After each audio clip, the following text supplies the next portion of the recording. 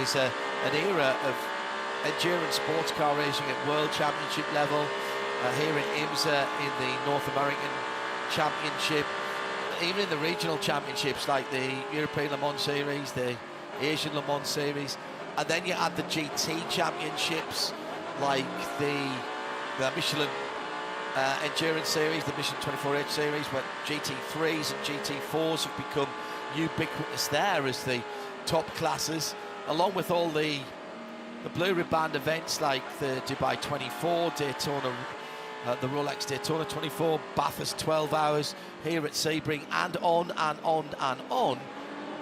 We are in an era of endurance sports car and GT racing that simply hasn't been seen before. You were talking about how much the GT3 drivers are in the car. 40 weekends a year some of those guys are driving. Yeah. 40 weekends a year. Yeah. That would have been 4 seasons for some people not so very long ago. Yep, there's always somewhere for them to be and to compete, and it shows you the breadth of how wide the customer base is spread across the world too. It's truly a global sport, probably more than any other motorsport, I would say, in terms of how many customer cars are out there. So the battle for third position right now, very close actually. It's a three-way fight for third position, because you've got Nick Yellowly being chased by Fred Vesti, who in turn has his mirrors full of Tom Blomqvist. And Dane Cameron's just come into the pits out of the lead of LMP2 in the Spike the Dragon. Let's get the right reptile there, and we've been joined in the pit lane again, or Arjuna has, by Ryan Marine, and he's watching that. He can see, is Dean getting out? Is he staying in, Ryan? I got here about 5 seconds into the stop, so I'm going to say he stayed in. I didn't see any change. It was fuel only, as far as I could tell, for Spike the Dragon. This has been a really quiet, but in a good way, kind of day for them. Just checked in with the team right before the pit stop happened, and what they said was, yeah, basically, it's just been clockwork all day. They just want that to continue for 6 more hours or so, and then they should be in business. Welcome back to the pit lane, Ryan Marine. 6 hours and 8 minutes still to go. Number 77. Nick Tandy at the wheel. We haven't seen a lot of Nick Tandy this weekend. He did do some stints earlier on, and he's chopped across the nose by the, is that the 93 again, with its Porsche magnets on it. This time it's a GT version of the Porsche. Nick Yellowly in the red, white and black Acura. That car, well, to use the Days of Thunder, might as well go out. Well, the pace car isn't, the safety car isn't a Porsche, it's a Lexus, so he doesn't need to run into that one as well. The dive planes have stayed on the the edge of Roxy's mouth, thankfully. Very important for the downforce. And oh yes, yeah, Nick Tandy, I mean, he was in earlier on, Peter. The point I was going to make, he hasn't done a lot of laps this weekend. I'm hearing he hasn't been feeling very well.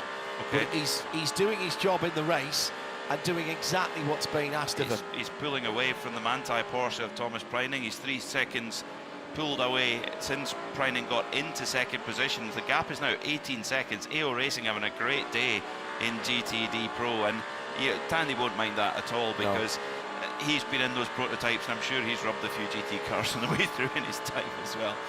Yeah, I think when he started in GTs, moved to prototypes, and then has come back. This is a 5 out of 5 difficulty circuit from the Brembo brake facts that we have. Talking to Mike Messina from Brembo earlier in the week on Midweek Motorsport. He was kind enough to give us some time when we did our live show here. Almost 3,000 applications of the brakes.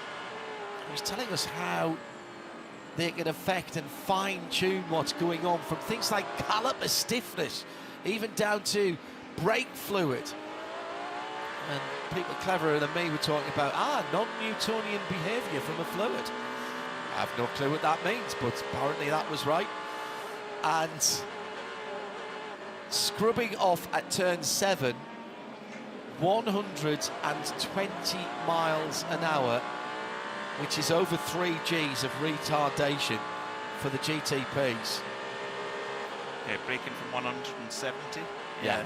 170 to 180, depending on the, you get a draft maybe. Yeah. Down to 45, and it's also what the gearbox is going through at that point. And how bumpy is it there as well? There's a big change of surface. X-Track gearbox. You'll be 7th gear down to, well, you might just be holding 6th, possibly 7th gear, and then down to 2nd. Yeah. So yeah, the gearbox has got quite a lot to do in a very short space of time. Yeah, huge amount of work. Brembo, along with people like Michelin. We'll talk about Michelin tyres in a little while, actually.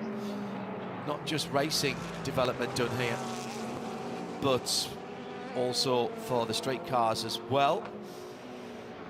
Ryan has had a couple of more significant LMP2 pit stops. Cars coming in on this cycle, they'll cycle through to the front of the field until they make the equivalent pit stops to the leaders a few laps ago, Ryan.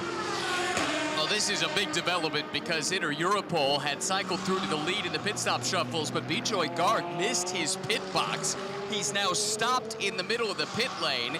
They were initially signaling to him to go back out and come back around, but I'm not sure he can do that on fuel. He's really extended this stint. So the crew now has had to run down the pit lane, and they are pushing the defending race-winning car here in the Mobil 1 12 Hours of Sebring back, and it's being pushed right back into the path of Alex Quinn, who pitted from 2nd place in the crowd strike by Algarve Orica, and that car has been released. They changed the rear wing on that car. Quinn, by the way, has been announced as the full season teammate to George Kurtz. That's a recent development.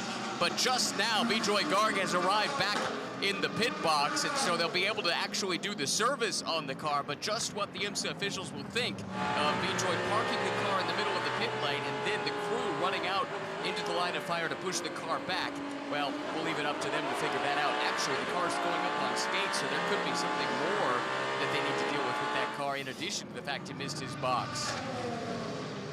I suspect that they would have, they're an experienced team, that they would have asked IMSA if they could go and retrieve the car.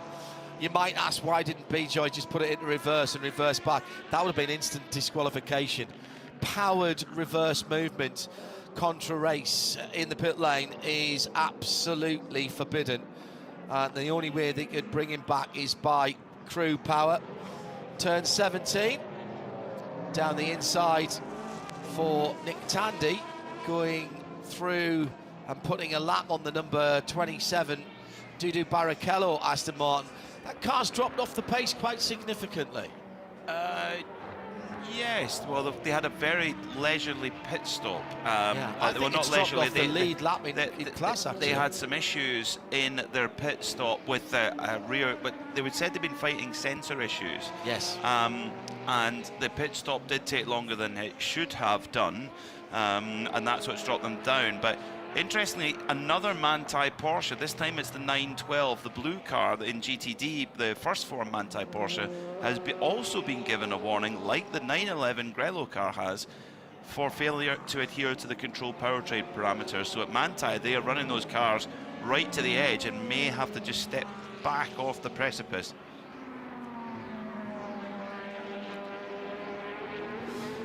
Guys, an update on Inter Europol.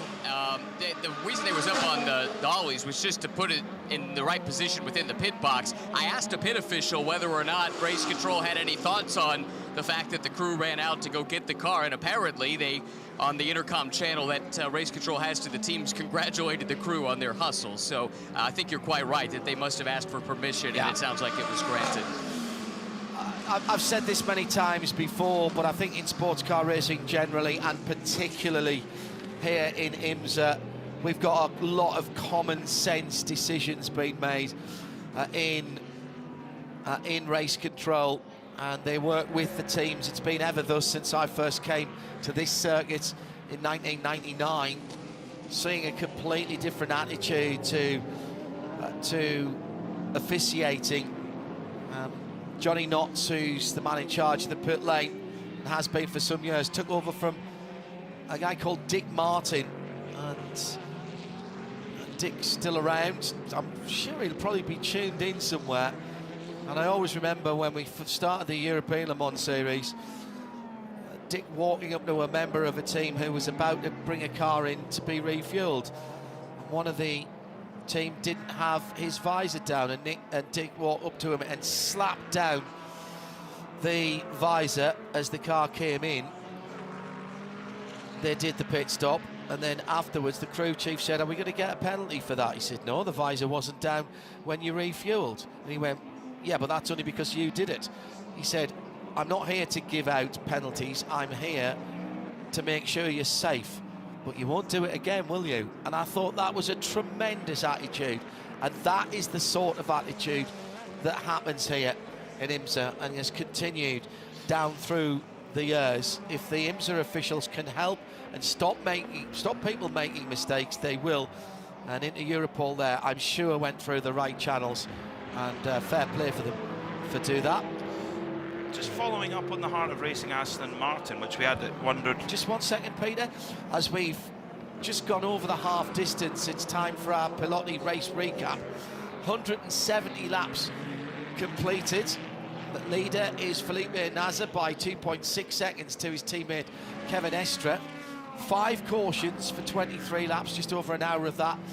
As far as official retirements go, we only have 4 cars out of the race. We had one that didn't start. That was the number 79 Oringer, with Jerry Kraut dealing with a personal issue, and we wish him and the family all the best. Russell Ward's number 57 Mercedes is out as well after heavy impact with the 62 Risi Competizione.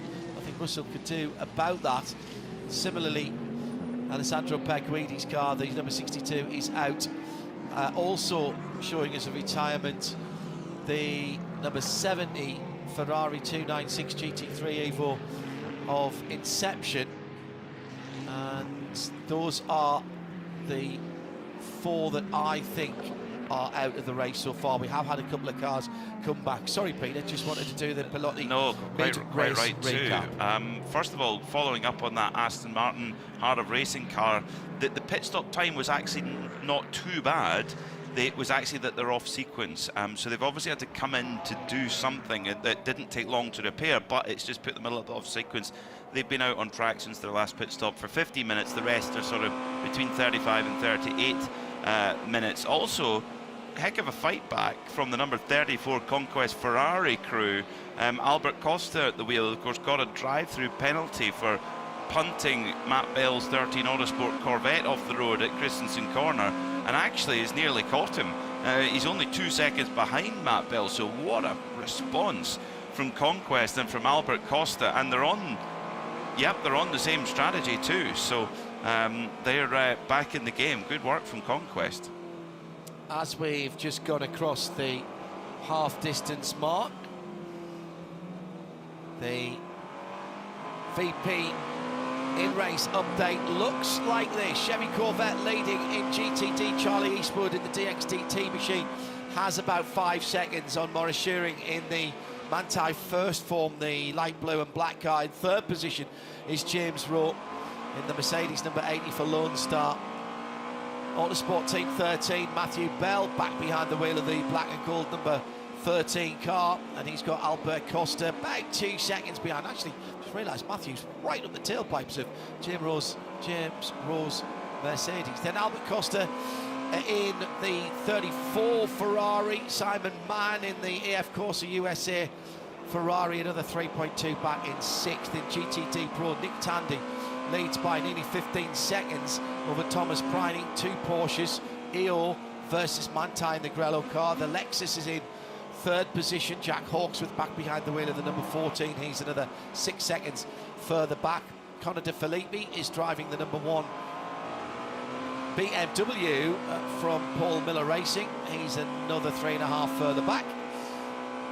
Mark van Kerschoffer for Corvette number 3 is in 5th. His teammate is 5 seconds further behind.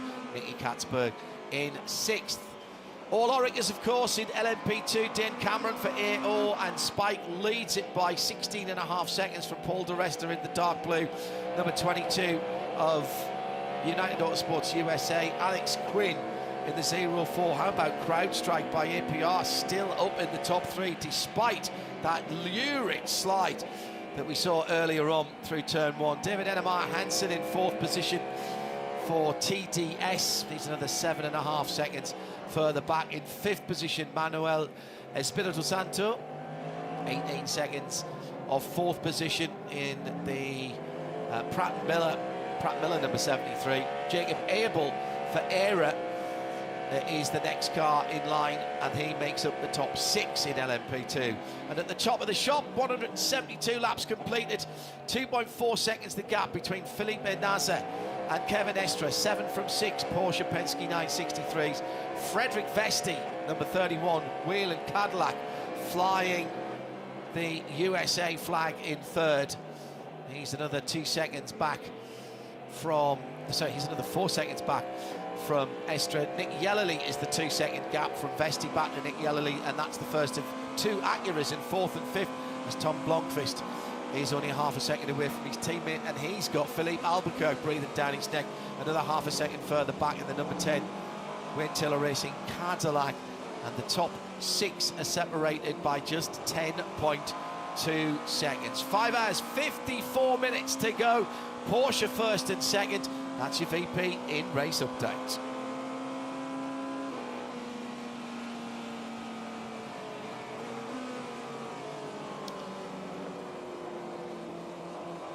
The number 40 Wayne Taylor Racing Cadillac. You are frowning.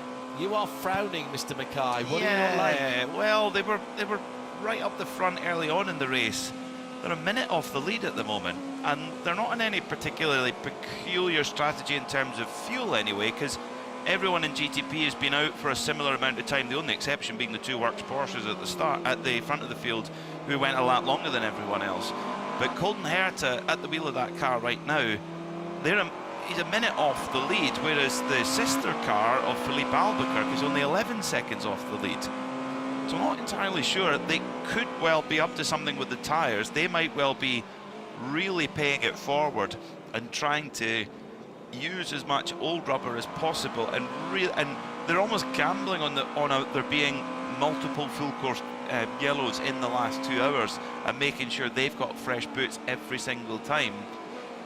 The only caveat to that though is that how often have we seen the pace ratchet up even later on in a stint as the fuel load comes down? So let's see, but I would say that is a little bit of cause for concern at this stage, given how long have we been since the last full course caution? An hour and 40 minutes. Yeah, to go 100 seconds down in 100 minutes, that's like 2 seconds a lap. Yeah. Roughly. That's very rough mathematics, but you get the idea. They're half a minute behind the next car in 9th place, which is the Aston Martin Valkyrie. Might require a bit of investigation, that one. Does it really matter though, so long as you stay on the lead lap? If they keep at this rate, they will go off the lead lap. If we have the same length of green flag running again, they will drop off the lead lap. Yeah. So we have another hour and 40 minutes of green flag at current burn rate. They will drop off lead lap. So is there a different explanation? This is the number 40, and the reason why I say that is because it's totally different from its sister car, the number 10, driven by Philippe Albuquerque right now. It's only 12 seconds off the lead. Yeah. Now, I would not be surprised at all if they're both running different strategies. Again, if you've got 2 cars, place 2 bets, but yeah, they are very different bets. Don't put the same numbers on twice in the Powerball. Exactly. Yeah. Yeah. Okay. Yeah. So perhaps that's one for Ryan Marine to maybe run down. I mean, I don't know how open to the discussion the team will be, but it's not like them. I hear what you're saying. I really do, but when they get, I think it's when they're in traffic, they seem to lose more in traffic. Colton Herta in clear air did a 50.8 last time around. He's got a bit of traffic this time. It's a 51.2. 50.8 was what the leader did last time around. True. So it's gone wrong at other points then. Possibly, but again, let's keep an eye on that. It's 1 minute and 1 second at the moment at lap 174. Let's see how that goes. I mean, when you've got the top 10 within 32 seconds, and then there's another 30 seconds basically, top 9 rather, and then there's another 30 seconds to the car in 10th, I accept that that looks a bit odd, but he's still only half a lap down. That closes up immediately. Yeah, I don't think you worry too much right now, unless the car has got an inherent issue. Maybe, but I think their best lap, by the way, is only a 50.1. So when they lap at 51s, 51 flats, they're only lapping a second off their best lap of the race. Whereas when the Porsches are lapping at 51s, they are a second and a bit. They did 52.7 last time for Felipe Nasser against the best time of 49.9. I think it must, well, it could be that they are really paying it forward with the tyres, and they're doing more stints on one set of tyres than the rest are, and they're building up an advantage for later on the race. And if they're at the risk of dropping off the lead lap, they will then throw new tyres at it to make sure that doesn't happen. Turn the wing up a bit, yeah. Yes, exactly. So because clearly the Cadillac as a package has pace, whether it's in the hands of Whelen Engineering or the number 10 Wayne Taylor Racing Cadillac, and of course the number 40 car that we're talking about for Wayne Taylor, has had time at the front of this race in the last 6 hours. Because of people joining us all the time, and we're into the second half of the race, I've not seen any halfway there chicken on a chair, sparrow on a bear, whatever, memes yet at IMSA Radio. Get working on them, people. Give us the tyre allocation again for the race. And I know it's different for the different categories. So in GTP, for the whole event, for the whole race week, you get 16 sets. Yeah, but you have to burn some of those before you get the qualifying, don't you? Only 11 of those sets can go into qualifying in the race. So for the qualifying in the race, you got 11 sets, that's it. Right, so you can't change them at every stop. Nowhere near. Nowhere near. No, right. So you've got to keep, and we are surely still in the bit where you've got to keep multiple stinting tyres, and maybe they are putting more stints on the tyres compared to their rivals. In LMP2 you get 18 for the event, but only 12 sets for the qualifying and the race, so they're pretty tight as well. Because they're into the pits more times because they've got a smaller fuel tank. They are, yeah, so they get one more set than the GTPs do, and lighter car and less power. Yeah. And then in GTD it's a bit different for them. They get 15 sets of tyres for the event, and use them when you want. So a lot of GTD teams literally only used one set through the first 2 free practice sessions. Yeah, and rightly so, because you want to keep them for the race. Right. No point burning them up. So that's for practice. both GTD classes? Correct, yeah. Right. So effectively at the front of the field, 11 sets from when they rolled out on Friday for qualifying. Yep. For that 15-minute qualifying session. That's all. Yeah. Very interesting Dean. Alexander Orkin, I hope you were taking notes there. It's almost as if they're actually no, I'm looking at the wrong line on the screen. Kalen Frederick has just come into the pits. The reason why it caught my attention is because Kalen Frederick, for the last little while, he has had the best time of the race in the middle sector, the key middle sector, where that middle sector, the winners in GTP, LMP2 and GTD Pro last year were all quickest through that middle sector. So if you're quick through there, well, the lap time's always going to come. So Kalen Frederick into the pits, brilliant stuff. Let's go down to Ryan Moraine in the pit lane. Just caught the tail end of that stop. Coincidentally, it looks like it was a tire change, 4 tires there for JDC Miller. The purpose of my trip down to this end of the pit lane, though, was to try and get you an answer on the Wayne Taylor situation. All I could find out is that the 2 cars have been slightly offset on strategy from the beginning. One of the cars did a triple, the other did a double in the first 2 and 3 stints. So they're kind of offset, and I suspect it has something to do with their tire strategy as well. That's going to be a little bit different.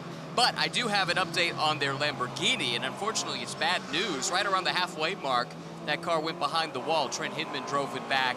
Not entirely sure what the issue is, but that's a big setback for their Huracan. Now, before you turn your mic off there, Ryan, we have a most important mission for you. It has come to my attention. It has come to my attention as Paul Di Resta comes in from second in LMP2 in the 22 United USA car, that down at Aston Martin Hartner Racing Valkyrie, the 23 pit, there is a dedicated tea-making station with a member of staff there and charts on the correct tea to milk ratio. Yeah. What I need to know is how that's being made and how hot is the water and whether the milk is going in before the tea or afterwards, and whether that changes depending on the type of tea that's being used. So are they using full boiling water or just off the boil, and how that tea is being made. I do not want to see tea bags being left in there and milk poured on the top. So we need to know. Serendipitously, I was right by the heart of racing to begin with, and I actually found the man in charge of the tea. Sir, introduce yourself. I'm Barry. All right, and John up at the booth wants to know all the details about how you're preparing your tea. Well, you have to have boiling water. Has to be absolutely boiling. They leave the tea bag in for probably a minute to 2 minutes, and then you add the sugar, and then you add the milk last. Can't add the milk before. All right, John, does that satisfy your curiosity? Well, I would say let the water boil and then just let it off the boil, but that's okay. It's got to be super hot. That I absolutely agree with Barry there. I'd say if you're putting milk in, the tradition used to be to put the milk in first, because the days before pasteurised milk, the boiling water would sterilise the milk, but okay, I'm all right with that. What I want to know from Barry is, does that, the car's coming in actually, so you can stay there for the pit stop, does that apply to, I don't take milk with my tea, but that's fine, or sugar, so I'm dead easy. But do they have different types of milk? Do they have an Earl Grey, a Lady Grey, sure, English breakfast? Yeah. What are your selections of tea? Well, the crew all go for Yorkshire tea. Personally, I have PG tips, but you know I can drink Yorkshire. All right. And I great. will say, I can see the Valkyrie pit stop. We got a driver change underway, but unfortunately it's slightly obscured, so I can't say a whole lot more than that. Any further tea-related queries from you? No, I think Barry needs to get the kettle on as the driver's coming through. I'm very thirsty with all this. So, yes, could you bring, Ryan, because actually we're going to swap over soon, could you bring me a cup of Heart of Racing tea? Heart of Racing tea. To the booth with maybe a bit of honey in it, please. A bit of honey. It's a Mobil 1 for the voice. Okay. I will make such a request, yes. Thank you. Earl Grey with nothing in it for me. Thank you very much indeed. Hopefully Barry's got the kettle on, as that pit stop was very, very quick. Alex Riberas staying in the car. That may be one of the greatest technical segments that we've ever done here on IMSA Radio and IMSA TV. What's the bigger technological marvel, the tea-making station or the 6.5-litre V12 in the Valkyrie? Well, I can tell you, up for debate. Both are important. Both are essential for the performance of the car. Well, you wouldn't want to drink the fluids of the V12. You never want to see or hear the fluids of the V12. What I would say is, and I've said this for years, through Peter Cates, who is a Nürburgring specialist, who will be back at the Nürburgring again for the millionth year in the 24 hours this year. Through Peter, we got introduced to Tregothnan tea, which is tea grown in the UK down in the southwest, and through the nights of the Nürburgring, and you know this to be true, Peter Mackay, never underestimate the restorative powers of a good cup of tea. Everybody talks about coffee and all that, yes, and we have sacred coffee that keeps us going as well, but there's times when only a good cup of tea will do. Very true. Yeah, that's been my routine in the morning in our catering in the morning, is having a coffee just to give you a bit of a wake up, and then I'd make a tea with lots of honey in it. Again, Mobil 1 for the voice for sure. I've just a message come in from a Yorkshireman, a man who knows a thing or two about a cup of tea. Paul Smith, hello Paul. He said Yorkshire tea for the win. I agree. I'm a big fan of the Yorkshire tea. Well, Mark, who's Literal Zero Radio, said Yorkshire tea is the only correct answer. Heart of Racing, a spot on. Well done. I love how he's called Barry as well. Barry. I mean, that is great. Barry the tea man. Absolutely fantastic. Is there a tea colour chart, says Alexander Orton? That's fantastic. True. Yeah, most offices have one of those, don't they? Yeah. Pit stop for Ford Racing. in the GTD Pro. And we've also got a car moving, I think, a little bit slower than it should. I'll get back to that in a moment, because I think the Lexus number 12 is moving slowly with Aaron Taylor. Certainly it's not up to pace. The 64 Ford Mustang with Dennis Olsen has come into the pits, but let's go to Ryan for an interview, and a real character will be joining us on the air now. Yeah, bumped into Rain Taylor, so I figured we'd have a quick walk and talk here as he makes his way back to the box. You've got your 2 cars in GTP, but I'd first like to ask about the GTD car, the Huracan. I understand you had an issue right around halfway. The car went back behind the wall. Yeah, it seems like it lost front oil ring seal. And I think I'm not 100% sure, but I think we'll probably have withdrawing from the race. So yeah, very disappointing, honestly. We had such good races in the Lamborghini Super Trofeo series, and then to have this happen in GT is really disappointing. But you know, based on where all the cars were, we weren't even in a competitive situation based on being at this race. Yes, we understand. How about on the GTP side? A couple of bullets in the chamber there. One car is kind of cycling towards the front, the other one languishing a little. How are your 2 GTP entries? We're happy. We've run 1 or 2 times alternate sequences of when we're going to fuel, when we're not going to fuel, when we're going to use double stint on used tires, whether we're going to put new tires per heat. So it's still early, and we got to get through this heat. And I think, I mean, we're competitive. I think all the Cadillacs, all 3 have led at some point, but it's going to be hard to beat the Porsches. The car that's kind of towards the back strategically, about a minute off at the moment. You know, when will we start to see that start to come to the front, when the strategy starts to flip back its way? I think with about 3 or 2 hours to go. Once it's cooled down, and we'll get a feeling where everybody else is, and then we'll make a decision as to we go on 1 strategy or two strategies. All right. It is. Well, we'll find out what you really have when the sun goes down. Thank you, Wayne. Well, that was our Porsche key to the race. Do your best work in the dark. Pit stops coming in. Sheldon von der Linde in and out in the BMW M Hybrid V8. Now, that was an all-green pit stop cycle, so an all-green stint there. And where's he gone? Sheldon von der Linde is the number 24. That was 28 laps, and so that was, have a look at the time on that then, 1932, an hour spot on to the minute for the number 24 BMW. The Porsches have been going longer, where they did can. on the last stint, but that's a good run from the BMW.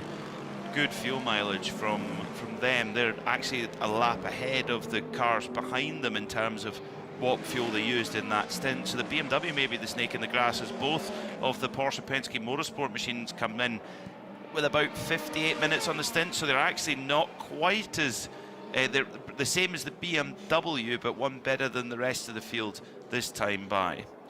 By the way, you will notice in that team-making segment there was no mention of any microwave warming of anything, as correctly. So good. 6 and 7, actually 7 and 6 coming into the pit lane in that order. Felipe Nasser and Kevin Estre. Scrub, I think, on the front right at least for that car. That's no sticker on the front left. It was brand new on the front left. You could see the markings on it as well. The front right looked a little bit scrubbed, maybe roaded possibly. Can't see that. The vision pattern on that, the Michelin vision pattern does. It looked like the Michelin vision pattern when he put it on. The one that it came off actually looked in. But you can still, I took a picture actually earlier in the week, you can still scrub and keep a bit of the vision pattern. It's absolutely no performance difference at all if the pattern is there or not, but it does give a little bit of an idea. I took a picture earlier on. You can still see a bit of the vision pattern on a scrub. I tell you one thing, it was 2 great pit stops. That's interesting. It was 2 great stops, Peter, and they come out 7 from 6. They were half a second between each other in the pit lane as they crossed the line. and they're no more than a second apart as they go out of the pits and just warm up the tyres. Felipe Nasr and Kevin Estre stayed in those two cars. Now, number 43 Inter Europol LMP2 car, which won last year in category, did have a bit of a calamity in the pits a little while ago, where they missed the pit box and had to push back, and were encouraged for their hard work of getting the car back. Unfortunately, they'd just been handed a penalty, a drive-through penalty, for improperly attired crew over the wall. So not the correct equipment required for safety, and that's a drive-through penalty. And the closer we get towards the end of the race, these are more punishing and harder to recover from. And indeed, the longer we stay green for, that also applies. Dominic Stevenson says, what's the best way to make a hot chocolate? Go to Switzerland and have someone do it for you, is what I would say. Yeah, very good. Very good indeed. That's going to come back and haunt us, isn't it? Just waiting. Aaron, our producer up in Concord, he started this, and I'm blaming it all on him. He's just put a message on our chat saying, this is the television that I signed up to make. Fantastic stuff. I mean, when you're on it, they always say around 4 o'clock in the afternoon in a hot day, a cup of tea is the most refreshing thing at that time, and it's 4:35 local time here in Sebring, so yeah, it's tea time. Yeah, very good. Sheldon van der Linde in the number 24 BMW, getting pursued now in third position with Jack Aitken in fourth, not far at all behind him. But van der Linde just getting a little bit of rub through the traffic there and able to pull a couple of car lengths away from the pole sitter. Back up on board that number 31 Whelen Engineering Cadillac. But, problem now, the 34 Conquest Ferrari going slow. It's just pulled out the pits. Okay, just getting some tyre temperature in. Don't panic. I'm just checking those Porsche Penske pit stops. I reckon there might have been. Let's refresh. I've refreshed once. I want to refresh again. If there were only 26 laps, then the advantage that they had previously, Peter, was that they used less fuel in the full course caution laps, because on a green flag stint they'd been exactly the same as the BMW. Good point. Good point. Which is a bit bizarre. However, you know, while it wouldn't be the first time they found something on a full course yellow fuel map, that with the RS but actually, there had were 2 laps fewer than the BMW on a full green flag stint. Now, if the information I'm looking at is correct. But last pit time for the Porsche Penske Motorsport number 7, 1 minute 15.1, 1:16.2 for the sister car. The BMW 1:10.9, the BMW short filled. Ah, right. Yeah. All of this information available to you as well, folks. Go on to IMSA Live Timing. Just search IMSA Live Timing, and the Alcamel page that we have here in the Ford Racing Global Broadcast Centre will pop up. Also, you can make it essential for your viewing IMSA Telemetry. Just search IMSA Telemetry, and it tells you all of the usable energy remaining for all the GTP and indeed the GTD and GTD Pros. I actually don't think that information that I've got is correct. I think I'm a couple of laps short on all of those. You've underfueled it as well. I think I've had a bit of a freeze issue. 5.5 hours to go then in the 74th running of the Mobil 1 12 Hours of Sebring. GTD Pro 3rd and 4th coming into the pit lane. Jack Hawksworth in the number 14 Lexus. Conor De Filippi in the BMW number 1, and Marvin Kerschoffer in the Corvette. I hear wheel guns. Oh, that sounds like Lexus wheel guns to me, Ryan. Spot on, John. Jack Hawksworth is out. I believe it was Ben Barticoat who got in the pole-sitting car that had been shuffled back to 3rd here in the last couple of hours, but still running very strong. Sister car is back out on track, by the way, after the gearbox issues earlier on in the race. Really good pit stop here. Took a tear off of the windscreen. Set of fresh Michelins on, the energy going in. that rumble is fantastic. 14 cars. Turn my mic on if I want to talk. I think I'd have learned that by now. Confirmation from race control of what Wayne that Wayne Taylor told Ryan, that Lamborghini Huracan has officially now retired. Temerario's still running. Well, do you know what the best thing, I was thinking that the best thing about the Lamborghini Temerario's debut is we haven't talked about it much, which means it's just turning laps. Exactly what needs to happen. May well have just no, we'll probably return to the lead lap actually, because we're due a pit stop for the two leading Porsches of AO Racing and Manthey, which the Manthey Porsche of Thomas Preining has gone an hour and 3 minutes on a tank, so he's been doing a bit of fuel saving. And Nicky Katzberg in the Corvette is just gone over an hour too, so let's keep that in mind for later on. I think there's been quite a lot of fuel saving in this middle part of the race, where a couple of hours away from the next tranche of points for Michelin Endurance Cup. We didn't actually find those, so that we haven't given those out. Set that as a challenge for Peter Mackay to see if he can find the 4-hour points. Oh, you ask and you shall receive. Okay, you know where to look. I went and looked at it straight away. So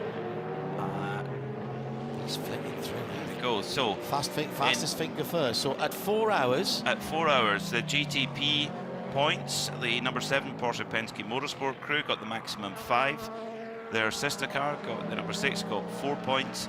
The number 10 Wayne Taylor Racing Cadillac 3 points, and then everyone else from there and down 2 points. In LMP2, it was Tower Motorsport who got the maximum score. Good stuff from them. Then it was AO Racing, and then it was the number 20. Which one is the? Well, get mixed up. Number 22, United Autosport. Yeah. They get 3 points, and then everyone else from there gets down from there is 2. In the GTD Pro category, it's the number 1 BMW that gets maximum points, 5 for them, 4 for AO Racing, 3 for the number 4 Corvette, and 2 for everyone else. And then finally in GTD, Antonio Fuoco and the number 21 AF Corsa crew, the last year's winner of that championship, maximum points for them, 5 points.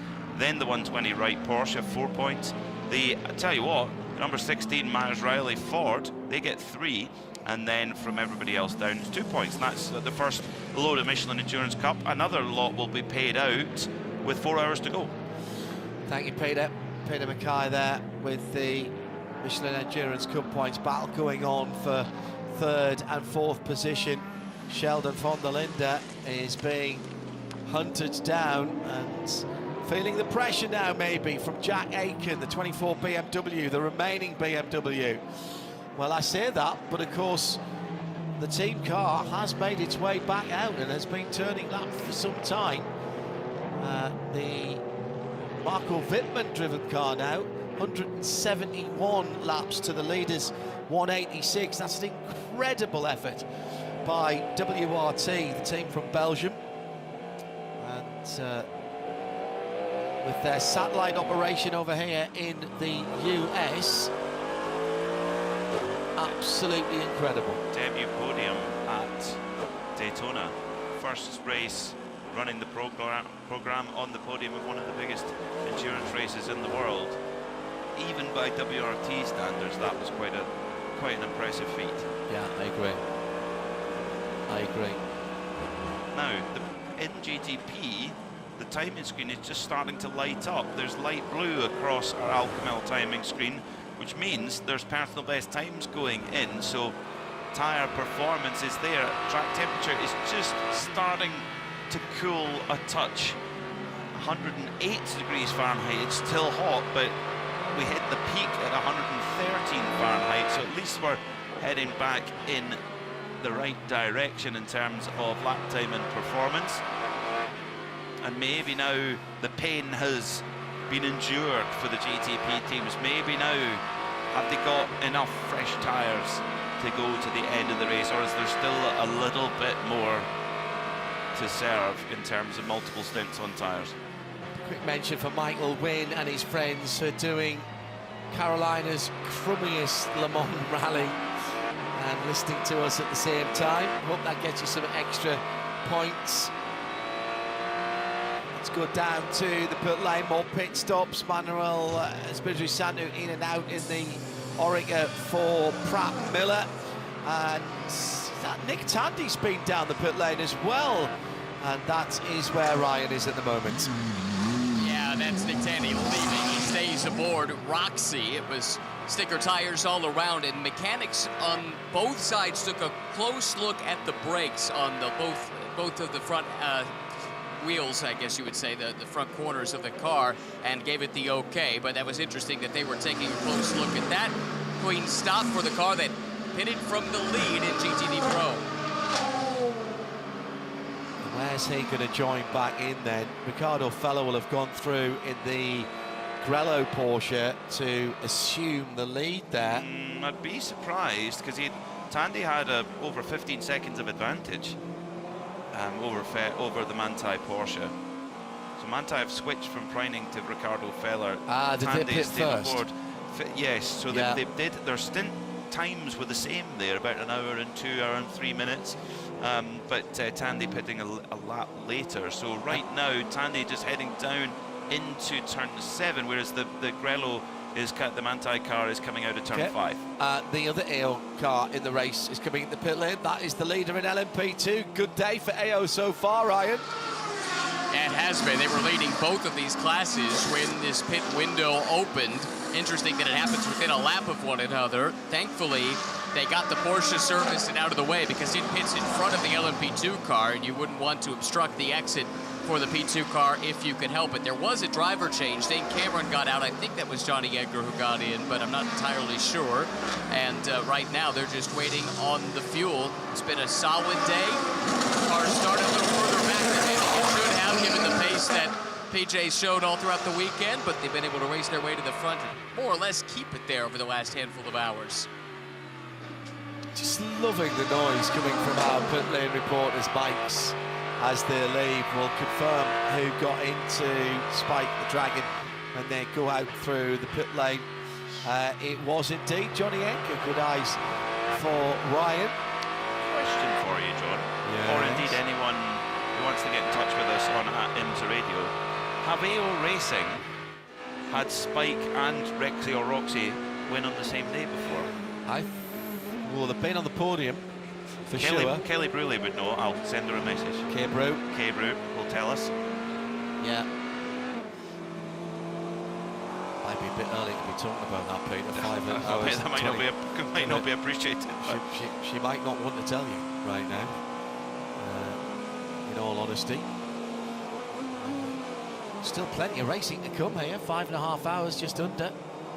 Hello to Holden Hayescosh. Snow has melted, cars on track at Sebring. IMSA radio blasting in the house. Can't wait for the golden hour. Ryan Walker enjoying the race coverage while editing a podcast at IMSA Radio if you want to get in touch with us. Holden, where are you in the world with the snows having melted then? Springtime somewhere. I'm hoping that by the time I get home to Scotland, the weather's going to be more like springtime than winter. It was winter when I left. So we had 2 days of summer before we left. Summer, not even spring. 18 Celsius it was. 18 and 19. Sunday, Monday. Confirmation already in from Kelly Bruley from AO Racing. So the Rexy and or Roxy and Spike, there are 2 cars that run simultaneously, but of course in different classes. I've never won in the same race, but they have shared the podium once at Canadian Tire Motorsport Park. One for Spike, one for Rexy. Yeah, so I remember that. Now, so there we go. Let's keep that in mind. But a long way to go yet. But right now, of course, up the sharp end of the field. Yeah, I don't believe. I know you don't, but everybody else does. No, I don't think everybody else then you're just going to get the blame for it. No. I was asked on the local radio networks this morning, right, give us your predictions. I went, I can't do that. Oh, Arjuna asked us last night. Absolutely not. I can't do that. I've got to go and eat with people, and if I predict one person and they do win, then I've upset everybody else. If I predict somebody and they have a nightmare race, then I'm going to get the blame for it. I'm afraid it's a lose-lose situation, that. I predicted the winner at Petit, probably the first time ever. Right. Predicted the GTD Pro pole sitter at Daytona. Duncan and I were watching it play, and, but that's about it. Big lump of tyre debris getting thrown up in the air down the Alex Ullman straight, coming into the final corner. Number 1 BMW, fourth at the moment for Neil Verhagen. What a programme that junior team has been when you think of Max Hesser, Dan Harper and Neil Verhagen thrown together literally like some kind of TV soap opera, living for their first time away from home, living together, having to fend for themselves in a house near the Nürburgring Nordschleife. Dan was driving at the Nürburgring today. I didn't see what his result was. The BMW. I did. M3 Touring. No, he was in the GT3. Yeah, I know he was in the GT3, but the BMW, the big BMW story was the M3 Touring. I don't want to say anything more about what I do know about the Nürburgring. I didn't watch the last few laps. Well, I watched the first laps this morning and then about the last hour and a half as we were coming on air here. One to save for tomorrow. Yeah. Everyone's got, here at the track at least, will have long journeys home tomorrow and they can watch it. Or listen. Or listen on the archive. Yeah, the archive will be there. 178 laps completed for the GTD Pro leader, and as Peter rightly said, it's still Nick Tandy, 19 seconds, so that was 15 seconds before the pit stop, so Tandy has come out and begun just to push a little bit harder. It comes down to 13.5 this time as they both go across the line. Lamborghini Temerario so far all going very smoothly. Apparently the only hiccup has been Sandy Mitchell had a little spin on his outlap on cold tyres, but apart from that, the new Temerario, the 4-litre twin turbocharged V8, a very different powertrain to the old 5.2 naturally aspirated V10, but I can assure you folk, I've been right up close to this car with its front section and rear section off, and it is a thing of art. The carbon fibre work is beautiful. Can you compare it to the 296 in terms of its concept? Because you and I have had a good look over 296, actually at the Nürburgring pit lane, and they've been very clever how they've packaged that and put certain components where they're easy to get to. Is that the same sort of thought process, at least, with the Temerario? Good question, I'm not sure, to be quite honest. But I have to say the fit and finish of the car was, I mean, spectacular. Even down to the buttons on the steering wheel, they're all very cleverly thought out, and the rubber on the steering wheel is a special type of rubber that does not wear. So sometimes race cars, the rubber wears away and it can get slippy towards the end of a 24-hour race, which is really annoying. So it does not wear no matter, even if you've got old gloves. But even the buttons have a little carbon fibre surround on them to stop you not pressing the button that you're not wanting.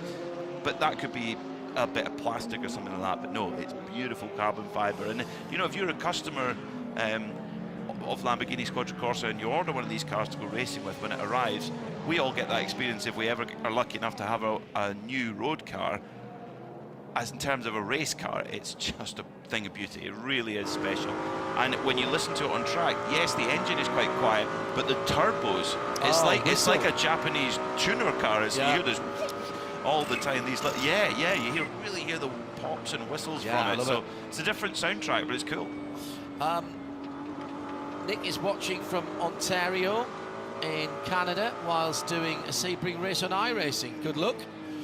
A green goldfish at the airport on the way back to Frankfurt. And by the way, when PMAC gets back to Scotland, any chance you can get him a tea time at St Andrews? Either a TEE or a TEA time, St Andrews. Easy for I was Peter. there a couple of weeks ago, actually. It was Yeah, good Peter fun. McKay can do that for anybody, absolutely. Yeah, no problem. And Glen Eagles, you're very welcome. Come and join. Yeah. Dick Trickle, brilliant. Does humidity and dew point play any point in tyre wear? As it's abnormally dry for Florida at its age, just 22% humidity and a 38-degree dew point. It's a really good point. That's one for our Michelin technician. I was just about to say that. I've noted that down. I don't honestly know. I haven't a clue. 41 Celsius on the track. The track temperature, Peter, is starting to fall. Still 27 in the air. So we saw the temperature hovering around 21, 22 Celsius. Now up to 27, and has been for a while. The track temperature is starting to come down as the sun isn't as high in the air. It's gone past its zenith. I mean, the sun doesn't move, obviously. We're rotating as we're moving around the sun, but you know what I mean. It's lower in the sky, so that's something to keep an eye on. Let's hear from Alex Quinn. I don't think we've heard from Alex during the race so far, and that gives the opportunity for a chat with Ryan Marie. I don't think we've heard from him either, so let's rectify that now. You just got out of the crowd strike by APR number 04 in LMP2. You were leading at the time on a slightly different sequence, though, from the rest of the class. How did you get there? And then do you need to get back on sequence at some point, or if things continued like this, would you be all right? Yeah, I think, like you said, not everyone is exactly on the same strategy, let's say, at the moment. But I think, if anything, it's in our favour. We're later in the stop, so that's good.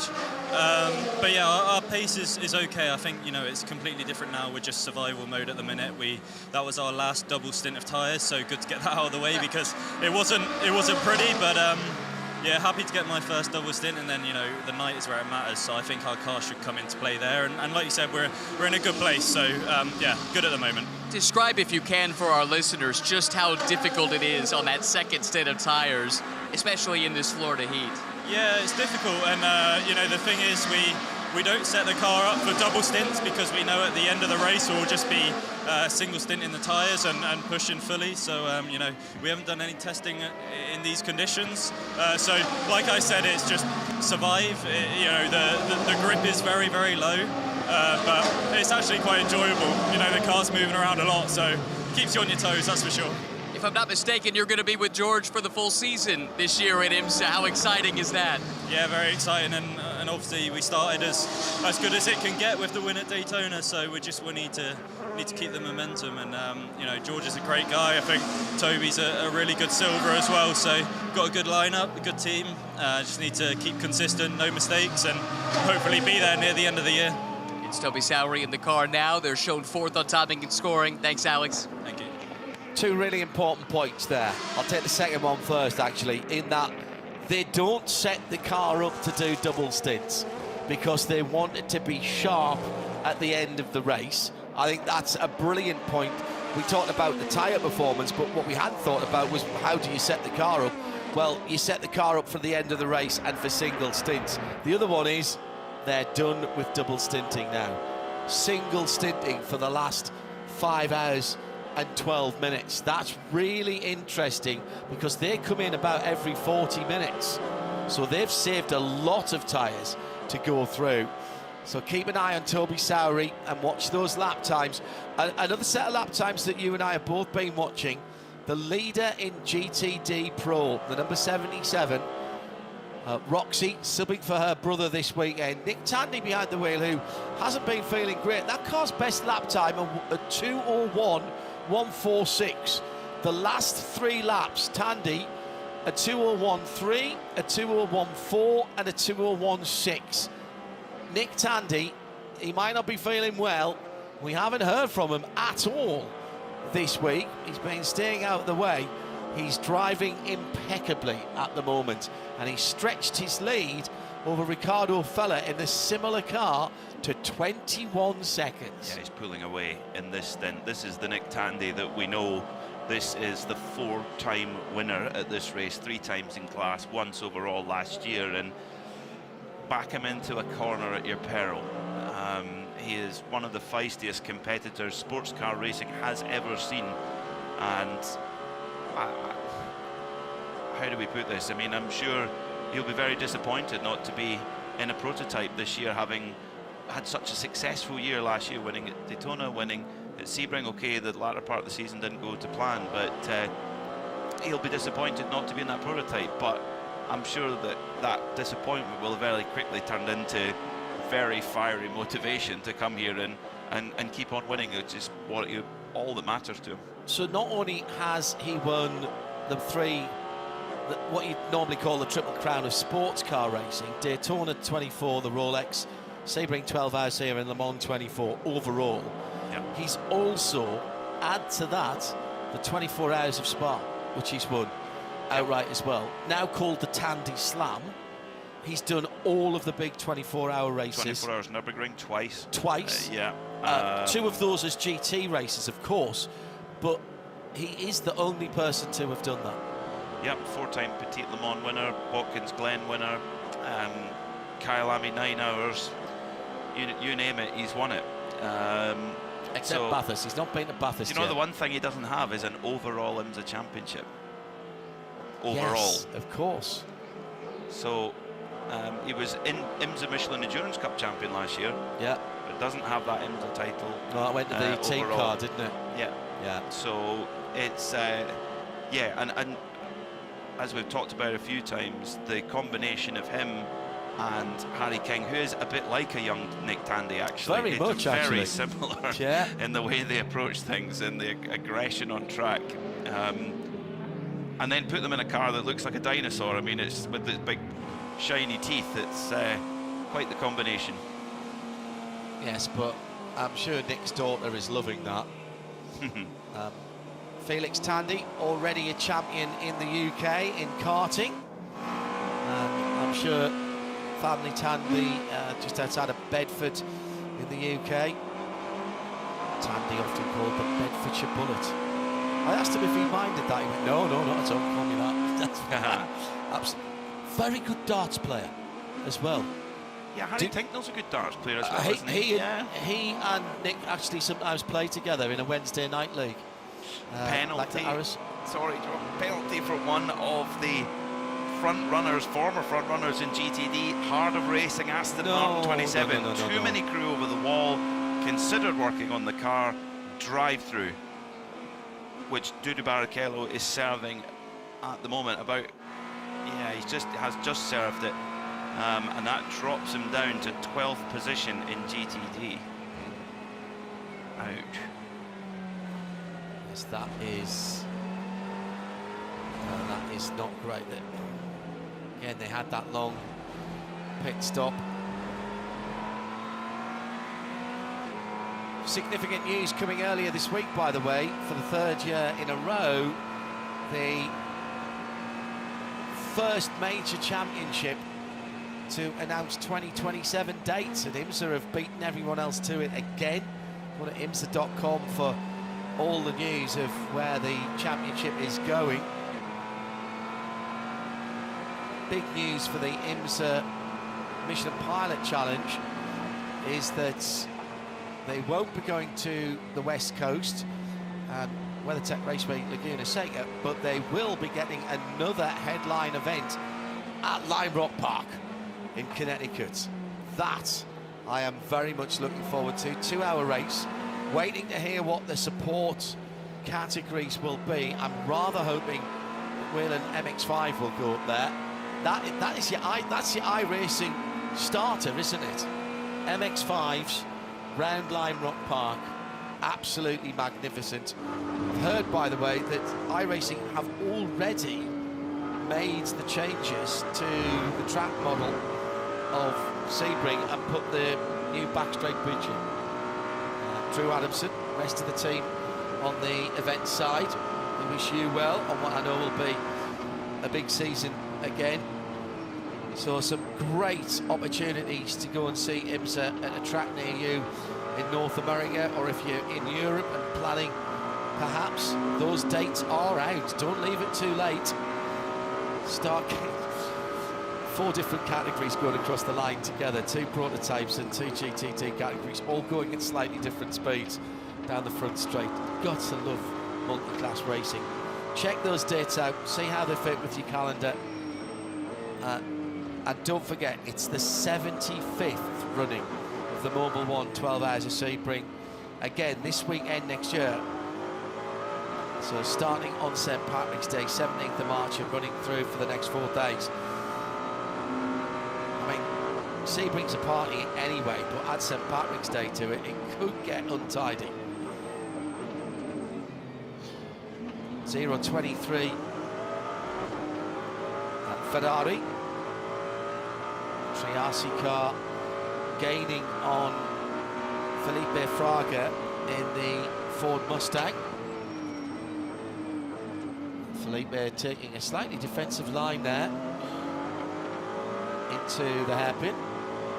Dudu Barrichello has now just served his drive-through penalty in that Heart of Racing Aston Martin number 27. A fight back required now, and 5 hours 5 minutes to go. There is still plenty of time, but they'll kind of be hoping for a full course yellow or two to get them back into the mix. We've had a good long run of green flag running, which has just stretched the field out, and you've seen, particularly in GTD Pro, actually, the Porsches, the 911s have really come strong in the on the longer run.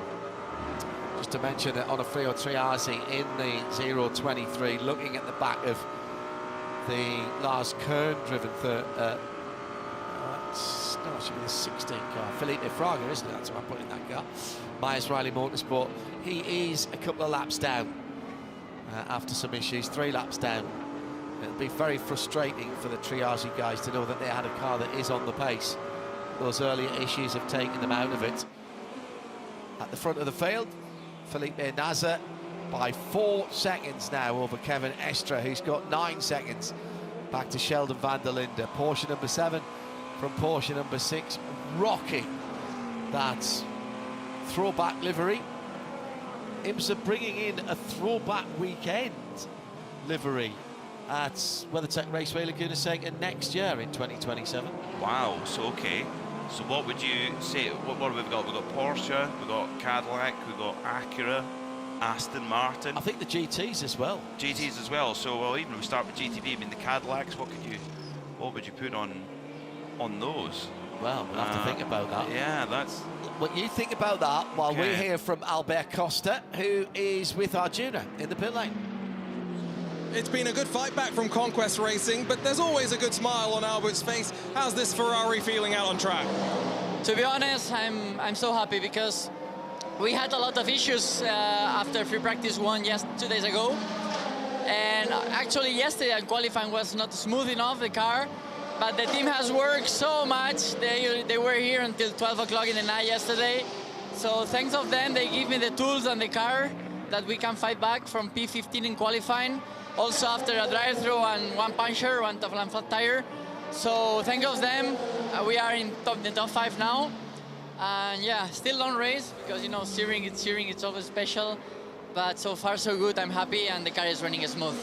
You're saying you've also got one of the faster laps in GTD. Does the issues in practice mean you're heading into the unknown with the cooler conditions in the night? Yeah, I mean, when I was in the car making this lap, it was pretty hot out there. And usually in the night it's faster. So let's see, I think everybody will improve the lap times in the night because the weather will come for free. But yeah, looking forward, to be honest, it's gonna be difficult to win. Of course I want it, but I really want to win the podium tonight. How nice is it being back with Conquest Racing this year? It's nice, it's like my family. Well, I cannot tell you, but I feel so happy to be back. They love me, I love them. The smile tells me all, John. Yeah, thank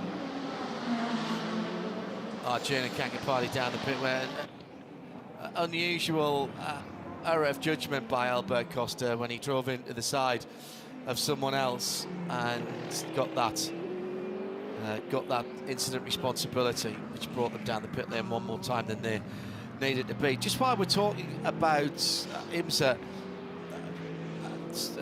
also part of the... Oh, we have got tea. We have got Aston Martin tea. And what looks to be ginger cake. Is that ginger cake? Hang on, let me have a sniff. Not sure. But oh, that's a good cup of tea. Might be Yorkshire Parkin, actually. That is an excellent cup of tea. Well, I'll try mine at a moment. Petit Le Mans is the Michelin Raceway Road Atlanta, sorry, distracted by tea and cake here, and the a new entry road being opened up on the far side. There is a routine, an old route in there that's been redeveloped, and another 1,000 car parking spaces, 1,000 car parking spaces, which will end up actually giving you access just behind turn 10 sort of area, and so that is something else that IMSA announced earlier on this week. So, you're happy with your tea, Peter? Barry is and has that, a master. Has that also... He is the Adrian Newey of tea. Has it also got... However, the big question, has it got the honey in it? No, but I could go to the catering just now and put a bit of honey in it. But that's the... do you know what? It's so good, I almost don't want to put honey in it. It's very tasty. Thank you very much to Heart of Racing for keeping us fueled up with some tea. Just as I say that, someone's fueled up Tom Blomqvist because he's just set the fastest lap of the race. Are we? Well, we heard from Alex Quinn in the LMP2 class, the 04 CrowdStrike car, saying they were done on double stinting. Is it the same for GTP? It may well be, actually, because Renger van der Zande has just put in his best lap of the race. Now, that's two Acuras, back-to-back, 149.615 for Blomqvist, 149.879 for van der Zande. I wonder. Now, coming back to that throwback weekend, I think the Acura, you could have a deferring throwback livery if they ran the Acuras in the American Le Mans series. You could have an HRC like the classic Japanese Honda F1, white with the red. And Andretti won, they ran Acuras. Yes, they did, yeah. What about the old Comptech? Oh! What would that have been? A prototype or Camel Lights, I guess, would have been the class at the time. Parker Johnstone won championships in that car. It's cool. That cool would be looking livery. very cool. Yeah. Porsche has to be the DHL. Mara Spider. I think. Yeah. Is that old enough? Do you want to go back earlier? That you could do that, yeah. You could go Dyson Racing, but the original Dyson with the white and the red and the orange. That's pretty cool. Muscle Milk. You could go for and further back with Penske. You could have the blue and the yellow colours. Yeah. There's plenty of.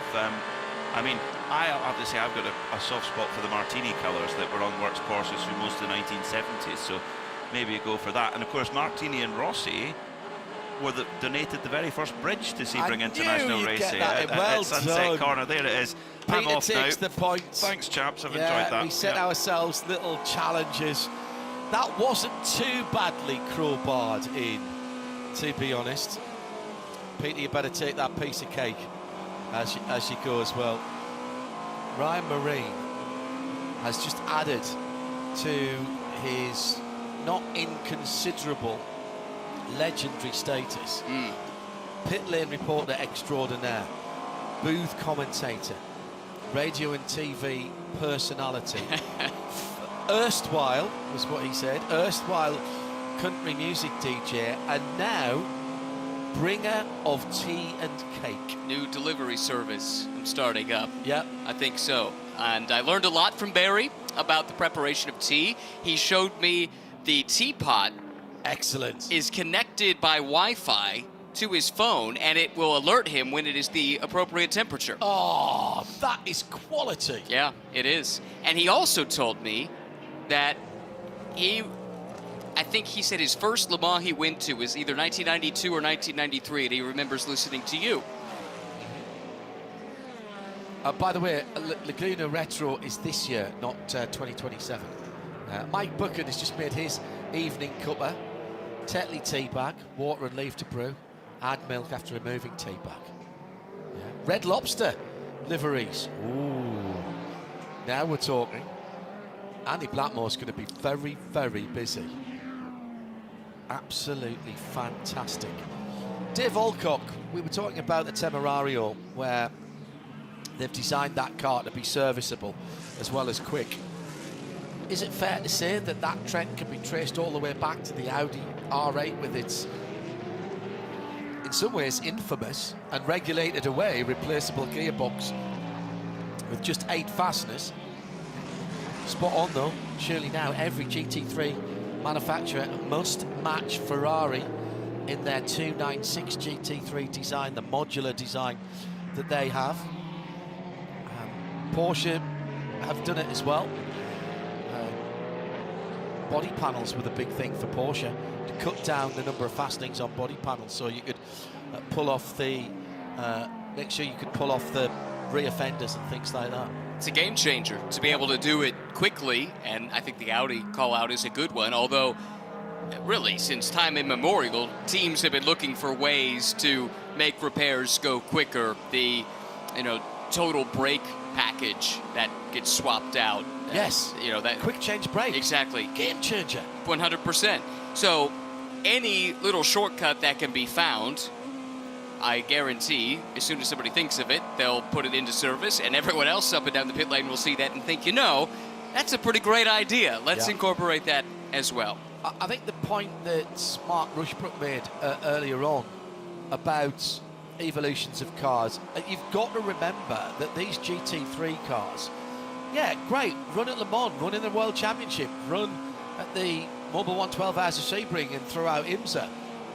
But there are teams around the world who are running these in national and regional championships that don't have the wherewithal, the amount of team members, etc. So they still have to be able to run the cars and run them efficiently. Right, that's a huge part of it. That's part of the appeal, of course, of GT3 racing, is that you can buy this package. You can race it at the continental level or even the domestic level, all the way up to the World Championship.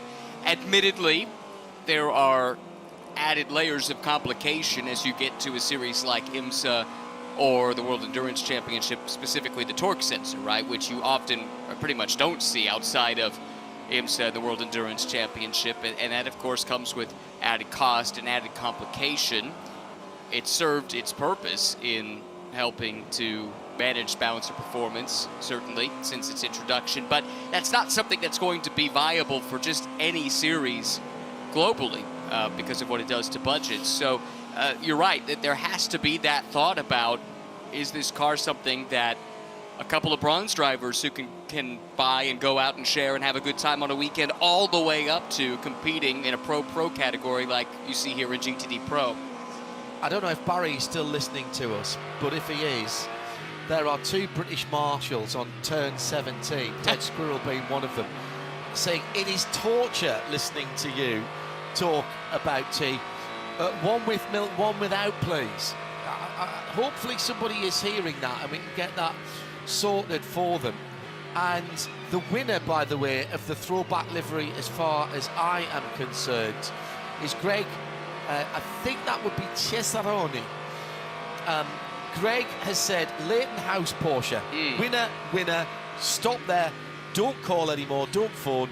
We have a winner. In my early years at Le Mans, Leighton House colours were there, and I desperately wanted one of their jackets because I thought that colour, Leighton House Blue as it was called, was so cool. Not dissimilar, funnily enough, to the 912 Porsche that is here, the number 912, which is the first form car. It's got that same sort of colour to it. It was so distinctive at the time. So, Greg, I reckon, I hope I didn't mangle your surname too much.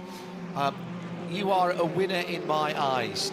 Ricardo Parra, by the way, in that almost Leighton House blue, first form blue for Manthey, chasing down Charlie Eastwood in the Chevy Corvette, the number 36 car, which is a couple of cars ahead of him in terms of the traffic, the DXDT car. It's kind of stealthed its way up there, been there or thereabouts, but it's now been leading the GTD class for a little while. We've gone through another racing hour, so let's do, before the pit stop cycle comes around again, let's do another VP in race update. Felipe Nasr from Kevin Estra by 5.6 seconds as Sheldon van der Linde pulls in from third position, and off for the number 31, Jack Aiken, the Whelen Cadillac.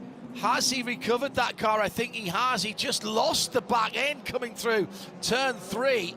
almost hitting the Rolex signage on driver's right, but has managed, I think, to get that car going again. Yes, he has. Oh my goodness. In LMP2, it's Johnny Edgar that leads for AO Racing. He's got almost a minute on Toby Sowry for CrowdStrike APR. David Hannemar Henson's 23 seconds further back for TDS.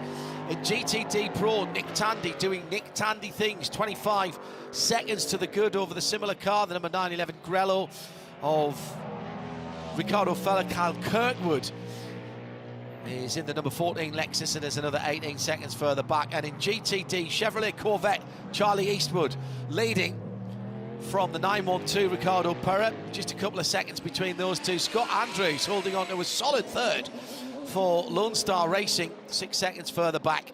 That's your VP Racing in race update.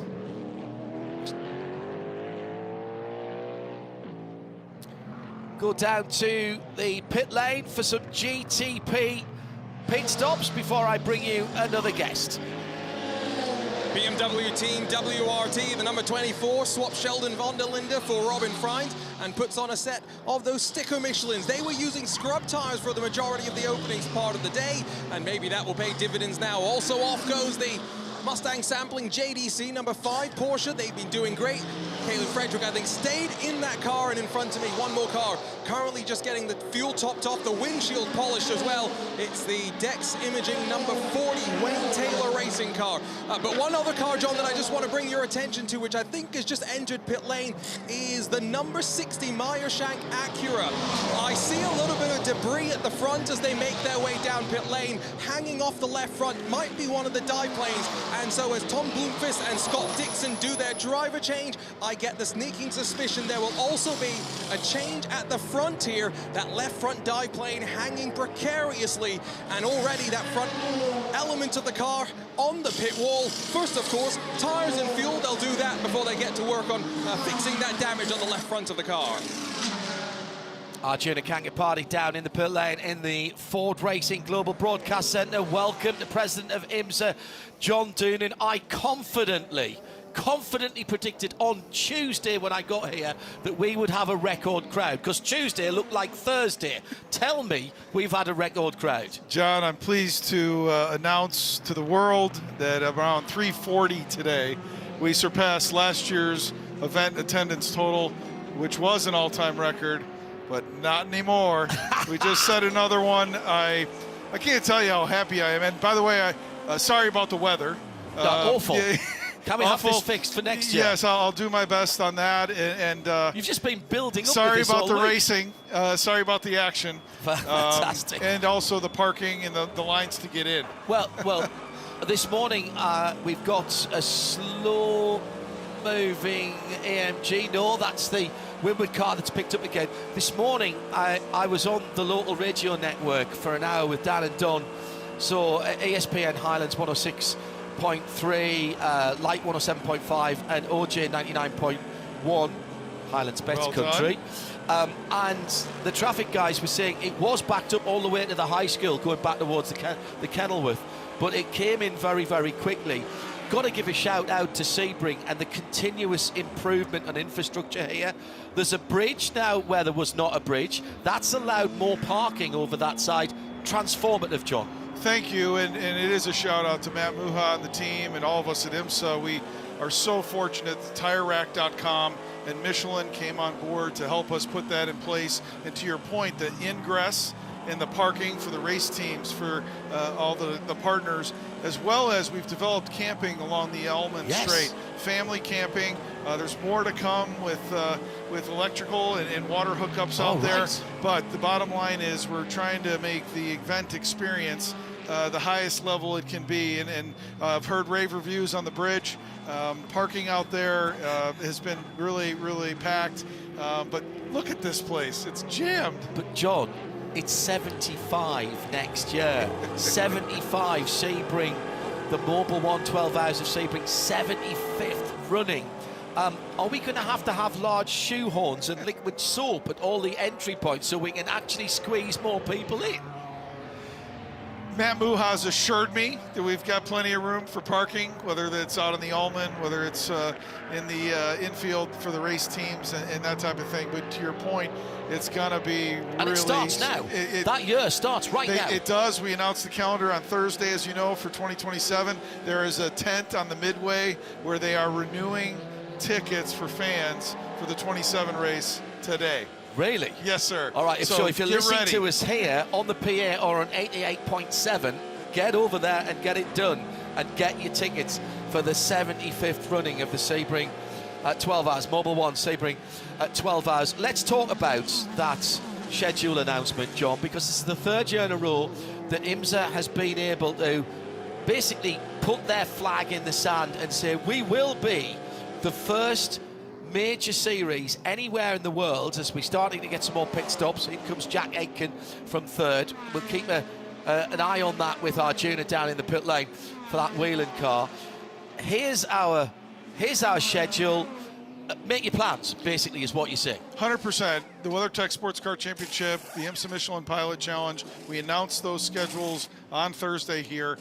That doesn't happen by accident. It happens because of long-term event partner agreements at the racetracks. It happens because of our partnership with NBC yes. and the ability to commit to television windows.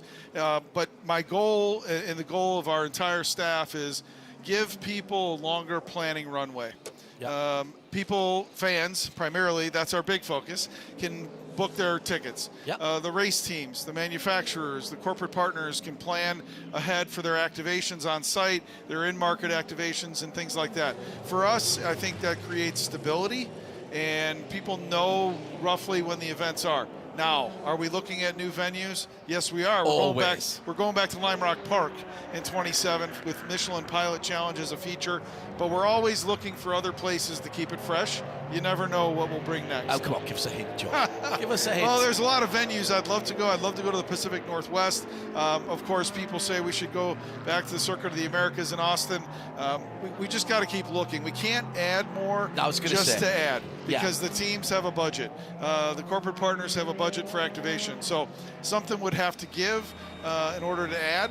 But we're continuing to look at it. I think if it was you and me, we'd be racing pretty much every other weekend. Absolutely. I think I've said that with you before. I'd go everywhere, every weekend. Tell me about the Lime Rock decision.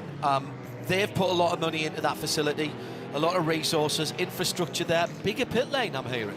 They have. So, this weekend's an example. There were cars on track from 8 a.m. to almost 8 p.m. every day here when official practice and qualifying started. That's such incredible sports car entertainment, IMSA style for our fans. We're getting to a place where you have enough series and enough sessions that you need to run and not enough time on the clock. So we look to add a weekend to give Michelin Pilot Challenge another spotlight weekend like they have at Mid-Ohio, maybe a single make, maybe our VP Racing Sports Car Challenge, you never know, to have a feature weekend that alleviates some pressure off of other weekends.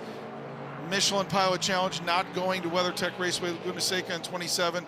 It helps the teams. That's a long tow out to the West Coast. I was going to say, I've not heard anybody complain about that. No, I really haven't. No. And the way the schedule runs, deliberately, I presume, John, from Indianapolis up to Connecticut, actually, that's not a bad run. Not too bad. They race on Saturday at Indianapolis Motor Speedway. They go to Lime Rock Park the next Saturday. I think that's a bit of a nice window for them. We're going to try to keep it fresh. We're going to try to give Lime Rock fans back. They're very passionate up there, as you know, back IMSA weekend. What's the support going to be for that? Come on. Well, there's still you've got to be speaking to your old mates from Mazda. I'm just saying. Yeah, we're so proud of the Whelen Mazda MX-5 Cup. You never know, but Ford Mustang Challenge, Porsche Carrera Cup North America. Obviously, Ferrari Challenge runs separate weekends. Lamborghini Super Trofeo. You never know what we're going to bring, but I can guarantee you it's going to be exciting and it's going to be morning till night entertainment on the track. The reason I say Whelen Mazda MX-5, John, is because anybody who plays iRacing, that's where you start, isn't it? Yeah. You get your MX-5 and you go to Lime Rock Park. Get the guys from iRacing's arm up their back. That could be the iRacing weekend up there. Everything else that you've talked about, many times we've talked about date equity, people understanding. That's great, but you have still got to keep it fresh, and there's a balance to be had there, John, whilst not necessarily increasing the miles, the hours that people are on the track, because that's just more money. Yeah, it is. And as you know, we added the 6 hour at the Battle of the Bricks at Indianapolis. That, again, in the spirit of keeping it fresh. Now, Motul Sports Car Showcase Weekend at Road America is a 6 hour. Indianapolis, iconic place, remains on the calendar for the 2 hour, 40 minutes. You can't, to your point, add more hours, but we're trying to keep it fresh with things like that. Of course, that 6 hour race at Road America will continue in 2027. A lot of anniversaries. 65th running of the Rolex 24. 70 years of WeatherTech Raceway Laguna Seca. 30 years of Motul Petit Le Mans. Can you believe that? I think you've been to every one of them. You probably have called. Bar one. But those, you know, kind of, and of course, the 75th anniversary here. It's going to be incredible. We're going to bring back and name the 75 best drivers that have ever run here. We're going to celebrate the cars. You want to start that argument, John? Yes. It's a long list, but there's probably more than 75, don't you think? I think probably 750.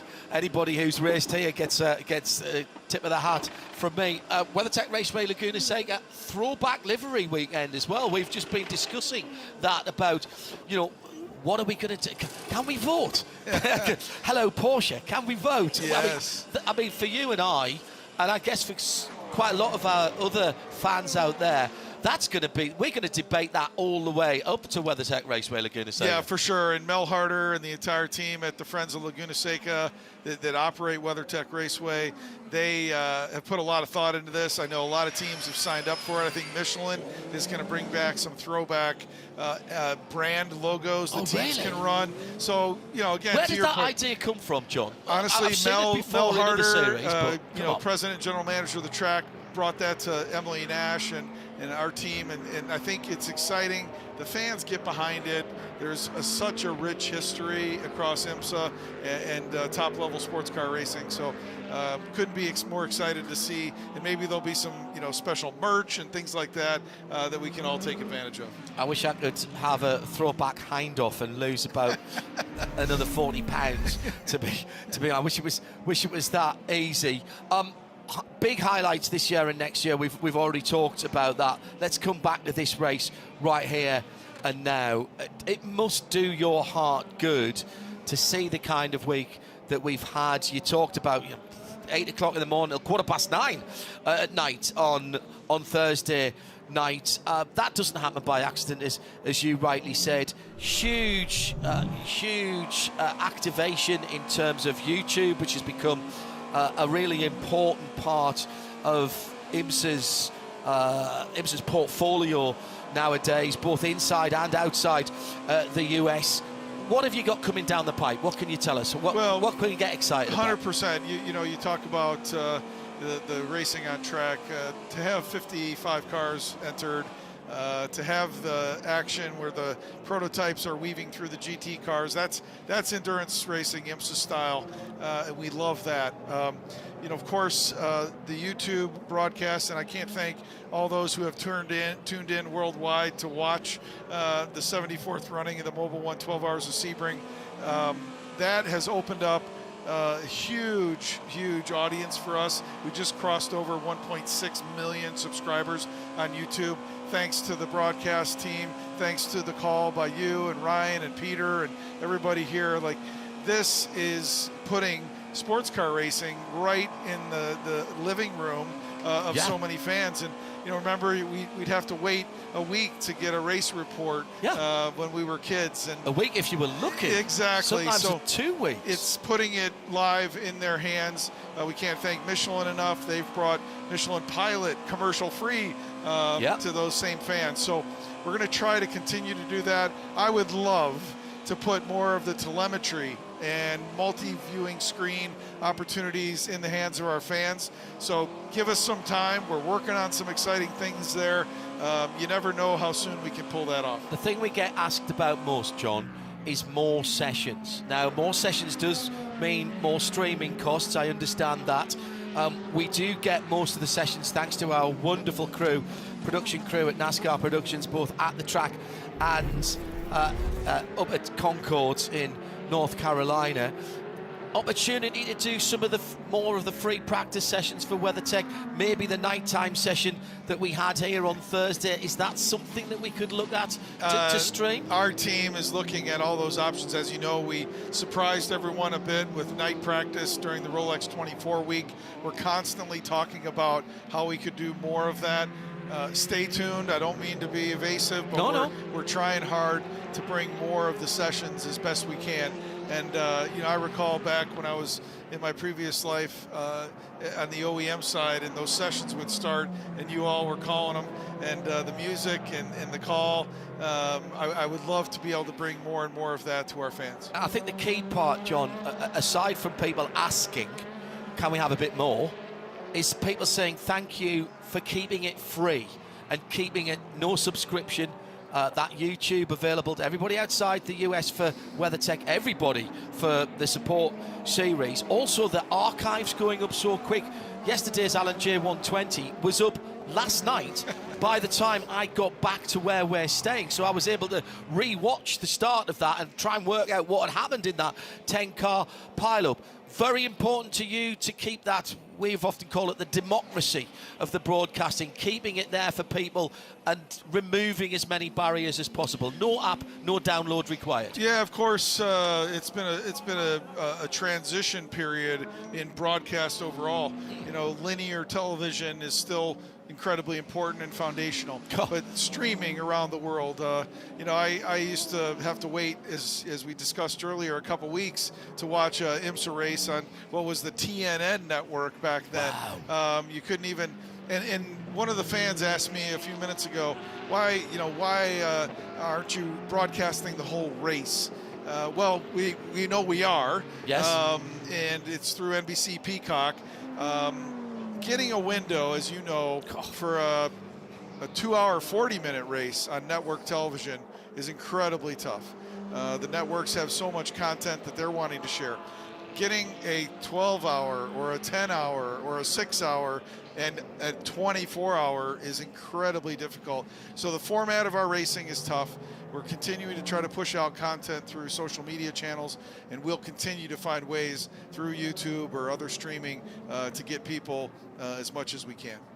On the positive side of that, though, John, can you imagine, and I think of that from a purely radio side, but also obviously having been part of the World Feed TV for such a long time here on IMSA Radio and IMSA TV, can you imagine if you had to sit down and try and do all the TV deals for all the territories that are now tuned in from South Africa to Australia, New Zealand, all across Europe? We've had people on the socials telling us where. Can you imagine the amount of time that would take? And now that's covered off with a streaming package. I mean, we could never have dreamed of that even maybe 10 years ago. No, yeah, you're 100% correct. And it just, as you know, I'm a fan, a deep, deep fan of the sport, and it just makes my hair stand up when we talk about the ability to put this in people's living rooms live, no matter where they are, essentially, in the world. So I came out of here last night, jumped in the hire car, went to Publix, grabbed some bits and pieces, got back to where we're staying, put the TV on YouTube, perfectly in time to see the formation lap for Porsche Carrera Cup North America. And having been at the track all day, sat down and watched that live. And you know, that's just brilliant. This, again, John, it takes a village. It does. Not just here at the track, but back up at Daytona as well. Very short winter, few weeks since Daytona. Now we're into the meat of the season. It comes pretty thick and fast now. It does, and I've said this before, and I'm going to say it again. I have the best group of motorsports professionals to work with. The men and women of IMSA, no matter what discipline they're working in, have dedicated their lives to this sport. It is a lifestyle. It is difficult. We are all on the road a lot, away from families and loved ones, and I can't thank them enough. The same goes for all the promoter partners that put these events on. The reason we're able to, or one of the reasons we're able to announce the schedule as early as we are, is because those folks are committed to IMSA. They want to have the events at their track for a long time to come. And so my heart goes out to them because they've dedicated so much time and energy to make this a reality. I know you've got other things to do. We've got racing to talk about here. We've been keeping an eye on it. We'll get updates on the pit stops that have happened. Still 4.5 hours to go. Nothing that's impacted the end of the race so far. I want to fire a few things at you, not necessarily to answer, but I want you to know what the international audience is saying. Dave Alcock from the UK says, we as global fans thank Mr. Dooning and the team for ongoing support of international fans. With all these celebrations, does IMSA have plans for celebratory publications or perhaps posters? There's already plans for the 75th poster for here. I know that. How about this is from Thomas Ricker. Thank you for everything that you're doing. Streaming on YouTube is so good without the ads. Thanks from all the fans. Joseph Jungi, not sure where you are, Joe. Thanks for the great information. I love being able to view the archive race on YouTube so quickly. Thank you to you and your sponsors, Michelin, Mazda, Whelen Engineering, particularly the Mazda MX-5 Cup, everybody's favourite, to be honest. And Citrus, who's been trying to connect to us on a Turkish Airlines flight at 10,000 metres above the ground. He's now in Istanbul Airport, and I have got a picture of him sitting having something to eat in Istanbul Airport, tuned into the race at the moment.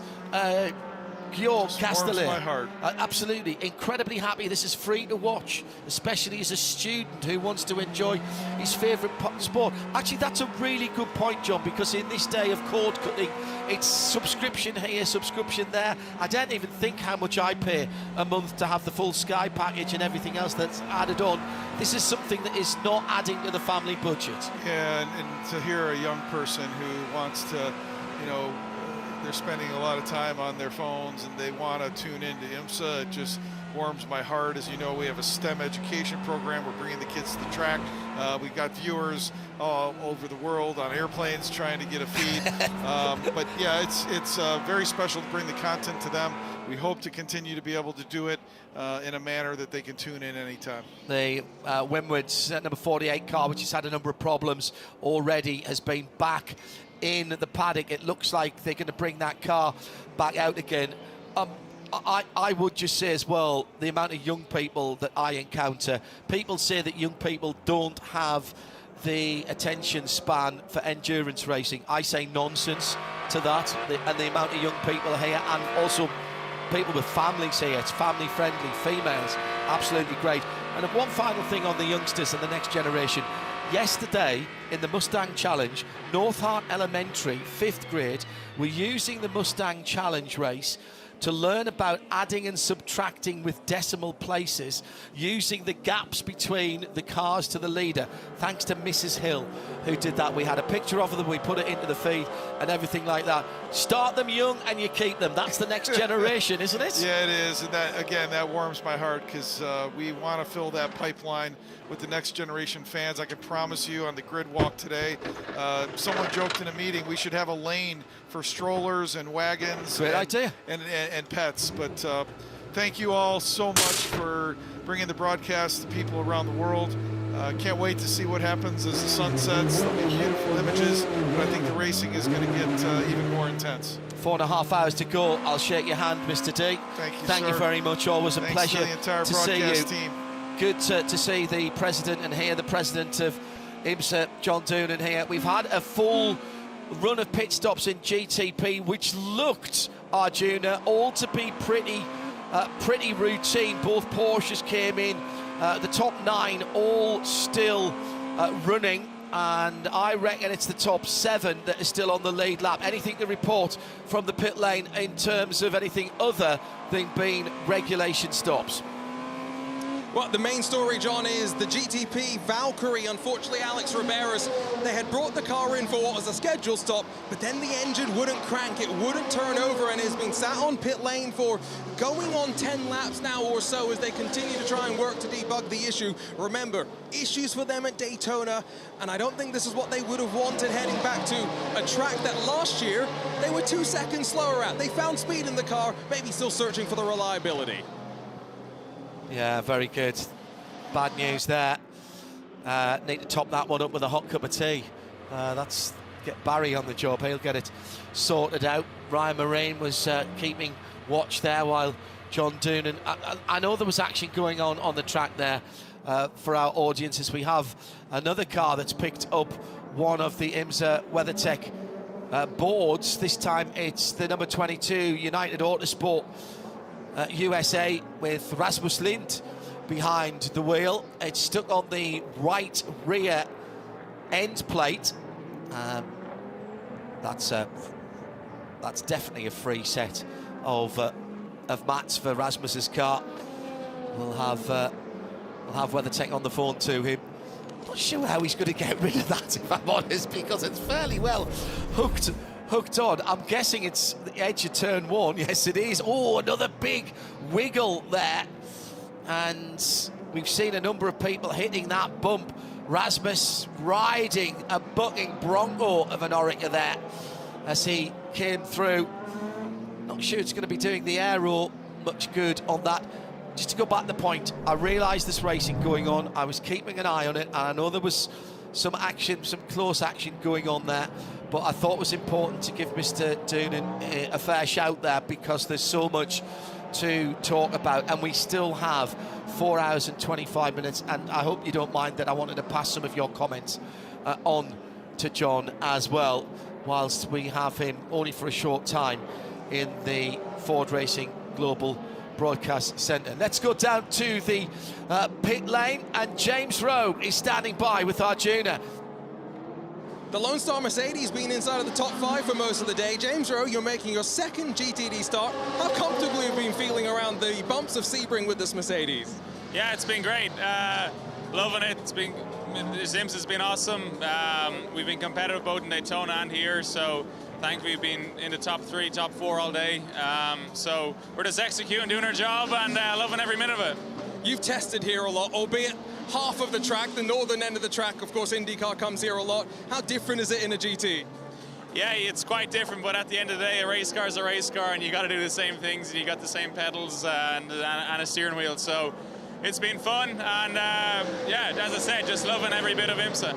Are different parts of the track more intimidating in a GT car versus an open wheel? Yeah, certainly.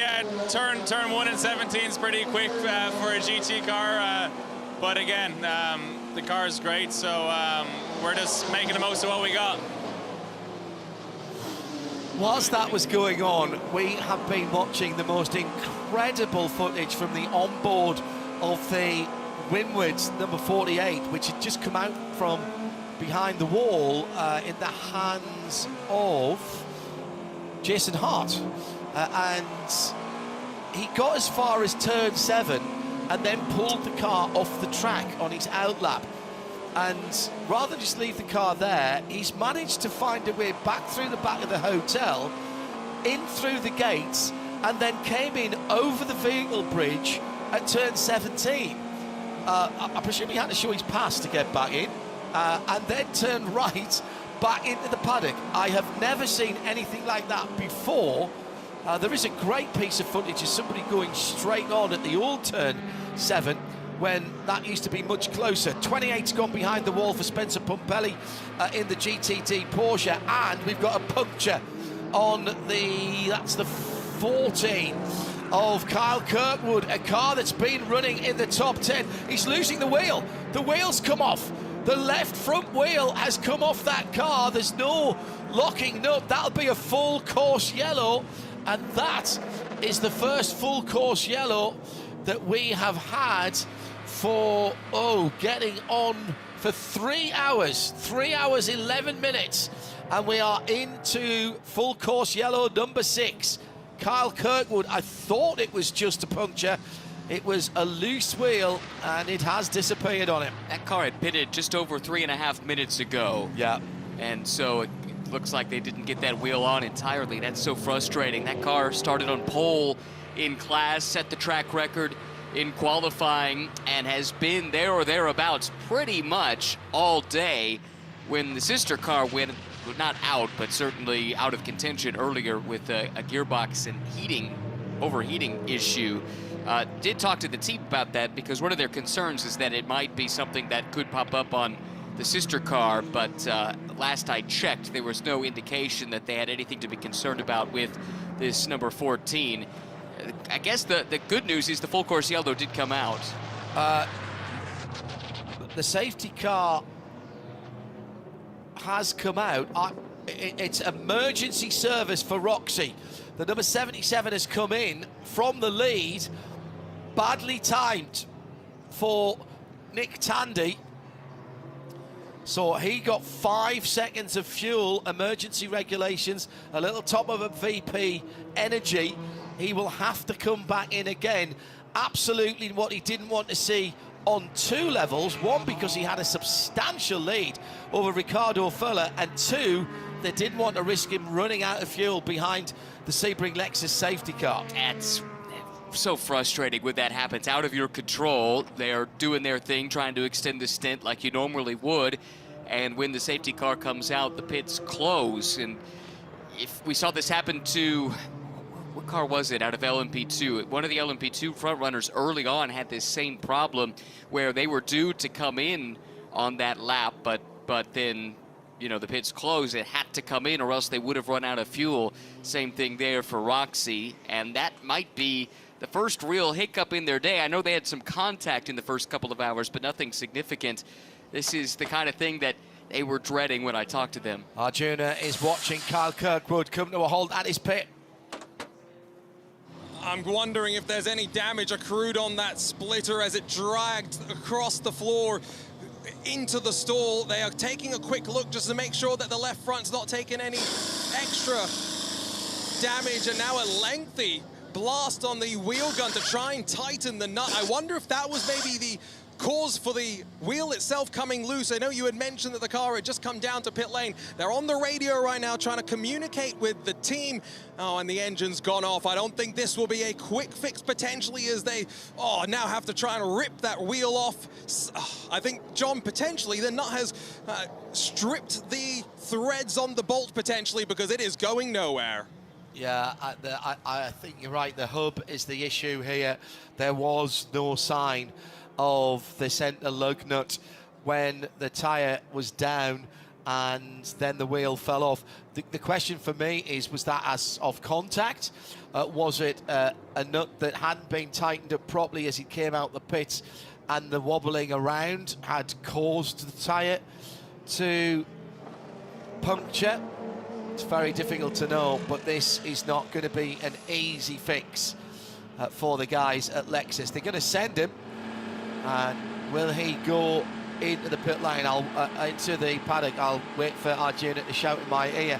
In the meantime, the Valkyrie and Alex Riberas is back in the pit lane, and in fact he's just being held at pit out, and it looks as though the Lexus, having that left front wheel punched, pushed, hammered, tightened, slackened, tightened again, they've said, well, if it isn't coming off with what we're doing, we might as well send it. So they are doing, and they'll have to wait until we get the whole field coming through. IMSA taking the opportunity to do some track sweeping as well.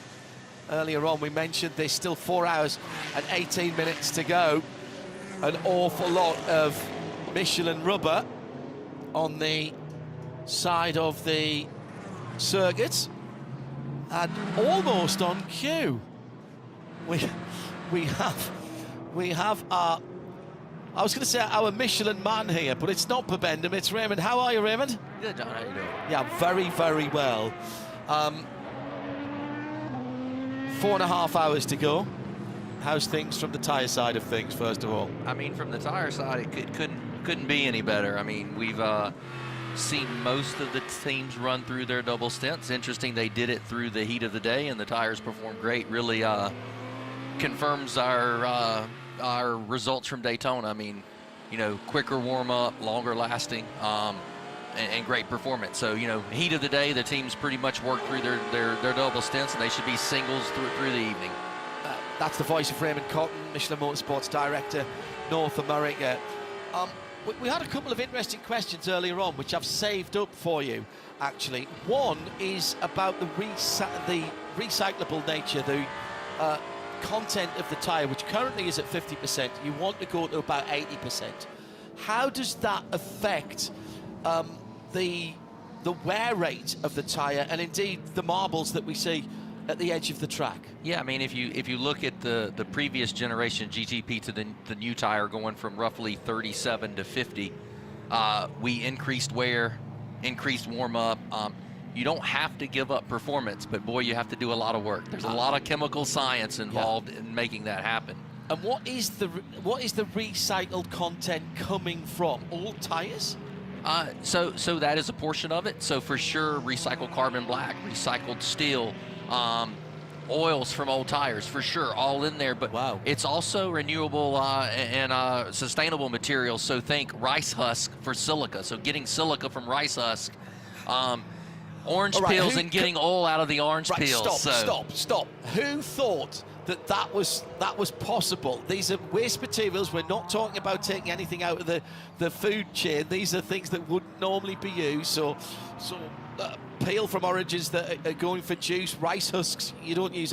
Who came up with that? Who knew that you could use those? So I would say, you know, one thing that really separates Michelin as a tire company versus other people in the world is great material science, right? Clearly. We have a material scientists who are dreaming up what is possible. The interesting thing is racing really allows us to industrialize that. I mean, going from a concept of you could use the oil out of an orange into a tire and then actually moving that into a tire, incredibly difficult process, and racing allows us a lab to do that, and that's how we really use it, as that laboratory. I know that there's oil in orange peel because I slightly singe my orange zest before I put it in an old-fashioned, but that's what I'm using it for.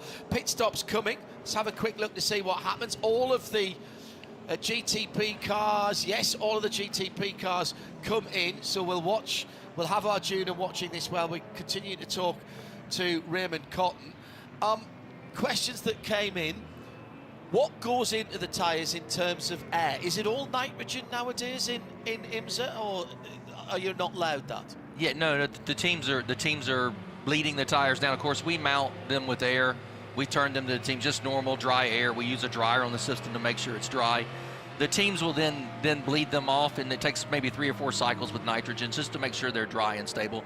It's really the humidity that you're trying to keep out of the tire, right? The nitrogen itself isn't a big benefactor other than you can guarantee it's dry, right? So that makes it slightly more inert and then more stable. Yes, less likely to change the pressure and therefore the heat of the tire as well, presumably. Yeah, I mean, you think about it. Any gas is an ideal gas, and you're going to get pressure rise with temperature, right? But it's that moisture that expands at a much greater rate than the air that you're trying to get out. And the nitrogen just really allows the teams to get really predictable pressure growth, so they know exactly what pressures to start at. So you talked about humidity in that air. What about the external humidity? It's been particularly dry humidity-wise, down at around about 30% here. How does that? We'd normally expect the air to be a bit fatter around here. We know that the engines like the air a little bit fatter. What about the tyres? Does that affect your wear rate and the dew point as well, particularly? I mean, it doesn't affect the wear rate. What it does affect is, as the night starts cooling off at the tire, if the track's going to go below the dew point, and you're going to get some moisture come up on the track, right? So the drier air is going to kind of eliminate that fact, right? But for sure, as the temperature starts cooling off, you know, you could get the track to cross the dew point and get moisture on the track, right? You couldn't see it, but it's certainly there, you know. So new tyres for GTD, new construction and tyres. We've got the very sexy patterned new tyres for the GTPs that have had to work here in track temperatures that have been 18 Celsius up to 48 Celsius that I've noticed. One size fits all here. That, you must be delighted about what you've seen. So on the GTD side, the new tire, where we really focused was increasing wear in some specific cases, and one of them was Sebring. And so to see this heat, to see the tires coming off a stint and a half and looking great, we're ecstatic. I mean, this is the design, the work, the effort's paying off, right? And so that side, it's ecstatic. On the GTP side, super interesting. We are really at the hottest today, we were up the upper limit of the medium tire for where we would say is the perfect window. I always think when you get towards 50 Celsius on the track, that's when I see your guys getting interested. Yeah, and so for sure we were watching it, but teams double stinted in the heat of the day, right? They did not wait till now or wait till the sun goes down. They went ahead and did it. It really shows the trust of the new product they have in it. And we're going to get the hard tire through this season at Watkins Glen, is it? We'll see it at Watkins Glen for sure. I mean, super aggressive track, super hard track. Got you. And it's hot up there. You know, you don't think going up north like that would be warm, but it's warm. Fairly new surface as well, which heats up really quickly. Yeah, it puts, there's a lot of load, so there's a lot of thermal load on the tire. But boy, the surface puts a lot of mechanical wear into the tire too. So that surface is very aggressive. So yeah, for sure we'll see the hard there. Like I said, we were at the upper limit of where the medium should be happy, and the teams were double stinting. So I'm really ecstatic about the results there. In terms of what's going on in IMSA at the moment, it's a time of great growth, which is great for John Doonan and the rest of the team. But as the Solus tyre supplier for the majority of the series here, I'll give you a logistical headache when we had 49 cars in Michelin Pilot Challenge, 55 here. All of the Mustang cars, the 19 Mustangs that we had, and when we get Mazda, they're all running on Michelins as well. How does the logistics work? Yeah, so first of all, I would say, hats off to the IMSA team and keep creating a great product for the fans, for the racers, etc., that bring that car count and bring the amazing fans. So it's challenge accepted, right? So, I mean, if you look here at this event, we've got over 8,000 tires here. We've got about 80 personnel here. It takes a great team to put it together, and for sure those car counts are demanding, all the series are demanding. But we really have a great team. I mean, a lot of people don't know, but we have engineers down with the teams looking at the tires, gathering the data. They're volunteers. They work for Michelin during the week. Yeah. One of them's a plant manager managing a plant. Wow. Others are designers, they're engineers, and they have a passion for sports cars, a passion for the tires, and they come out here and make that real. I love that story. I didn't realize that. That's brilliant. 2027 already got the calendar. A track that we haven't been to for a while is Lime Rock. That is a very punishing on tyres because it's pretty much all right-handers. Will you have to go up there and do some research and have a look to see if you have to produce something specifically for that? I would say the reason I asked that, Raymond, sorry, is because the last time we were there with GT cars, we had confidential tyres and 3 different potentially construction and compound, and I know Corvette were using all 3 of them on different corners. It's a challenging place. Like you said, there's only one turn that goes the other direction, right? And it's quite short. It's quite short. I would say what we'll do, and it's really the approach we take. It's interesting because it's an approach we take on street car too. Is we'll start with simulation. Yeah. And we'll run the data, and the data will tell us what to do. Yeah. And so I would say that would be they just announced it, so we'll go back. We'll have. Where does that data come from then? Do you have to go and have at least some kind of scan or something of the track surface and things like that? So for sure, when we're at tracks, we scan them. We scan them. We get the surface roughness. We do it multiple places. So you have to understand the surface for sure. But we work with the teams. We work with IMSA, and you need the signal off the car, like what's the forces the car is seeing. Yeah.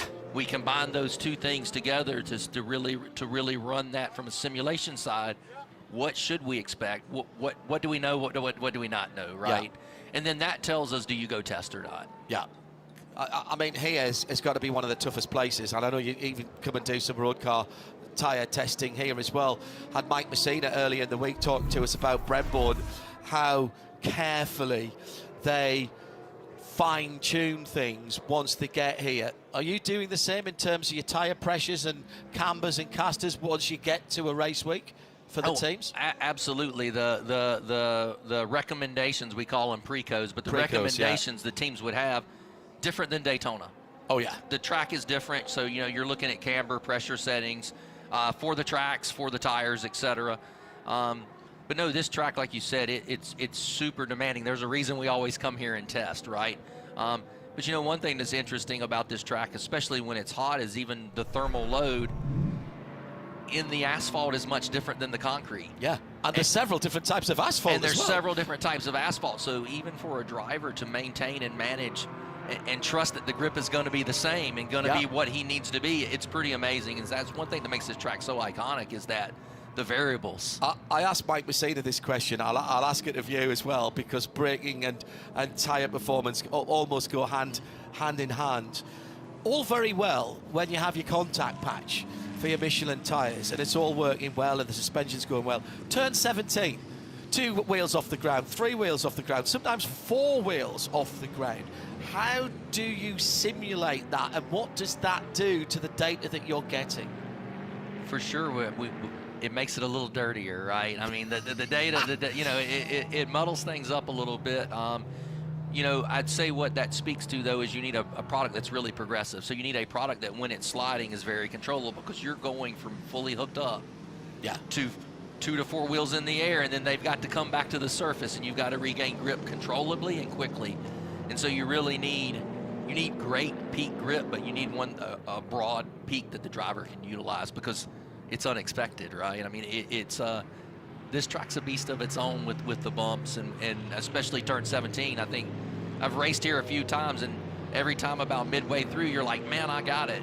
And then you hit a bump, and you're like, oh, I might be in trouble. I don't quite have it. Thank you very much. Right? One thing I want to finish on, because we're just coming to the end of the safety car period, so perfect timing for you to come in. The track sweeping still going on. We're doing the category split at the moment with Raymond Cotton here from Michelin North America. Thank you very much for what you do for the LMP2 tyres, because that's not a category that we typically see all the time, particularly in Europe. It's not in the WEC anymore. LMP2 qualifying, where the non-pro drivers have got to go in, and they are out there for 15 minutes, pounding round, burning off fuel, getting faster and faster and faster.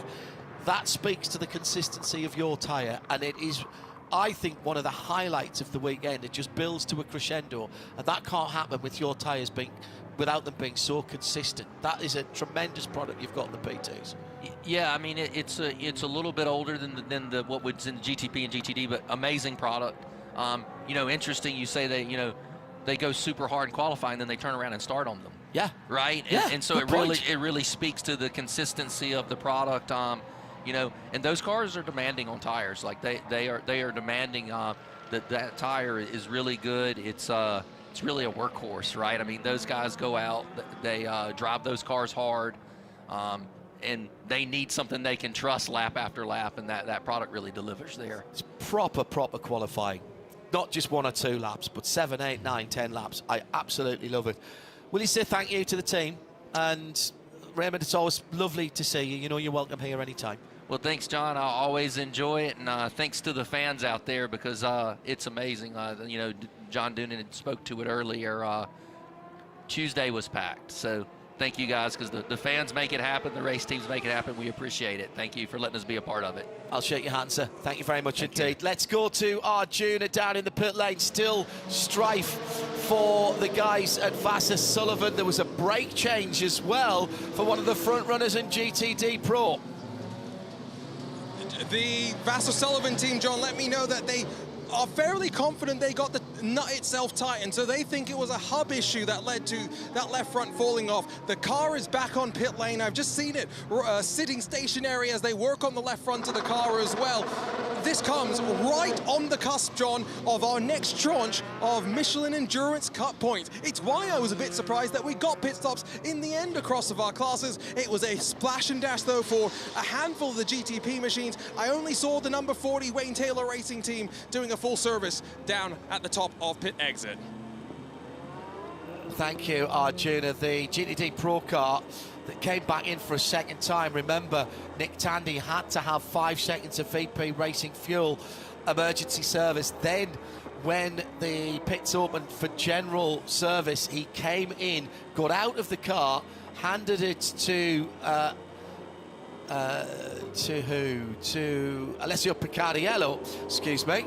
So I was looking down the timing and scoring, and they did, I think, a full front brake change on that car. Not just pads, I think it was pads and disc, pads and rotors. Meantime, a warning to the Lone Star AMG, Scott Andrews back at the wheel of that. Failure to adhere to data logger requirements.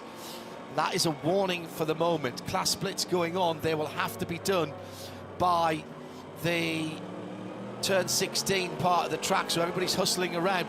Here's a quick VP racing update. It's the two Porsches still in the lead, Lauren Heinrich and Laurens Vanthoor in the 7 and the 6. Then Earl Bamber still behind the wheel of the Cadillac Whelen car. It is Renger van der Zande for Acura in the 93 red, white and black car in 4th position. 5th for Robin Freins in the BMW number 24. Top 6 made up by Will Stevens. All of the 9 GTPs are still on the lead, or back on the lead lap.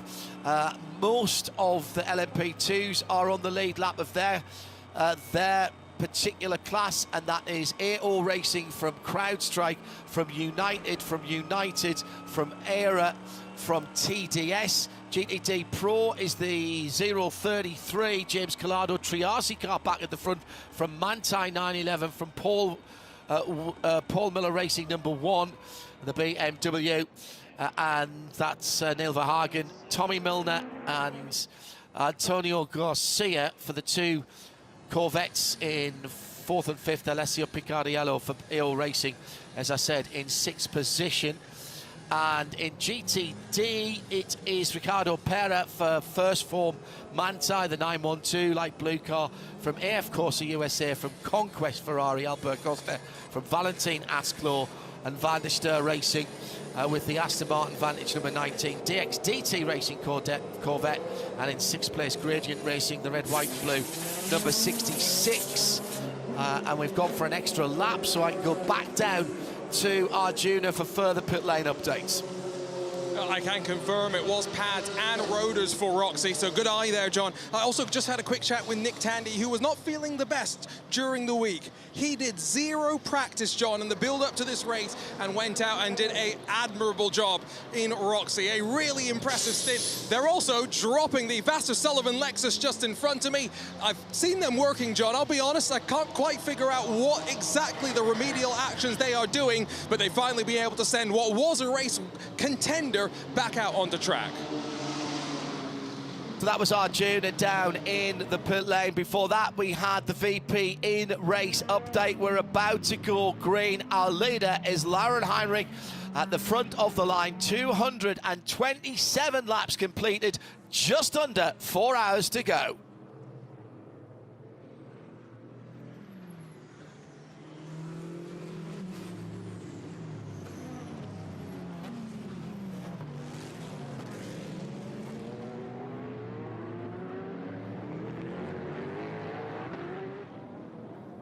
Peter Mackay with me, John Hindhoff in the Ford Racing Global Broadcast Centre. Already into the last third, mate. Where's that gone? And I'm fully restored as well with usable energy, because I at the beginning of that little pit stop I took there, I had a restorative cup of tea from Heart of Racing, from their from Barry the tea maker, or tea technician I should say, and then I've had some Shepherd's chocolate pudding. Have you? So I'm loaded up and ready Barry to go. is a master tea technician. Master tea technician, exactly, yes. Who makes a superb cup of tea. And fair play to Ryan Moraine for getting it back while it was still scalding hot. He had 3 cups and the cakes. Yes. I'm not quite sure how he managed those logistics, but he did. So we're ready to go. Yeah, now it gets really serious. 4 hours to go, and that full course yellow, I'll tell you what, that was, I mean, Christmas Day really for Wayne Taylor Racing with their number 40 car. Brings them right back into the mix, and that pain that they took early in the race in terms of using the tyres over more stints could now pay off with 4 hours to go. All of the top 9 now are on exactly the same pit strategy. They have all come back together. The lights are off on the Sebring Lexus safety car, the dark grey car with what looks to be aero paint on the side of it. Looks absolutely brilliant. Class splits have concluded. Cars waving left and right. I do think we should adopt the Aussie rules, where as soon as the safety car lights go out, you can't you can't weave anymore. I think that's an immensely sensible regulation that they have there. Lauren Heinrich then controls the field, waves left, waves right, goes into turn 17. He's been going right under the Mission Foods bridge, and that's exactly what he does. Again, good restart from Earl Bamber, though. Is he going to be able to get a run? No, he's not. In fact, Renger van der Zande got an even better one, and there might be just a little bit of a challenge. Earl Bamber, jinx left, jinx right. Further behind, there's also a little bit of action, but ultimately the top 9, as they started, will go through turn 1 with Tymon van der Helm, the number 5 Mustang sampling car. That car will go through in 9th position. And there's going to be this is disaster for Jordan Taylor and the Wayne Taylor racing car back in contention, and they're going to have to drive through. They left a tyre on the pit lane without a crew member, and the same sanction going on to the number 1-8, the 18 car as well, Peter. So both of those cars having to come. The Era Motorsport LMP2 sitting in 6th position. That's going to dent them a little bit. They need to get in straight away. And also the number 28 car, improperly served emergency service obligation. That will be not just a drive-through, that is a stop and hold for Spencer Pompelli. RS1 Porsche. Yeah, not being also there penalty for the number 80 Lone Star AMG tyre without crew as well. So it's carnage in the pits on that last pit stop. But Earl Bamber looking very racy on this restart. Is this the pin being pulled for the first time? With 3 hours and 55 minutes to go, we're into the last third of the race. The pole-sitting car, don't forget, the Whelen Engineering Cadillac, right underneath the rear wing of the second place car, the number 6 Porsche. Big penalty for the DXDT Mason Filippi driven Corvette Z06. That is in 5th position, stop in 60. They ran a red light at the end of the pit lane. Here's the challenge for second, coming across the line right underneath our feet in the Ford Racing Global Broadcast Centre. Earl Bamber sticks the nose of the Whelen Cadillac out to the left-hand side. Can't quite get alongside through turn 1, but he gets a good run through there. The Cadillac has been riding the bumps so well this week, and it's still there. I'll have to say the Porsches are looking better now than at any other time during the week, both in their straight line speed, but also the way they're riding the bumps. Yeah, we're going to watch the lap times closely. Once these tyres are up to temperature and pressure and the fuel starts to burn down, I think we'll start to see some really quick lap times. The lap record in GTP is a 148.311 set by Renger van der Zande 3 years ago in a Cadillac at that time. I just have this feeling that's going to go this 74th running of the Mobil 1 12 Hours of Sebring. And Vanthoor and Bamber came together, of course, under the full course yellow earlier on in the race. Former teammates. They even had their own t-shirt brand together. Now, of course, very much rivals. One for Porsche Penske Motorsport and one for Whelen Engineering Cadillac. I think they have some respect, though, of for each other. Of course they do, yes. As most of these friendly rivals do. Friendly rivals, yes. It's very difficult not to. So many of the teams are eating in Chefs, the Apex Cafe together. It's really hard to continue to hold a grudge week after week after week when you're standing next to the guy you've got the grudge against in the queue for your morning coffee or your pasta. And that's one thing I really like still about this championship, to be able to be standing there and have a chat with people from a number of different teams and watch a number of different teams' personnel talking to each other. You don't read anything into that. That's basically just racing people talking about racing. It's brilliant.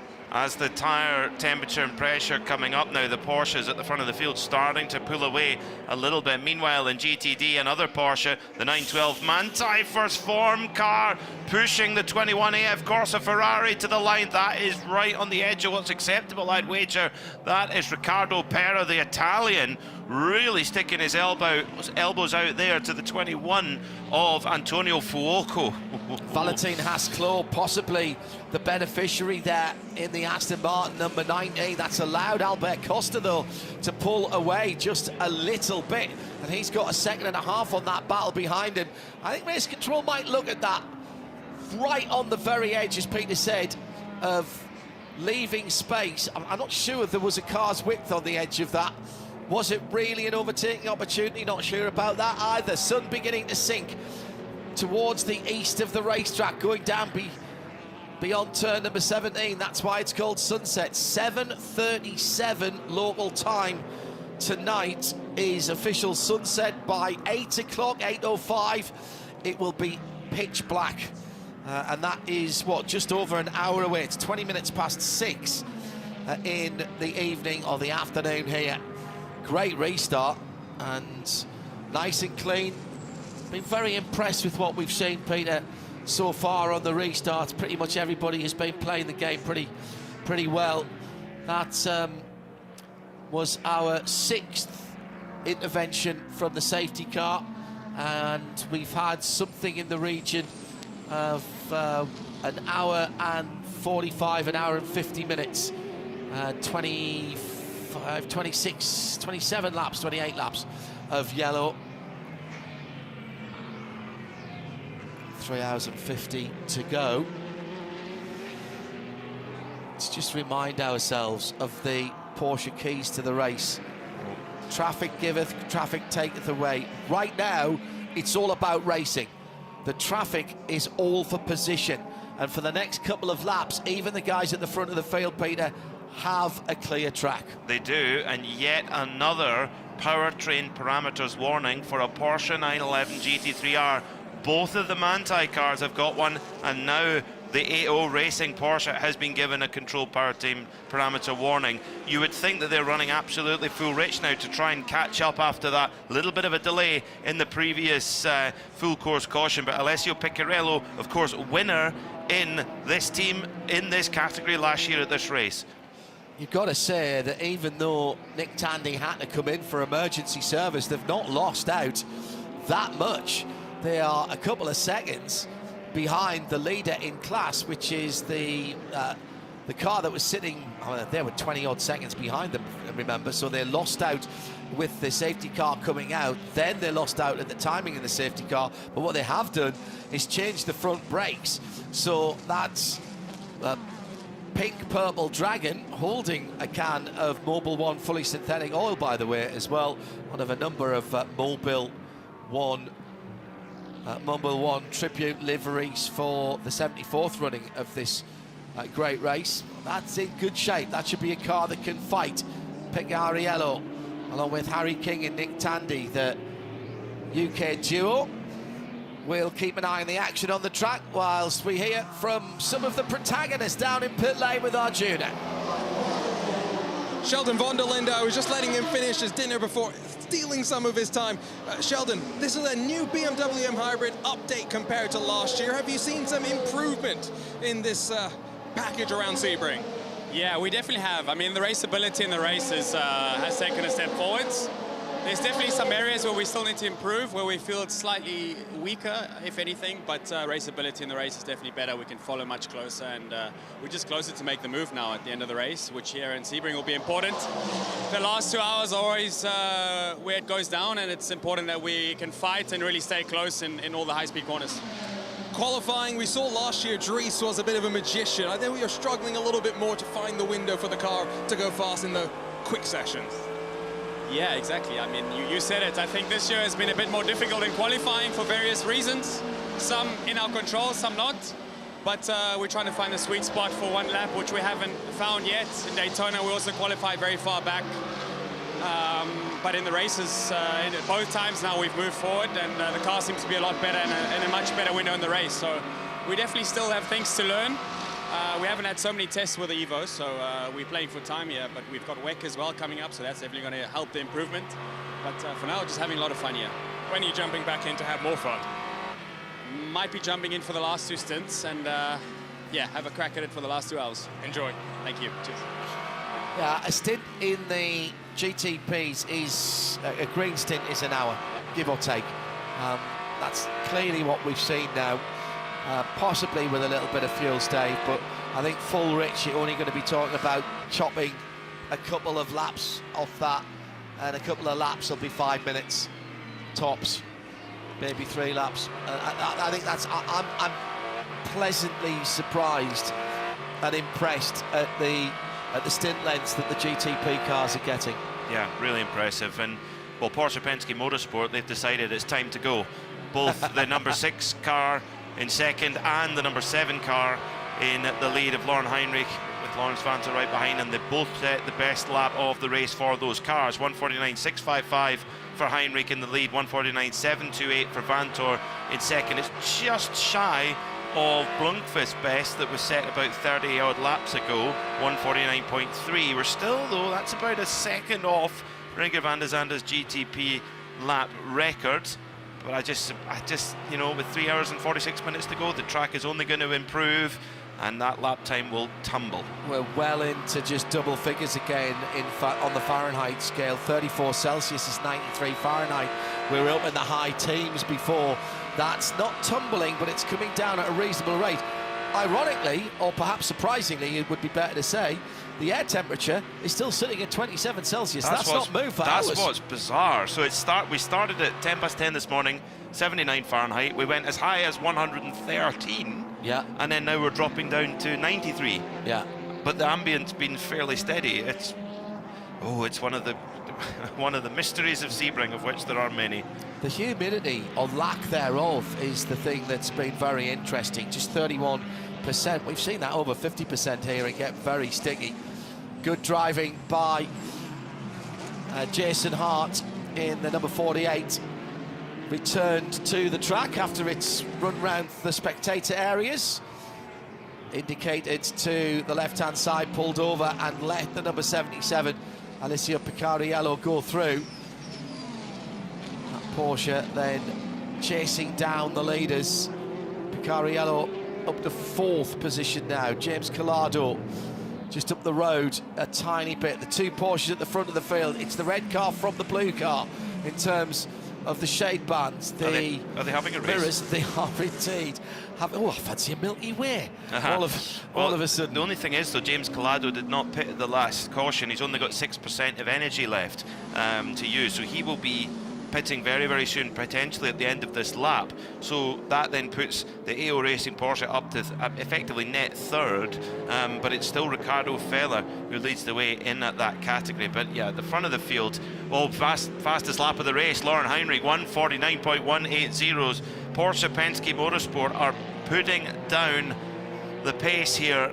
1:49.3 for Vanthoor, that car's best, but still 2/10 shy of his teammate. The number 7 car for Porsche Penske Motorsport, like at Daytona, is the one putting down the big pace.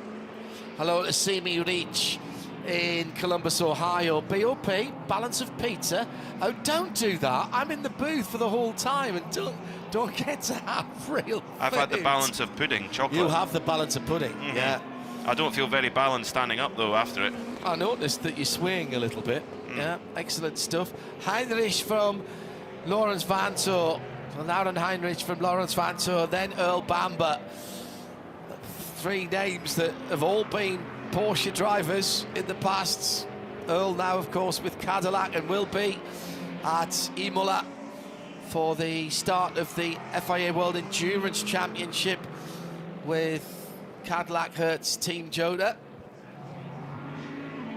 That coming up 14th of May is the prologue, and that weekend we'll have the only live free race coverage of the WEC available globally.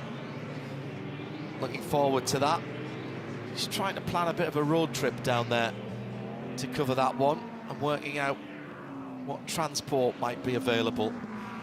2 Porsches carving their way through traffic. So what was that, 4 laps maybe after the restart that they got? 3.5 coming up to the Turner Motorsport BMW.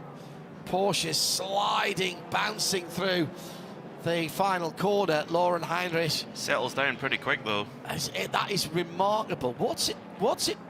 Oh, that was a piece of tyre rubber. I thought it was towing something along the surface of the road behind it. The first skip went, and then the car just flattened out and went. It wasn't as if the bounce kept going, which is where the lap time goes. The Porsche, watching it earlier in the week, the Porsches looked pretty tight. Not at the absolute optimum that the Cadillacs were, but probably second best in terms of the high-speed corners. But they've clearly got those dampers absolutely dialed in, which of course is so critical here at Sebring. Three-car battle coming through the final corner. Ferraris and Porsches. And Ricardo Pérez goes to the inside at turn 1. Down the inside, makes the position, goes into second in GTD. That was a late move on Albert Costa. Antonio Fuoco's just a little bit further up the road. That's the red Ferrari going through turn 3 now. Sunshine in the eyes of the drivers as they head on any of the easterly parts of the circuit. Headlights ablaze for Pérez in that number 912, almost Leighton House coloured, first form coloured car. Here comes the leading Porsches as well. So this is about to get really tasty as the battle for GTD hots up and the leading cars are coming through the Fangio chicane. Flash of the lights from Lauren Heinrich as he goes first to the left, then to the right. Pérez has got Fuoco in his sights at the moment, has to give best to the Porsche prototype, and they almost come together coming through the exit of turn 10, Cunningham corner. Pérez does not want to lift off here, Peter, because he knows he's got pressure from Valentin Asclo behind him and Albert Costa as well. Lauren Heinrich has been in one of these prototype machines for a very, very short period of time, but he looks like he's done this for years. Veteran. Being able to just carve through. We know how fast he is, we know how good a driver he is, of course, but carving through traffic in the fastest prototype past the GT cars is a skill that can only be learned over time, and he's skipped about 6 chapters and he's completed it. He's aced the exam and he's off, and he's pulling away from Lawrence Vantor to the tune of, at the moment it's 2.2 seconds, but he's in this final sector, looks to have got through very cleanly indeed. Lauren Heinrich, he was amazing at Daytona. The pace is still continuing, and you know, Renger van de Zande for the 93 Acura Meyer-Shank racing crew told us that he thought the Porsches were kind of just playing with everybody and had the pace, and at the moment he's been proven correct. It seems once that full course yellow lifted and we went back to green flag racing, Bamber managed to keep the pressure on for a lap or two, and then they just pulled away, and that's got to be pretty demoralising for the rest of the field. Hearing that it was an alternator issue for the Inter-Europol car that took them out of contention. Bijoy Garg is behind the wheel of that car, and he's back out again, isn't it? Yes, it is. But they've lost an awful lot of laps. Well, this is glorious stuff at the front of the field. Clear blue skies all day as Lauren Heinrich, as Peter says, relatively new to prototype sports car racing. He's learned his craft though, and quite a lot of people telling me, drivers telling me, that these GTP era cars, particularly the LMDH rule set within that hypercar and GTP class, they do sort of drive like a larger, more powerful and slightly heavier GT car. So those are transferable skills, a lot of transferable skills from Lauren Heinrich. The point that Peter made, though, I think, is the sun is right in the eyes of everyone going down the Ullmann straight now. I think that the point that Peter makes, though, is very important. It's not just about being able to drive these cars in a way that is efficient. It's the decision-making and the confidence with the car that Lauren has after such a short time in terms of racing mileage. It's remarkable, totally remarkable, but it has gone a little bit back in the favour of his teammate Lawrence Vantor. 151.4 there, so takes 9/10 of a second back from Heinrich, so the traffic playing a little bit more in the favour of the rapid Belgian, multiple champion in this series. And now Renger van de Zande in the Acura for Meyer-Shank number 93 has got Pastel Bamber, yes. So moves up to third. Can van de Zande find something to go after the Porsches? Well, again, it's been later in the stint, generally speaking, that the Acura has come alive, and with that track temperature dropping, we might just have to see those guys later in the stint, trying to go around the outside of the number 77, Alessio Picarello. That was not a big maneuver. He pushes Bamba right off. That was almost inevitable there, through the hairpin. You've got to make a decision, and the decision from Van der Zande was to go around the outside of the Porsche GTD car, the number 77 AO racing machine with Picarello at the wheel.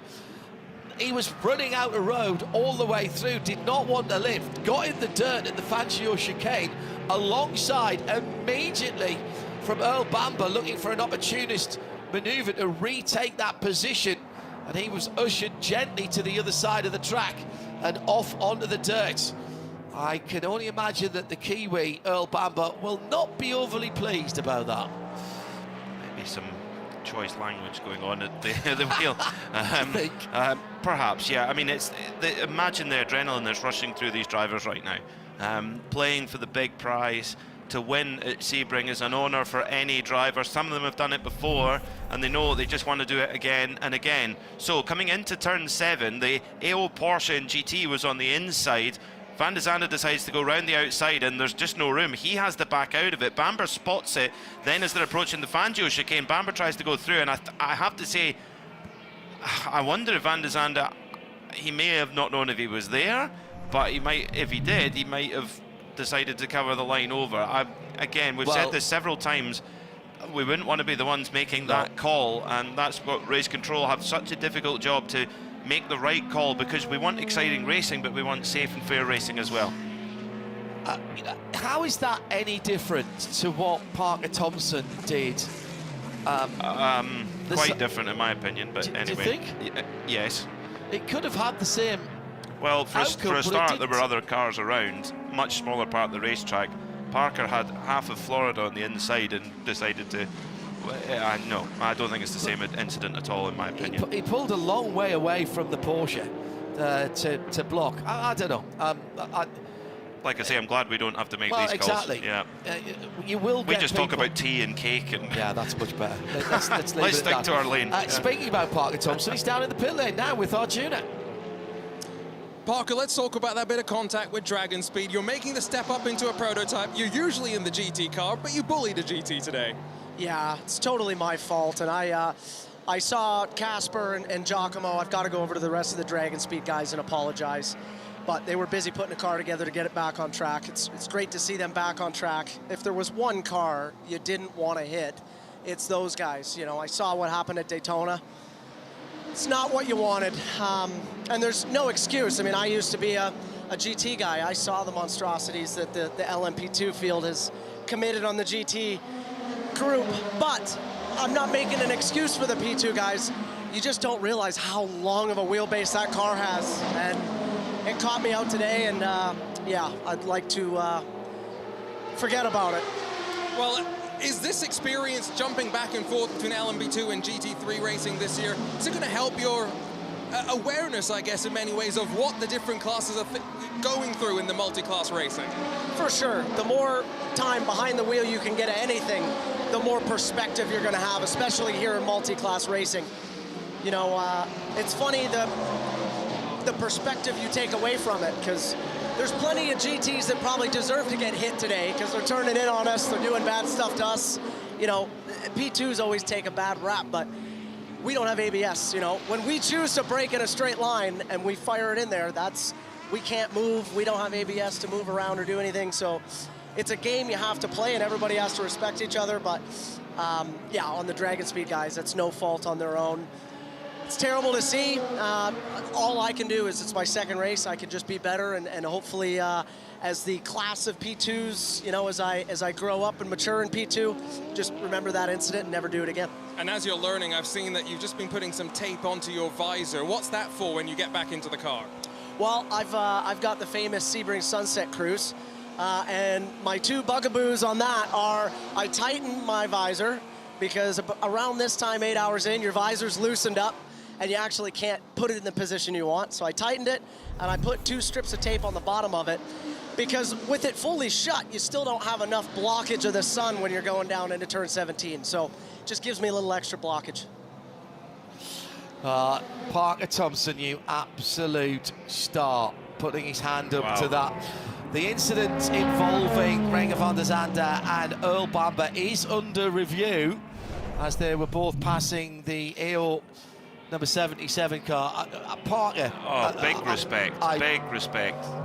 You could, you know, how many times have we seen incidents where it's like, oh well, this happened and that happened, and that's natural reaction as well. But to be so selfless to say that was totally my fault, I'll do better.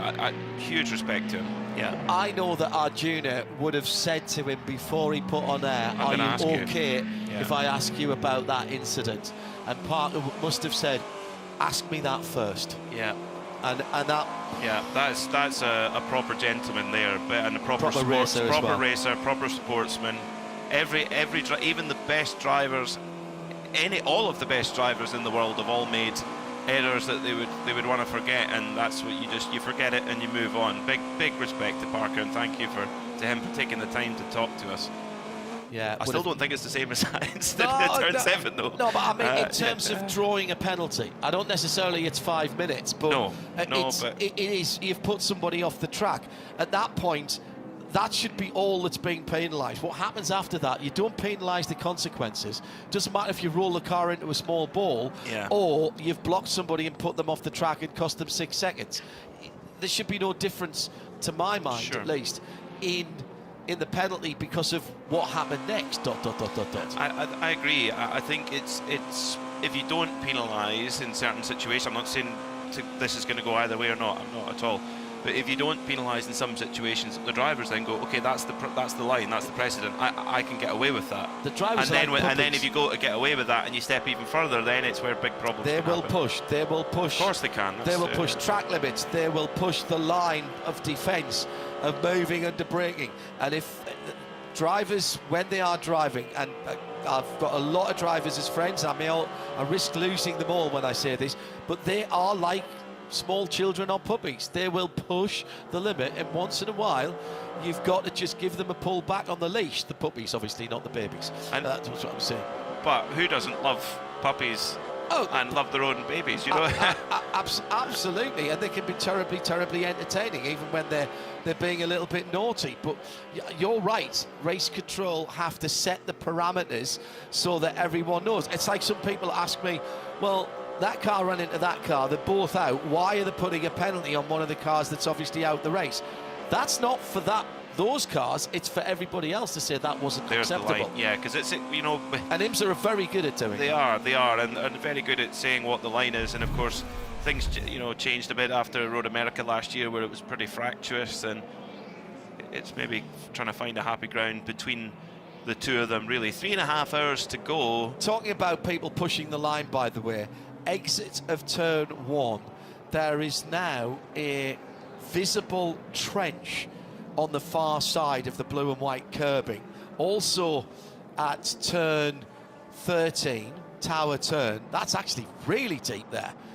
You could have a small platoon of infantrymen dug in to that one.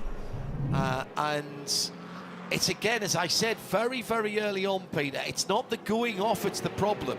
If you come back on over those curbs, you're going up a 2 inches, maybe more there, and the inside shoulder of the tyre is in danger.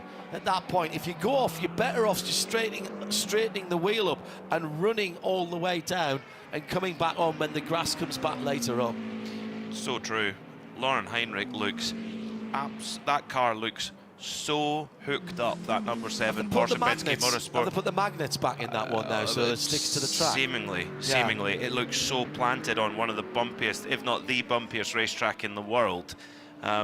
You think about the competencies at Penske. You know, they have incredible rigs that test dampers, and you think the amount of work they've got to do on dampers for their IndyCar project. Surely that kind of know-how has to transfer into a project, and probably no more relevant than here at Sebring.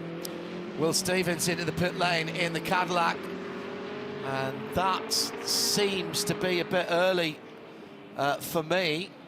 Will came in with everybody else, so that's one for our pit lane team to have a quick look at. Just 20 laps. Also have another incident to Ben Barker in the Ford number 64 has been involved with Antonio Fuoco, the AF Corsa Ferrari, which leads the GTD, and that's given him a penalty. That's the leader in GTD, AF Corsa UK.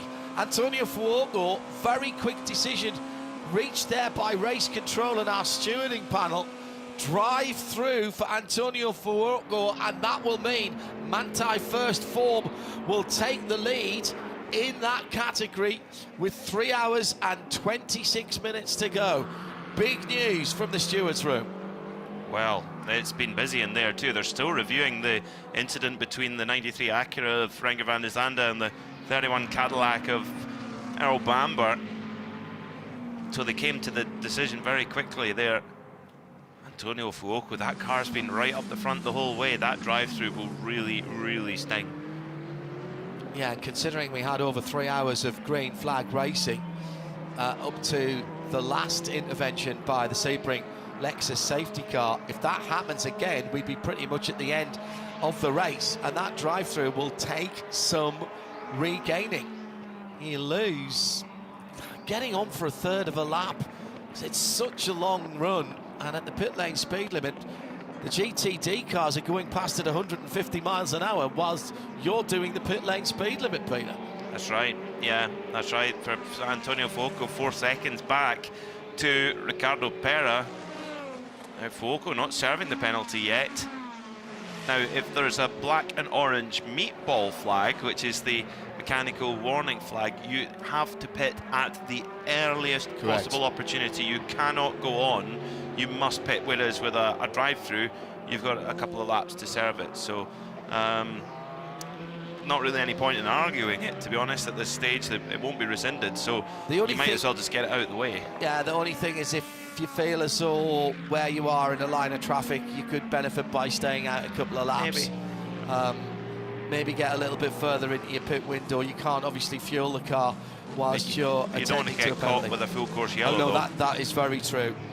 But as you rightly say, mechanical black flag, or any black flag actually, whether it's a full black flag, come to the pits immediately, you have been a very naughty driver, or the black flag with the orange disc in the middle, mechanical black flag, some kind of mechanical issue with the car, you must come in at the next available opportunity, which really means next time by, and race control take a dim view of people not doing that. The 21 of Antonio Fuoco, the Ferrari, has not yet come to the pit lane, AF Corsa USA.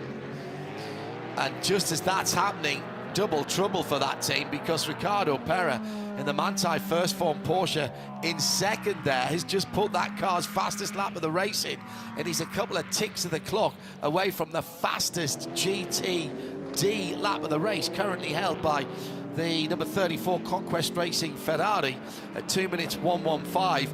There's the Ricardo Pera lap on the screen at 2:01.397. This is starting to get tasty. Ricardo Pera is an FIA graded silver driver, and he's only 2/10 off Nick Tandy and Harry King in the other Porsche, same car, GT3R, and in fact he's compared to the GTD Pro Manthey car. What does he compare to their best lap? He's a tenth and a half off it as a silver graded driver. Quite a performance. What a find for him. I mean, he's raced with Ryan Hardwick with great success, of course winning at Le Mans and the World Endurance Championship last year. No wonder. Fuoco into the pits now and drops from the lead out of the top 5. He's going to get down, as he might drop down to the bottom of the top 10 there, Peter, because it's not that long since we went back green and there's not any big gaps between the top cars in GTD. By the way, the new leader in GTD, Ricardo Pera, for Manthey First Form, is also the leading bronze category car. They are competing for that most precious of things, an entry to the 24 Hours of Le Mans. I understand they're not a full season entry, they're a Michelin Endurance Cup entry. That possibly could be revised. I think if there's a Le Mans entry on the go, maybe. Well, they might already have one if they're competing in the World Endurance Championship again. True. So that's one part of it. But yeah, I mean, at Daytona, that crew, they finished 12th at Daytona. So this is quite a return to form for that crew, first form. Have won this race, of course, in GTD back in 2020 when the race was held in November. Yeah. Good evening at nearly 11 o'clock in the UK to all at the Malvern Hills Hotel. John, Dee, Storm and Bill having adult beverages before they close up and leave, watching the Sebring 12 Hours along with Alan, of course, Lanzarote Camel. Beautiful part of the world, Malvern Hills. It's gorgeous. I keep saying I'm going to go across and see them. They do really good food across there as well. Go to Morgan. Just trying to, yes, of course. Just trying to find a weekend where that might be possible. Into the pit lane. That is the Ford Mustang. This is Gradient number 66. Joey Hand put in a mega stint, put in a lot of drive time in. He'll earn his rest tonight, and in goes Jake Walker. One lap off the lead, by the way. 1 lap off the lead in GTD. I thought they were they're on the lead lap. I'm pretty sure, because they were right behind just ahead of Felipe Fraga. Excuse me. Yeah, I know what's happened. They've come and stopped, and they haven't crossed the line in the pit lane because their pits are at the front end. They're about 15 seconds off the lead, which is great. They've had a great day actually, because they started right at the back. Yeah. And they fought their way through, and to still be on the lead lap with 3 hours and 20 minutes to go. Great effort from that crew. Young Jake Walker, really strong. We did give you the answer to the question of Renger van der Zande versus not a Porsche, but a Porsche driver in the 93. It has been reviewed, no action required.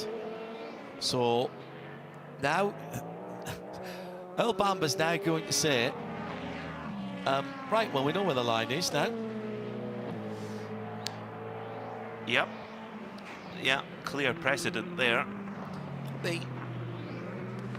Don't forget, race control have more views of things than we do. They might have taken into consideration, well, Earl Bamber could have backed out of it. Didn't need to put himself there. These are all the kind of decision-making processes that go through. They had a good look at it, they took their time, and that is the decision of the stewarding panel. Paul de Resta in the number 22, third place for United Autosport. In the mostly blue now, Richard Mille sponsored number 22, third position, just 5 seconds away from the front of the field, and Paul's turning up the wick a little bit as well now as he begins to chase down the cars ahead of him. It's been a lean couple of years for United Autosport over here, Peter. Not what they would have hoped. Well, a Rolex 24 win last year, I think, well, would be fairly pleasing. Year, didn't it? Well, yeah, and of course they didn't win on the road, but a win is a win. I mean, last year, win at Watkins Glen as well. So they've won 2 of the big endurance races in the United States. They don't, but they didn't challenge for the championship, did they? I can't remember. Do you know? I honestly can't remember. No, but if you go and you win Watkins Glen and you win at the Rolex 24, I don't think you can call that a bad season, personally. But I'll tell you what, Richard Dean, by his very high standards, if he's not challenging for the race win and winning right the way through the season and challenging for the season championships, he'll not mark that down as a successful year. Lot going on at United as well, of course, as they have given up the McLarens, running the McLarens in the FIA WEC. They are concentrating on the new prototype. James Barclay, the team's principal there, he'll be the conduit between Richard Dean, United, and McLaren themselves. Can't wait to see that car. Cannot wait to see that car. They've been tantalisingly leaving styling concepts and full-size models in the background of some of their videos, just without pointing them out. Teasing away. Yeah, absolutely. Well, two legends of the sport and two legends of the world of Corvette at the moment, running in flying formation as they often are, so professional an outfit.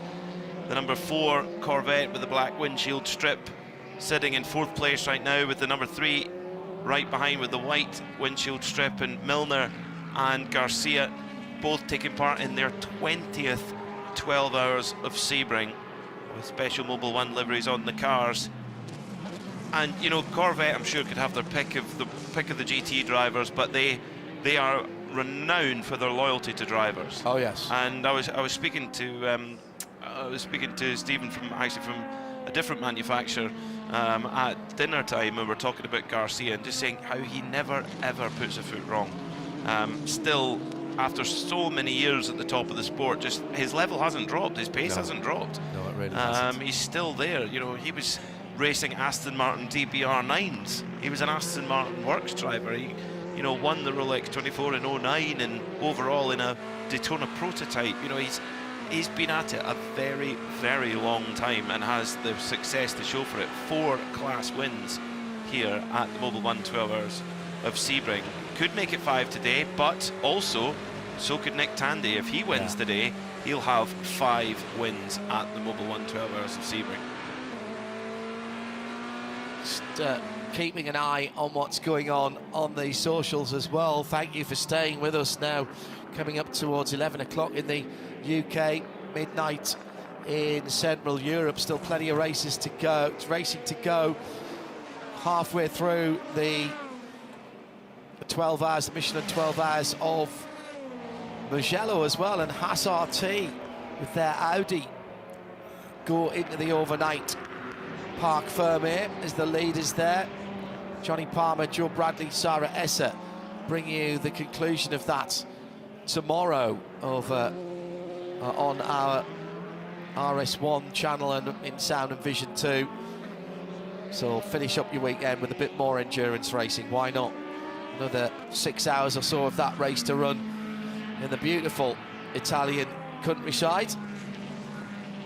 More GT3 action there. Driver's side door mirror has gone from the Ferrari. How did that disappear? Side-to-side contact, presumably. With the 64 Ford, that's why he got the penalty. Yeah, pushed him off the track. Well, that again, you know, again, where's the difference between that and what Renger van der Zande did to Earl Bamber? I'd say there was physical contact, maybe. Well, so is that what you've got to do then? You've got to draw the penalty like basketball and actually keep your car in the spot. I'm not sure. I mean, oh no, there's been that many incidents that it's easy to pick up, to pick faults and look for differences between different incidents, and race control are judging them all on their merits. That's what I'll say about that. We'll go down to Arjuna in just a second. Another penalty for the number 21 Ferrari now. That's Antonio Fiocco. That's another drive-through penalty. Yeah, that is Lilou Wadou Decellier behind the wheel of the AF Corsa car now. Too many crew over the wall, and that will be another drive-through from leading the race down to well outside the top 10, and they'll do well here to stay on the lead lap of GTD. They've dropped down to 12th already, and Lilou Wadou has to come through. Arjuna in the pit lane. You were wondering, John, why the Wayne Taylor Racing number 10 Cadillac had pitted slightly off sequence. Well, in the last safety car period, they did come to pit lane, but weren't able to put sticker tires on it. They were nursing a few issues, doing some work to the car, and so they just survived as much as they could once the green flag dropped, and once it was a bit too hard to handle the balance of the car, into pit lane, and sticker tires go on. Yeah. 3 hours and 12 minutes to go. Hello to Rai Campbell with a 3-week-old baby girl, cheering on Roxy, as well as fellow Scotsman Paul de Resta, and also to a couple of brothers who are tuned in as well, Otis and Finlay, watching in Leeds in Yorkshire. Midnight in Germany, Thomas still tuned in there, and 3 hours plus to go. This is looking a bit ominous for everybody else, Peter, as Porsche Penske Motorsport have shifted into a gear and a lap time. It's like watching a long distance race, isn't it? Where everybody's running around 5,000, 10,000 metres, and you used to get people like Kit Kano, Brendan Foster going back in even further, that just shift into a different gear. David Bedford, another famous British runner, when I was doing athletics and being inspired by those people, just be able to do 3, 4, 5 laps at a completely different pace to everybody else. Marc Marquez in MotoGP, being able to just pull the pin and for 4 or 5 laps take 2, 3, 4, 5 tenths of a second, and all of a sudden the gap has gone from 1.5 seconds to 5.5 to 6 seconds now. 11 seconds between Renger van der Zande and the leader, and 6 seconds back to second place. Extraordinary what's just happened in the last 20 minutes. And exactly the same thing has happened also with a car with a Porsche badge on the front of it. Alessio Piccarello in the 77 AO car, a car that's been flying in GTD Pro all day long. They were a bit unlucky with the time in the last full course yellow, and Piccarello's just gone by Neil Verhagen, winner at Daytona, like he's standing still, and Neil is a quality driver. It's just that Piccarello and Roxy the Porsche are just locked in right now, and Piccarello's got his sights 2 seconds up the road to fellow Porsche 911 GT3R, the Manthey car of Ricardo Feller. Piccarello going for 2 Mobil 1 12 Hours of Sebring GTD Pro wins in a row, and AO surely have got to be delighted, because this is a full season car. It's absolutely locked in it here at Sebring, and usually if you win at Sebring, why not win anywhere else? Yeah. Piccarello 2.1 seconds behind Grello, pulls out from behind the DXT Chevy Corvette. Mason Filippi behind the wheel. Oh, he chops back in front there of the Pro car. I mean, there's no requirements to pull out of the way. Just breathed out in the middle of the turn 17, and that's given Piccarello the opportunity to go through. The Porsches have been so good in the fast corners in GTD, and Piccarello was able to hold a much tighter line there and just maintain the corner speed. They were able to do that in practice in turn 1 as well, and he's just, yeah, moved by. Good, clever driving there from Mason Filippi, though. Just gave only the minimal room he had to, just like you say, open the steering a little bit, lost minimal amount of time, of course running in a different class as well, so not his fight. And Piccarello definitely on the charge here, has lost a little slither of time to Feller, but now with a bit of clear air ahead, may well be able to reel that back in. How anybody sees anything going down into turn 17, Sunset is very aptly named. Even watching the onboards, I've actually got my hand up over my face to try and block it. Ari Vatanen, Pikes Peak style, yes. Climb dance. Going into turn 7 as well, I mean, there at Sunset, you can't see a thing going through there either. So this is Sebring Sunset. It's one of the great moments of the motorsport year, I have to say. Aston Martin Valkyrie back out on track, by the way. A real interesting battle of the walking wounded in 20th and 21st. Both Aston Martin number 23 and the 25 BMW have spent quite some time in the pits.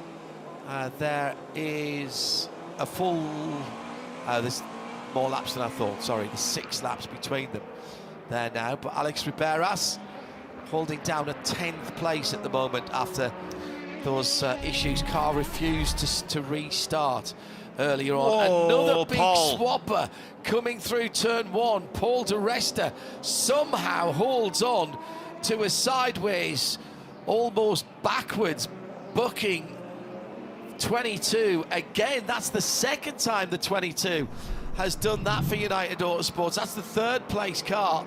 In fact, actually, it's Rasmus Lind, isn't it, that's behind that. Paul di Resta passed that car over to him a little while ago. Wowee! That car's been so close to the wall. It had the WeatherTech branding stuck on the rear wing. Now it's got a bit of branding on the front dive planes. They're pretty tough front dive planes. It hasn't moved one iota, and it's just basically skewered part of the advertising, Correx. Wow. Rasmus Lind. That'd have caught your attention, wouldn't it? Wow. That, I mean, in an LMP2 car at that point, you're doing about 130 miles an hour, and it's like going over a motocross jump at that point. Toby Sowery said, you know, that is the incident that all of them in LMP2 are scared of, because it's so bumpy there and they're so stiff, those cars. Very easy to get it wrong. And Rasmus Lind, what car control to keep that out the fence. The 912 first form Manthey car in the pit lane from the lead of GTD, and also leading in the bronze class. The car goes down from its air jacks. 3 hours 6 minutes to go. If we're to go all the way green flag to the end, they need to do fuel saving, and it could be perfect. So if it's got green flag all the way to the end, they will need a little bit of fuel saving on each stint. Into the pit lane for Rasmus Lind after that moment. We've got Ryan in the pits at the moment. He's waiting for some pit stops from the front of the field. Tymon van der Helm has come in the JDC Miller Mustang sampling car. And let's see. We had some yellow at the start of this run. So Tymon, actually that was a full green run, and what's that, 54 minutes or 28 laps for Tymon on a full green run. The Porsche, the Evo Porsche, has already done 32 laps, albeit 4 of those are under yellow flag, so they're already over an hour and 10 minutes now with that yellow at the front at the start of their current run. Into the pit lane for Renger van der Zande and for Earl Bamber. Let's go to the pit lane. Here's Ryan. Yeah, I'm set up because Porsche Penske should be bringing both of their cars in here shortly. I've got an obstructed view, I'm afraid, of Renger van der Zande, who's come in. I see tires going on, and it looks like a driver change as well. You'll have to help me out to know who is climbing in that car. We also see the Whelen Engineering Action Express team making a pit stop here. The Porsche Penske's will have to come around if that car is still there in its pit box. Driver change there as well as 4 Michelin tires plus the VP fuel going in to supplement the energy in that Cadillac. We're at the stage in this race, guys, where the double stinting should be done, and it should be fresh tires all the way to the finish if everybody's played their cards right. So far, it's been pretty clean here in the pit lane, and before too much longer, we'll see the 2 leading Porsches. Both Penske teams are up on the wall. Under 50 seconds to change 4 tyres and a driver, and then you wait for the energy replenishment. Both of the cars that Ryan mentioned out in glorious golden light, backlicked from turn 17 as they come to turn 1. Rooftop Ray on camera 1 this weekend at turn 1. His usual spot here, and that's another 1 lap, additional 1 lap done by the 2 Porsche Penske Motorsports. They started this stint at it's a lap extra. 56 minutes past the last hour, the previous hour. It's now 07, so that's an hour and 11 minutes they've been out there, albeit with the yellow assistance of 4 yellows. They're, again, they've got a lap of fuel advantage on the Acuras and the Cadillacs. It's going to be a driver change, it looks like, in both of the Porsche Penske cars. Julian Andlauer is set to replace Loren Heinrich. Lawrence Vanthor also will vacate his car. Interestingly, both of those drivers just set those cars' fastest laps 20-odd laps ago. So the fastest two drivers in these 963s to this point now climbing out. Driver changes more or less complete. The driver helpers now just getting the drivers bolted in. Tires are on. It'll be a tear-off the windscreen, at least for the 7. The smoke coming off of the brakes. It is hot down here, guys, that's for sure. Mechanics going around cleaning off the headlights, cleaning off the grille, just waiting on the energy replenishment now. It looks like the 6 pit stop is taking a little bit longer than the 7. Now they close the hatch on the 6. There goes the 7. Roaring to life as it leaves the pit lane, and its sister car leaves here as well. And you have to check who got aboard that car. Julian Andlauer took out the number 7, and as the number 6 comes through, we can tell you it is Lawrence Vanthor. It was Alex Palou and Frederick Vesti in respectively the Acura number 93 and the Cadillac, the Whelen Cadillac number 31. Again, round about 50 seconds to do the 4 tyres and the driver change. The next 26 seconds is fuel going in. Actually, slightly less than that because that's a whole pit transit time, 76 seconds. If we stayed full green for the last 3 hours, it's 3 hours and 1 minute to go.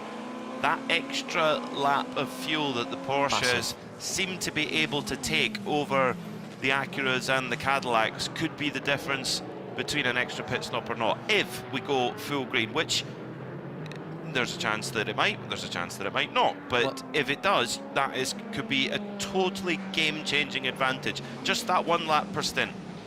Heading into the last quarter of the race with 3 hours to go. VP Racing update to come after we've heard from Loren Heinrich. Just got out of the leading Porsche 963. Huge congratulations from your Porsche Penske team. All of your crew members just came up to give you a fist bump, give you a pat on the back. Tell me, how has it been? You guys look like you're in control, but still a long way to go. Yeah, it's a long way to go. I mean, we're here in Sebring, the sun is just setting, and the people who know Sebring race, you know, they know that the second race, the more challenging one, is just starting now when the sun sets. And the moon comes up, you know, the fist comes up also. So, yeah, I'm looking forward to see where we end up. So far, it has been running pretty good.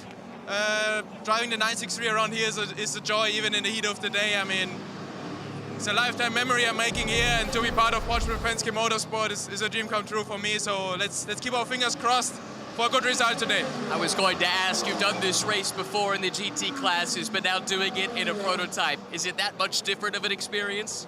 Yeah, it's very different. I mean, just the speed difference, the different dynamics and the traffic. I mean, the good thing is I don't have to look so much into the mirror, right? But the bad thing is it's just so hard to get the power down, you know, yeah, go through the double stints here in the heat of the day, which we didn't have to do in the GT. So that's a big challenge for me to adapt myself and also the car to that situation. Which of the other manufacturers do you think is most primed to give you a fight at the end? I mean, the ones who watched Daytona, they saw the caddies at the end, they were flying, so I expect to see the same today. The Acuras have shown great pace as well, and yeah, never count out the BMWs. Thank you. Thank you. So basically everybody is what he's saying there, Ryan Marine, down in the pit lane. I don't think he's wrong, because if we were to come back together for a little sprint to the end, maybe a half an hour, 25-minute sprint, it's not beyond the bounds of possibility here. The top 9 are spread by a minute at the moment, but the top 6 down to Alex Palou are only split by a dozen seconds after those pit stops. Really interesting. And there's plenty of racing still to go. Love Loren Heinrich. He's just loving life at the moment, being part of this prototype team. Change of driver, Alex Palou, as we mentioned, now in the Phillips 66. Number 93, red, white and black car. Again, backlit across the line in that golden light as he heads down towards turn 1 now. Alex Palou and Kyle Kirkwood and Scott Dixon, all current IndyCar drivers. Once again coming out to play in sports cars. Actually, I say that sounds like I'm making light of it. Coming out to compete in sports cars. Didn't mean to make that sound, that they're just having a bit of fun and having a crack at it. This is really serious for them, and they speak to them all. They all absolutely love it. Fred Vesti is now in the Whelen Cadillac. I wonder if we're going to see battle resumed between those two cars. Earl Bamber pushed off the track with contact by Renger van der Zande. He avoided a penalty for that, which quite a few of you quite clearly are raising social media eyebrow at.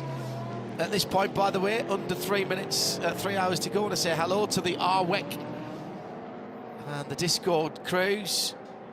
Good to know that you are out there, the Reddit crews as well. Hello to you all. Thank you for your support. We really appreciate it. Keep the comments coming in. I promised you a VP Racing update. I'll try not to disappoint. It's the two Porsches. 6.5 seconds between 7 and 6. Julian Andlar and Matt Campbell, with Colin Brown now in the number 60 Acura. That's the car with the orange and black front end. Then it's Philippe Albuquerque. He's right on the tail of Colin Brown. BMW of Dries Vanthoor, another 2.5 seconds further back. He's got a second on Fred Vesti.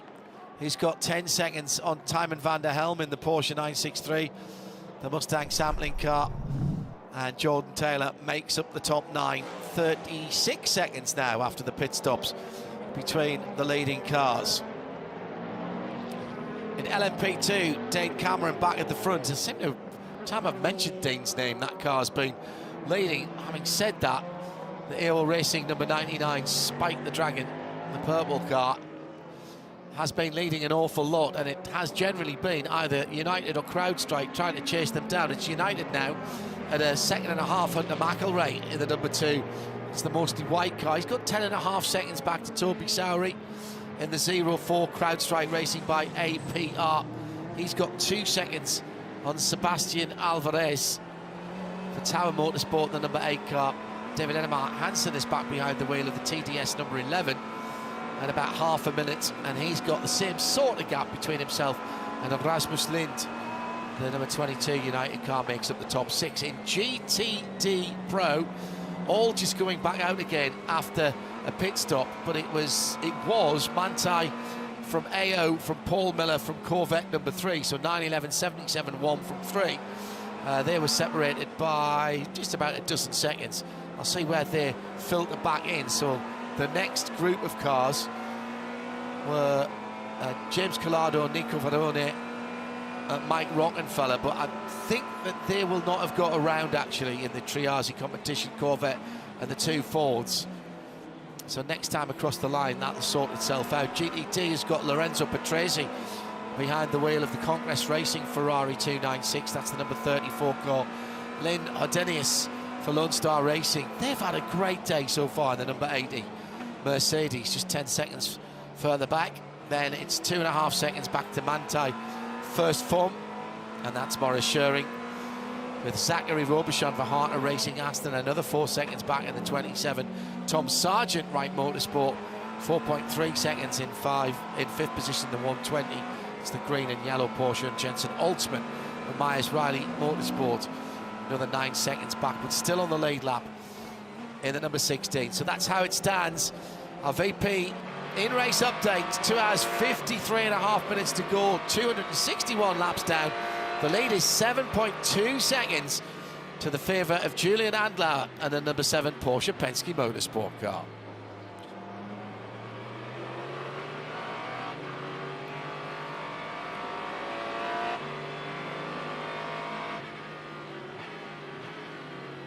Corvette Racing and Tommy Milner, something of a fixture here at Sebring. Tommy, Nico Verone's in your car right now. What is it, 4th or 5th, something like that on the road, but you were telling me there's a car ahead that's a little bit off sequence, so you're kind of on the cusp of a de facto podium as they run. Yeah, on the timing of scoring right now, yeah, probably P4, probably based on strategies, things like that, but yeah, it's been an okay day so far for us. The cars felt pretty good generally. Just been behind on pace a little bit to most of our competitors. So really focusing on some strategy options that might get us kind of towards the front at the end here. So yeah, I mean, it's been a relatively low stress event so far. Little banging with wheels with the 77 there for, not sure why he wanted to hit me so hard, but they have fast cars, and maybe I was in his way, I guess. I guess so. You know, it almost feels like a quintessential Corvette racing race. That's not to say Corvette hasn't gone out and dominated races in the past. They certainly have. But there are so many instances where you just hang around, make the right strategy call, and all of a sudden, out of nowhere, there's a Corvette out front. I was joking earlier this week, and I said I feel like at Sebring quite often lately, we've been at the front, at the end, there's a safety car, and we get smashed off the racetrack. And I said, it looking like we're going to probably be a little bit further back, and it'll be our turn to smash some cars off the racetrack. You won't be doing that, though, surely. Well, I'm not driving anymore, so I can't. So. All right. Well, I'll close with this. If I got my sums right, this is something like your 21st Sebring or something to that effect. You would have had a really remarkable streak if you hadn't done the World Endurance Championship race on the same weekend instead of the 12-hour a handful of years ago. That's right. Yeah. So this would have been. I was here for the 1,000-kilometer in 2022, the Super Sebring, didn't do the 12 hours. So this is my 20th Sebring, which is crazy to think that basically half my life I've been racing at Sebring, which is very lucky, just no question about it, especially to be driving for teams like Corvette Racing. Like, I've been very fortunate over the years to drive with some great teams. So yeah, super happy to be here. Wish we were a little bit faster, but nonetheless, very, very happy to be here. And there's still a long race to go. So I've seen plenty of Sebrings where we think we have a great car to finish well, and we don't. So anything can happen here. Still everything to play for with just under 3 hours to go. Love listening to Tommy Milner, and one of the real stars. He's been around for such a long time. His dad, Tom Milner Sr., with PTG, of course, and those classic BMW colours with the Yokohama tyres back in those days. Yeah. Boris said, hands stuck together in there. That was barely any entertainment whatsoever, to be honest, with those two in the car. And Tommy was a real force. I mean, in the GTLM days, in the C7 particularly, if he came in your mirror in a C7, you were in big trouble in a GTLM battle. Won the championship in 2016. Of course, back in the old American Le Mans Series days in 2012. He's won a couple of times at Le Mans. 3-time winner here at Sebring. He's got himself a Rolex winner's watch. It's been such an accomplished career. Still craving a victory. Hasn't had a win in the GTD Pro era. The last win back on the 10th of October 2021. So you can be sure that he's desperate to get a win. I mean, today I think it's going to be very difficult to beat those GT3Rs of Manthey and AO, but when the dark comes down at Sebring, crazy things happen, and not just in at Green Park, they happen on the racetrack as well. I said yesterday, didn't I, that, well, was it this morning? Who knows? It's all sort of blending into one.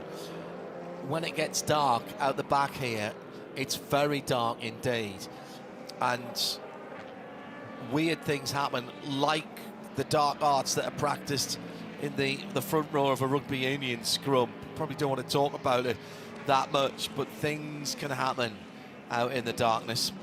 A battle going on down at turn 7 at the moment. Jensen Altsman, the young Ford Racing junior driver in the Myers Riley Motorsport car. What an experience for a Ford junior to have Bill Riley, part of that legendary Riley family who've been part of Ford Motorsport history since the 60s, but under pressure big time though from the 13 of Matt Bell, the Rolex 24 winner in GTD from last year, and he looks like he's got a bit of an inside line here, and Altsman doesn't fight it too hard. Bell dives up the inside. Can he get it stopped coming out of tower? Yes, he can, and that's a move for 7th place in GTD.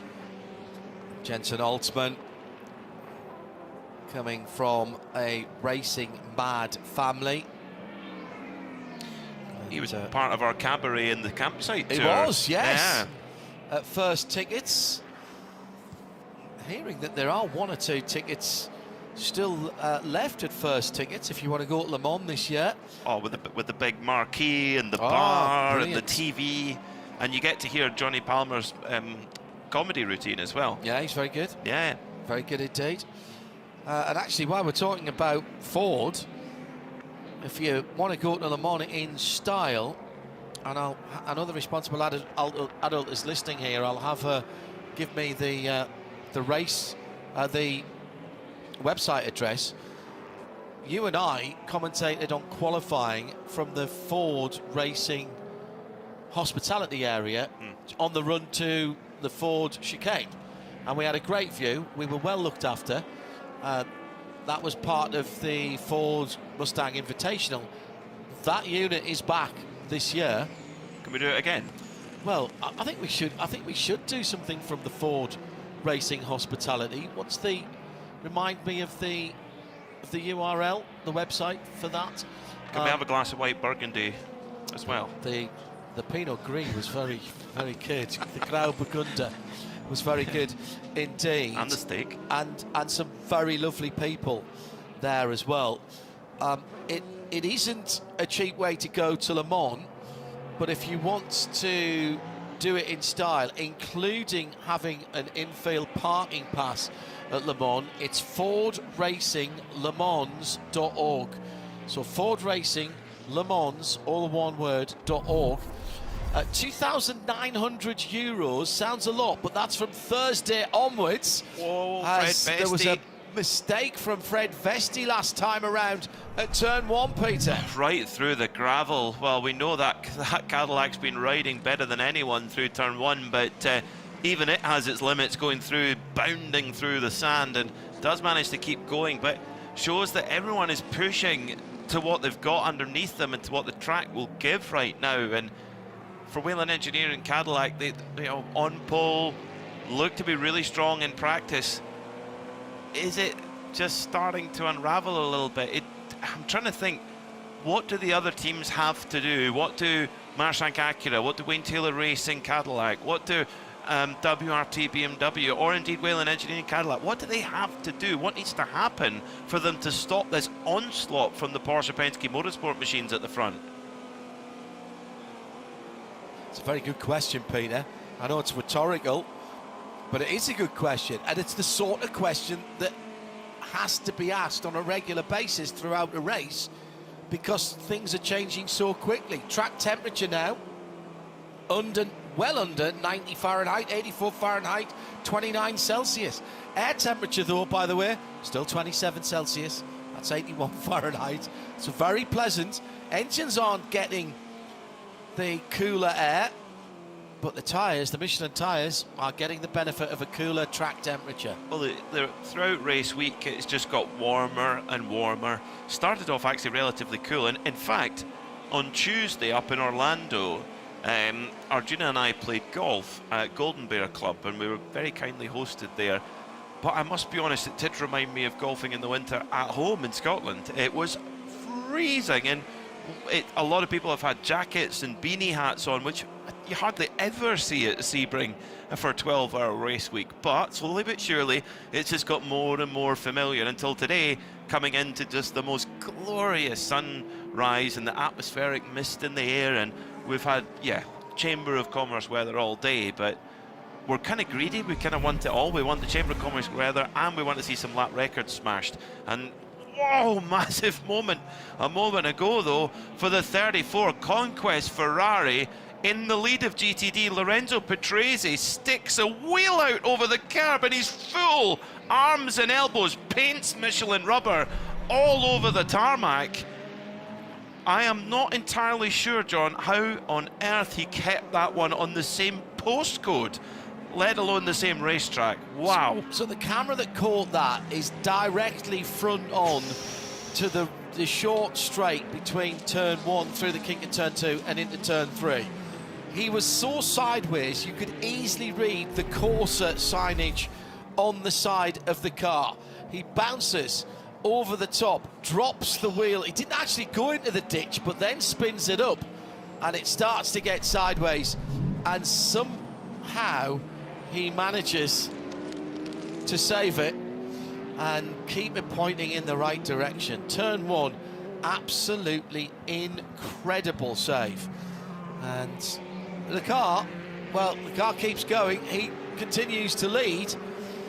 Lorenzo Petruzzi certainly got the right genes.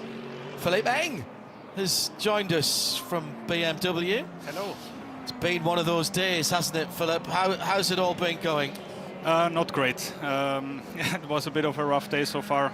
Unfortunately, we got hit and had rear left suspension damage, which we had to fix, and we lost about, I don't know, 14, 15 laps. So that's game over around here.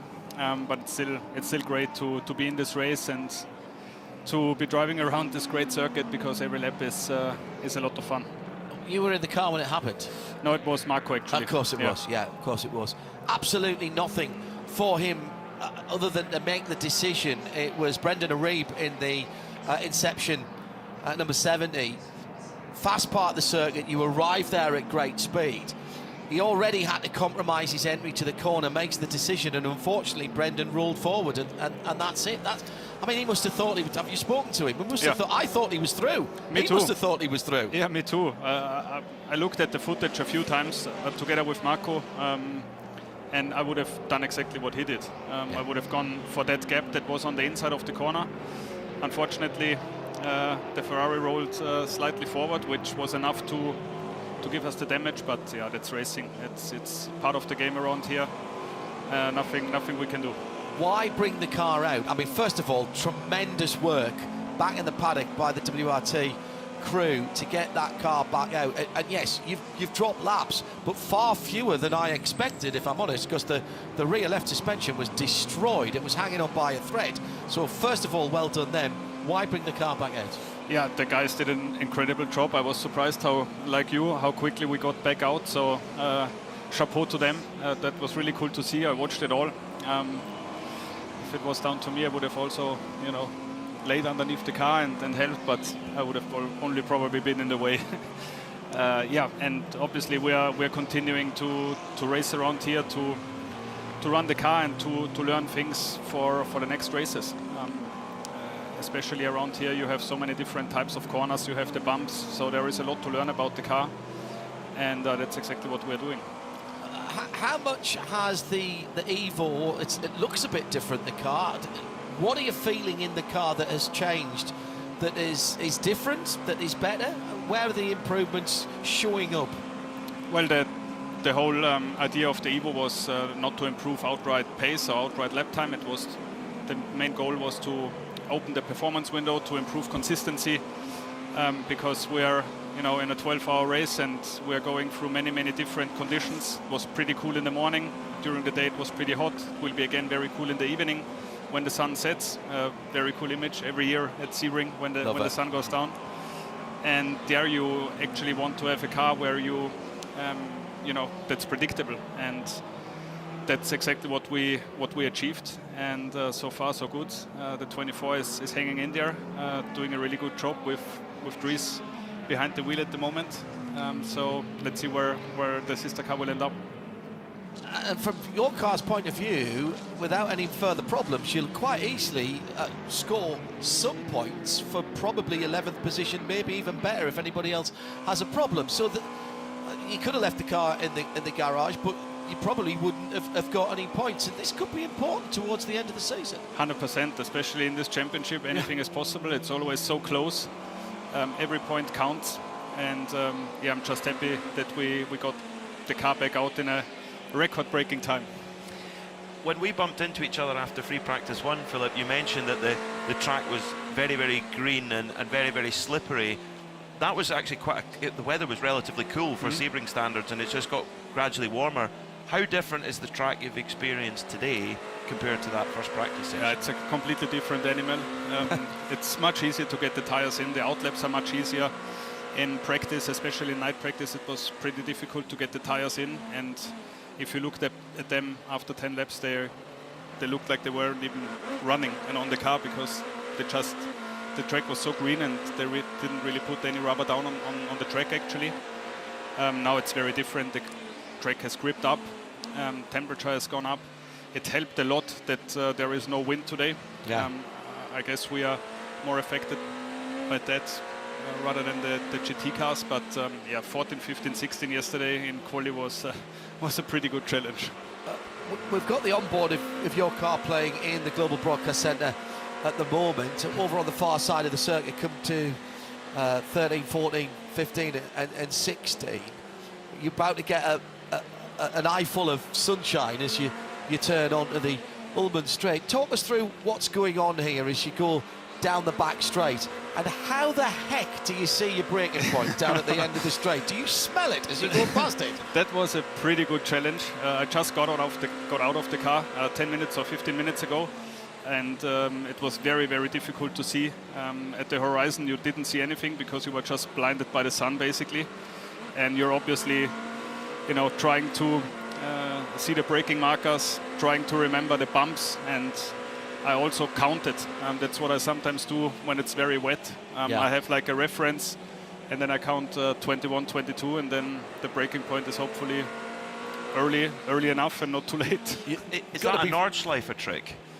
Do you do that? Yeah, I actually do this quite a lot on a Nordschleife because sometimes there you don't see anything. The other thing that I've noticed that offline, and fair play to IMSA actually, when we've had an intervention from the safety car, they've got the sweepers out.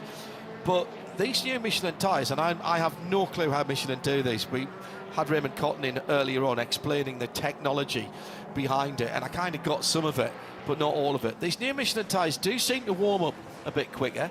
They do seem to be giving very consistent performance across one, even two stints.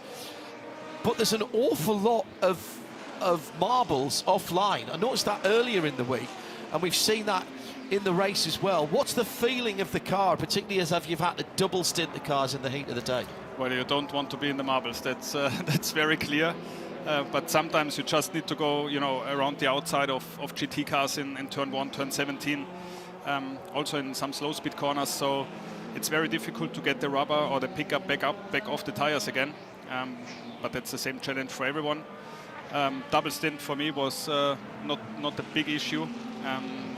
Degradation in general, I think, was fairly on the low side because I think Michelin achieved what they wanted to achieve, which is to have less drag and a more durable tire. Yeah. So in the past, I had a few moments where I couldn't rely on the degradation as I could today.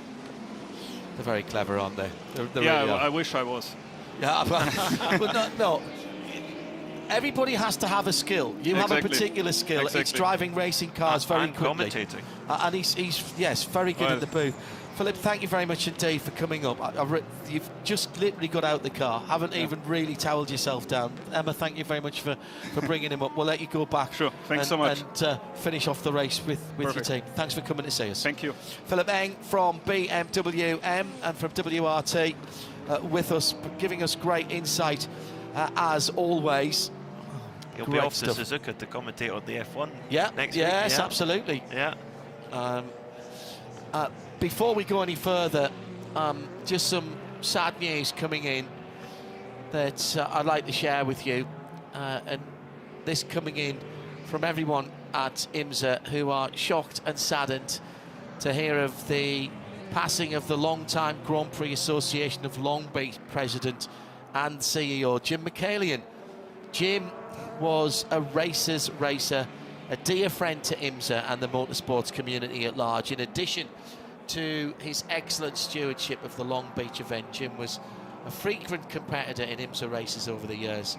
Everyone at IMSA will sorely miss his presence at Long Beach and racetracks everywhere. Obviously, we add our thoughts and prayers to everyone's at IMSA and send best wishes to Jim's family, friends and colleagues. A very big loss for the motorsports family, both in endurance racing, IMSA, and to the motorsport community at large. Our condolences to all involved of the death today of Jim Michelin.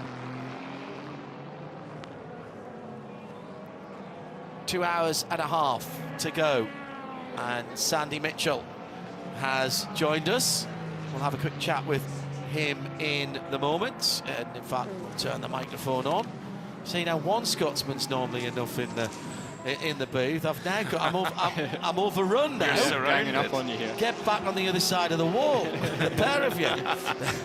Sandy, how's it going? Temerario, first opportunity to campaign this car. Great for Faf, Frank Pereira in the car at the moment, running 9th. Steady start, is that what you were expecting? Didn't want to pull up tree stumps on this first time out? Yeah, I mean, of course, you know, naturally you want to be fighting for the podium, but we knew that was going to be a tall order with a, you know, first ever race for the car.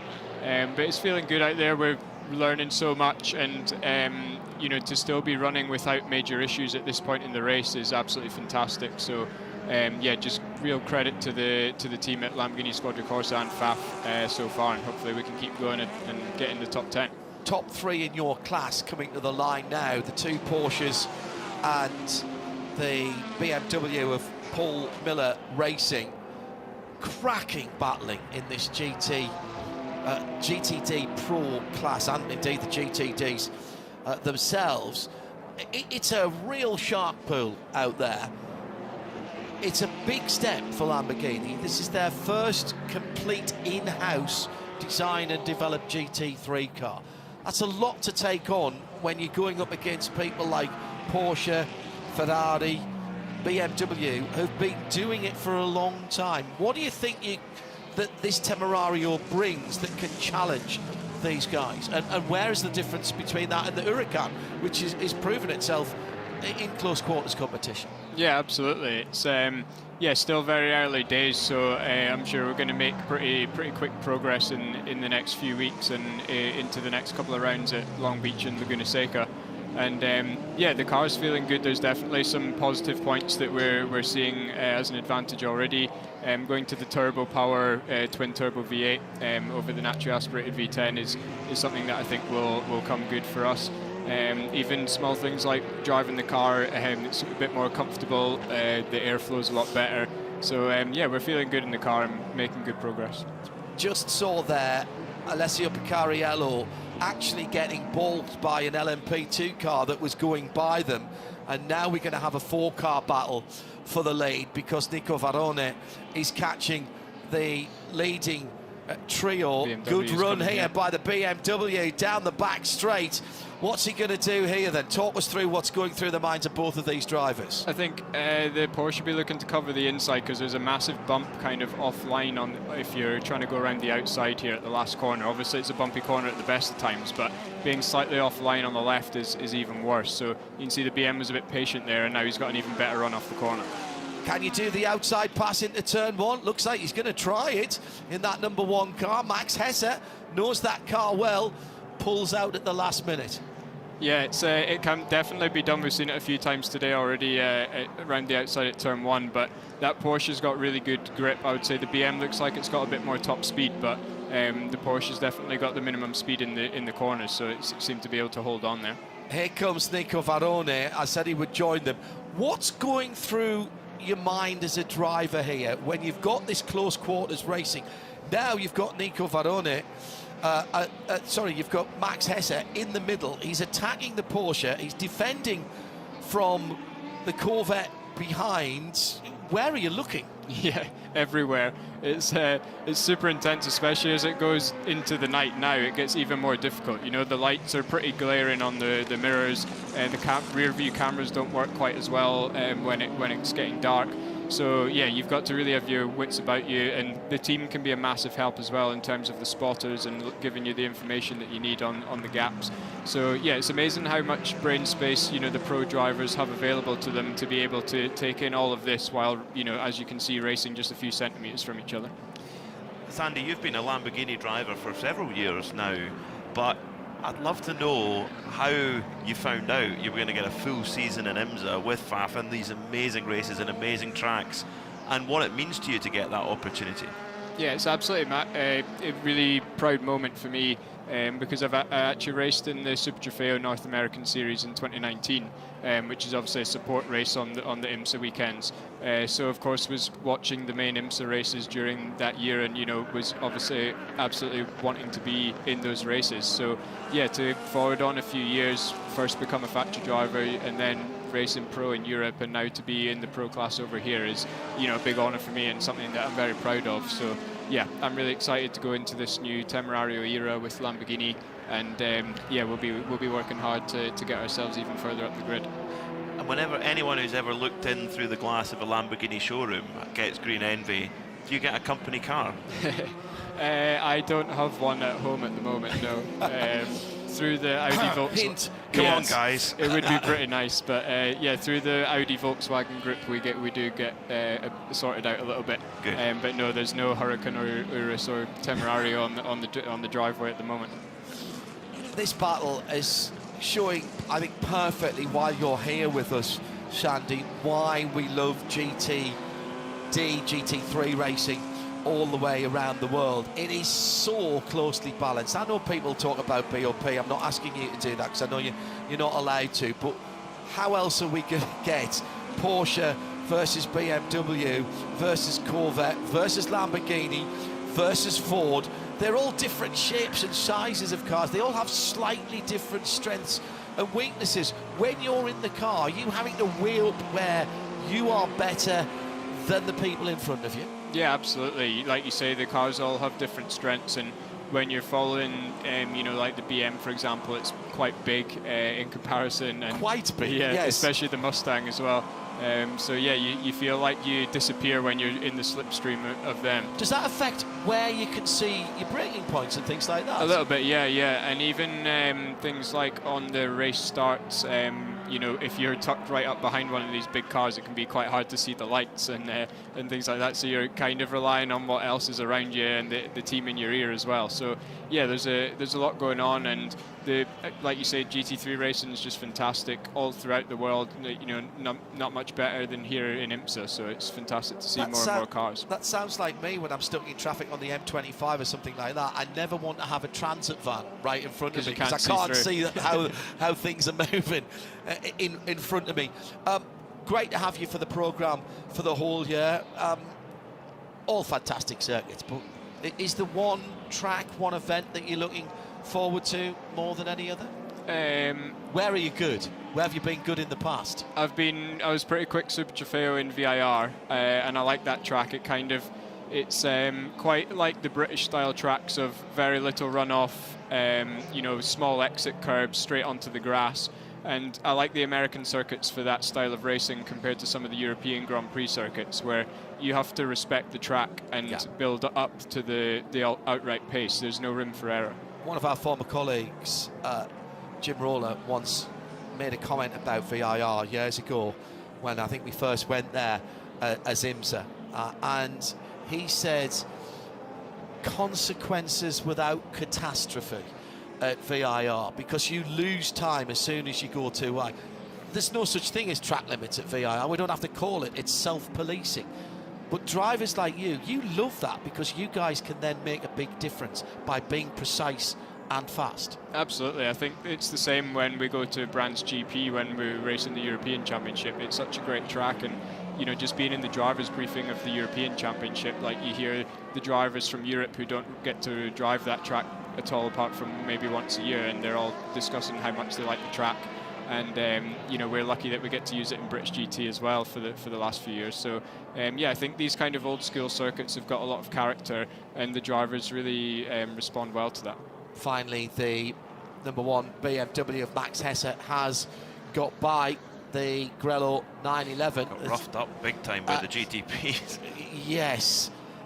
How difficult is that then? We always talk about sort of the skill of passing and being passed. Oh yeah, he got a real thump there.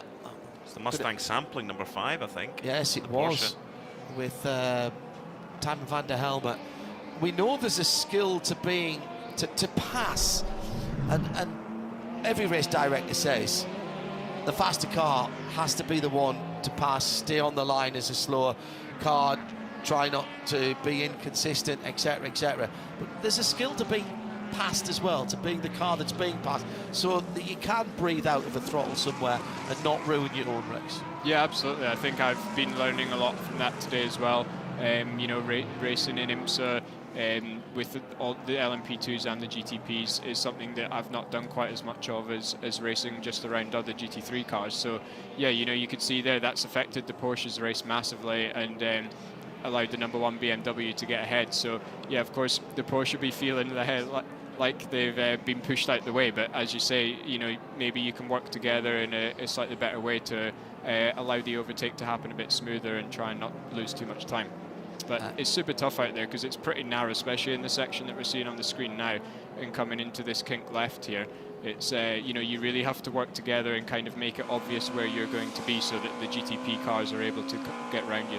Yeah, that's the far side of the circuit going into, what, 13, 14, 15. Yeah. And it's really fast through there. Yeah, super quick. As well. And the other thing I know about Sebring, is this your first time in the Big Show team? Yeah, first time racing at Sebring. Oh, right, I've okay. only tested here at the end of last year. So right. Yeah. I come once a year, normally. The bumps don't stay in the same places. They move. Some of them get better, some of them get a heck of a lot worse. And it looks to me as though 13, 14, 15 in particular have got a little bit worse. And we've seen a number of the prototype cars getting the swappers on, going through there. Also, curbs here.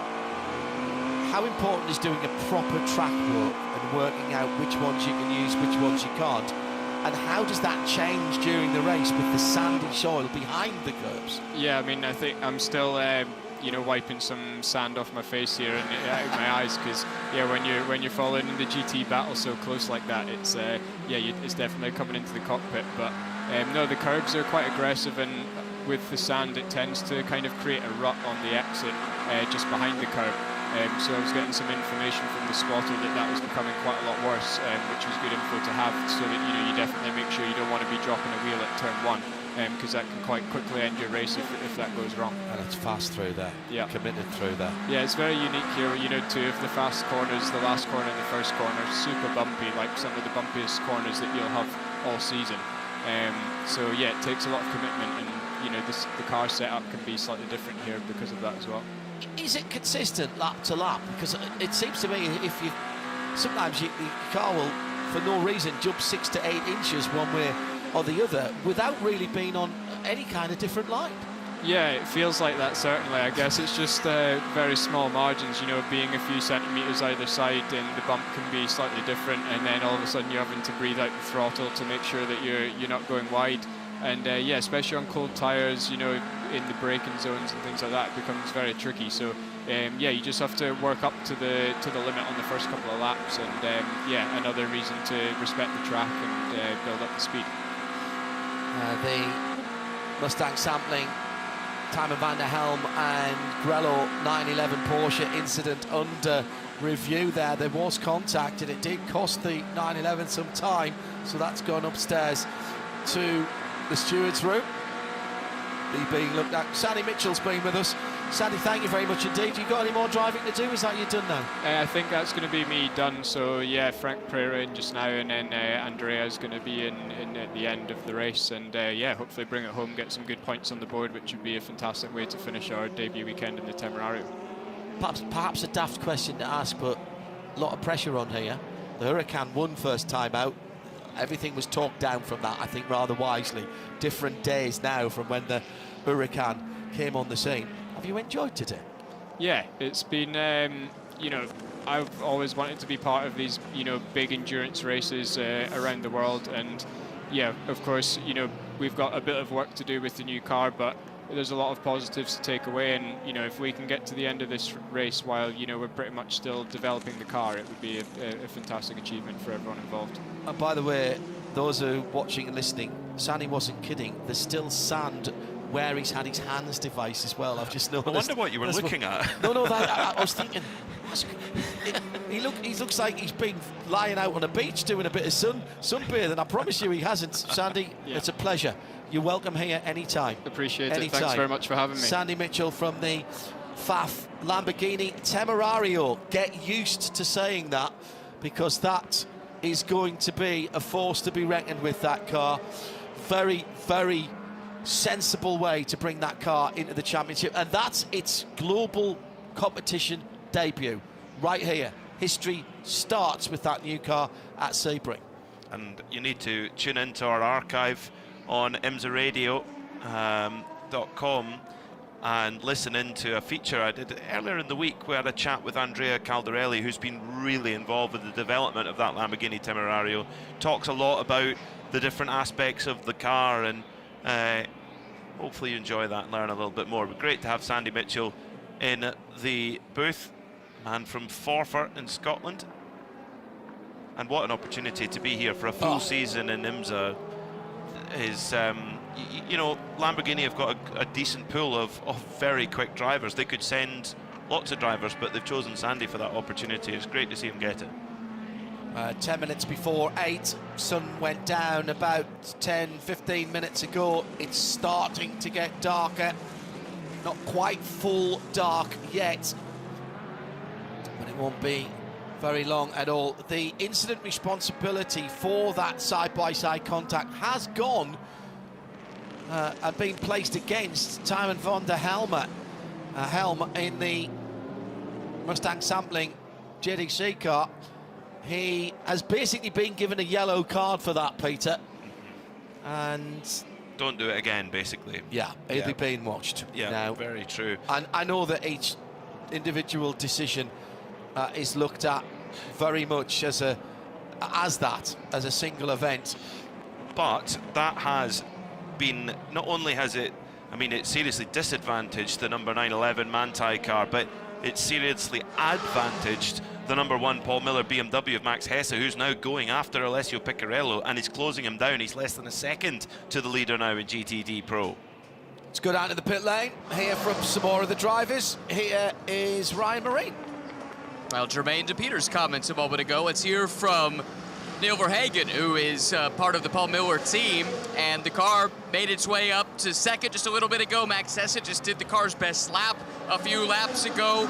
Sun's coming down, temperatures are coming down, kind of similar to the conditions we saw in night practice earlier this week. Yeah, for sure.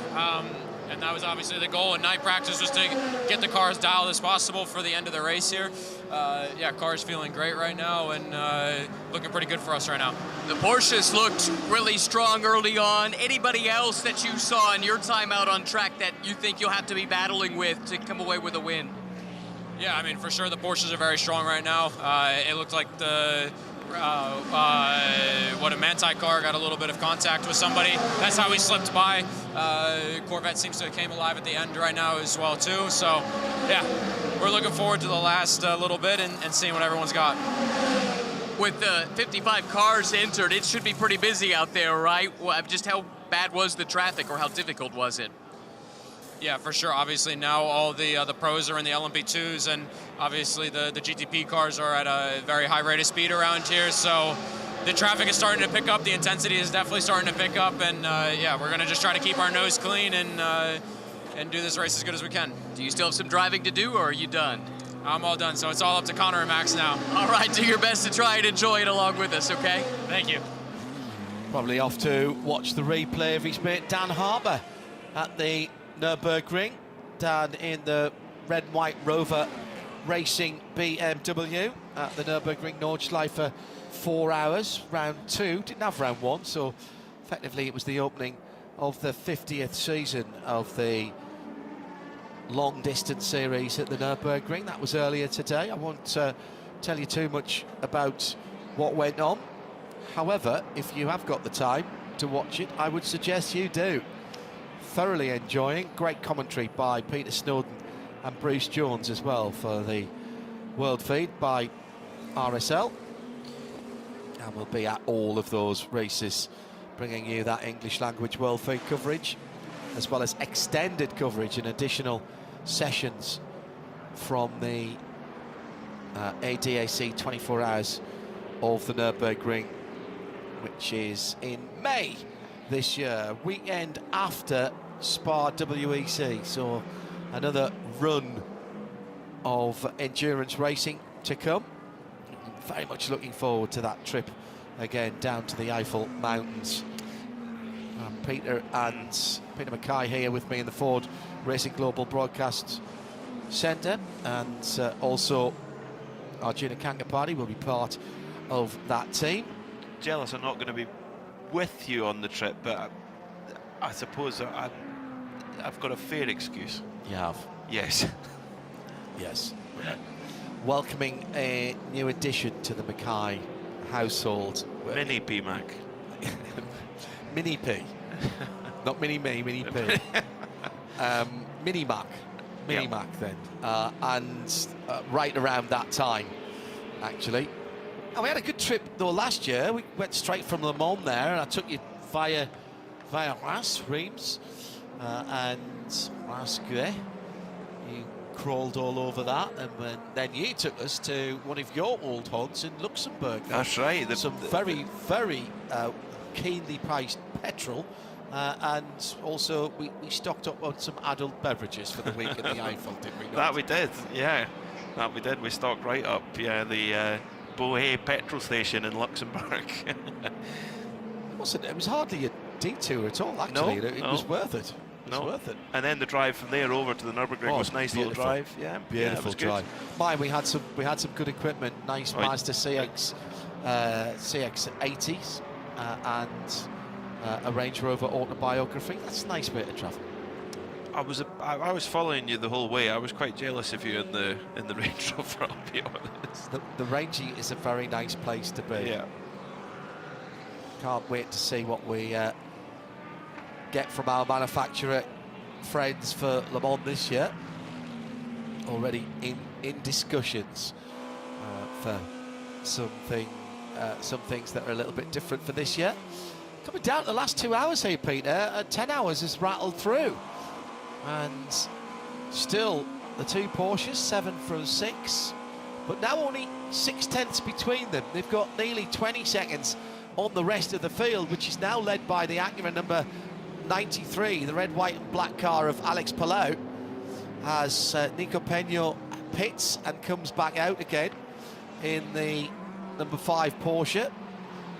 A reminder again, that Porsche, number 1, run by JDC Miller Motorsports, and the JC is John Church, and John won't mind me saying they do not have the resources that Porsche Penske Motorsport do, to the point that in fact there's been a rules change to allow that car to run in its previous spec, so that John didn't have to put the investment in it to upgrade to the Evo package, if you like. And obviously there's still a balance of performance, so there's a slightly different balance of performance for that car against the newer specification cars. But again, in terms of sensible applications of the rules, I think that's absolutely the right choice for IMSA. And once again, John Church has found a couple of young drivers who are really impressing us this weekend. He does know how to find them, doesn't he? Yeah, very true. And former winner, of course, of this race, that team, JDC, it was their last win actually in 2021 overall anyway, for JDC Miller. And yeah, great to see the Mustang sampling colours back again. Nico Varone and Max Hesse have come together. And that's already under review. I think they've both... And Klaus Bachler's got back past Max Hesse. Correct. Oh, there's been a right old schmozzle there. That's a big shuffle. Yeah, so that's 2 Porsches back to being first and second with 3 seconds between them. Nico Varone now in third. Max Hesse, who was chasing down the leader, Alessio Picariello, is back down to 4th. And Antonio Garcia is only another 5 seconds behind, but that's a big loss of time for Max Hesse and Nico Varone, who have come together out in the darkness. What do we say? Strange things happen at night, mischievous things happen at night here at Sebring, and we're not talking about lighting sofas on fire. We don't know yet. We know that they've had an incident because it's on our timing screen. Well, let's see if we can work out what happened.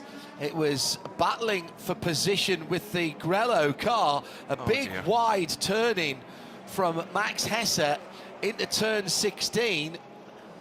He decided he was going to take a much later turn in, and Nico Varone thought, ah, great, I'll dive up the inside. Question of 2 into 1 doesn't go there. Headlights up the inside. Do you see the car?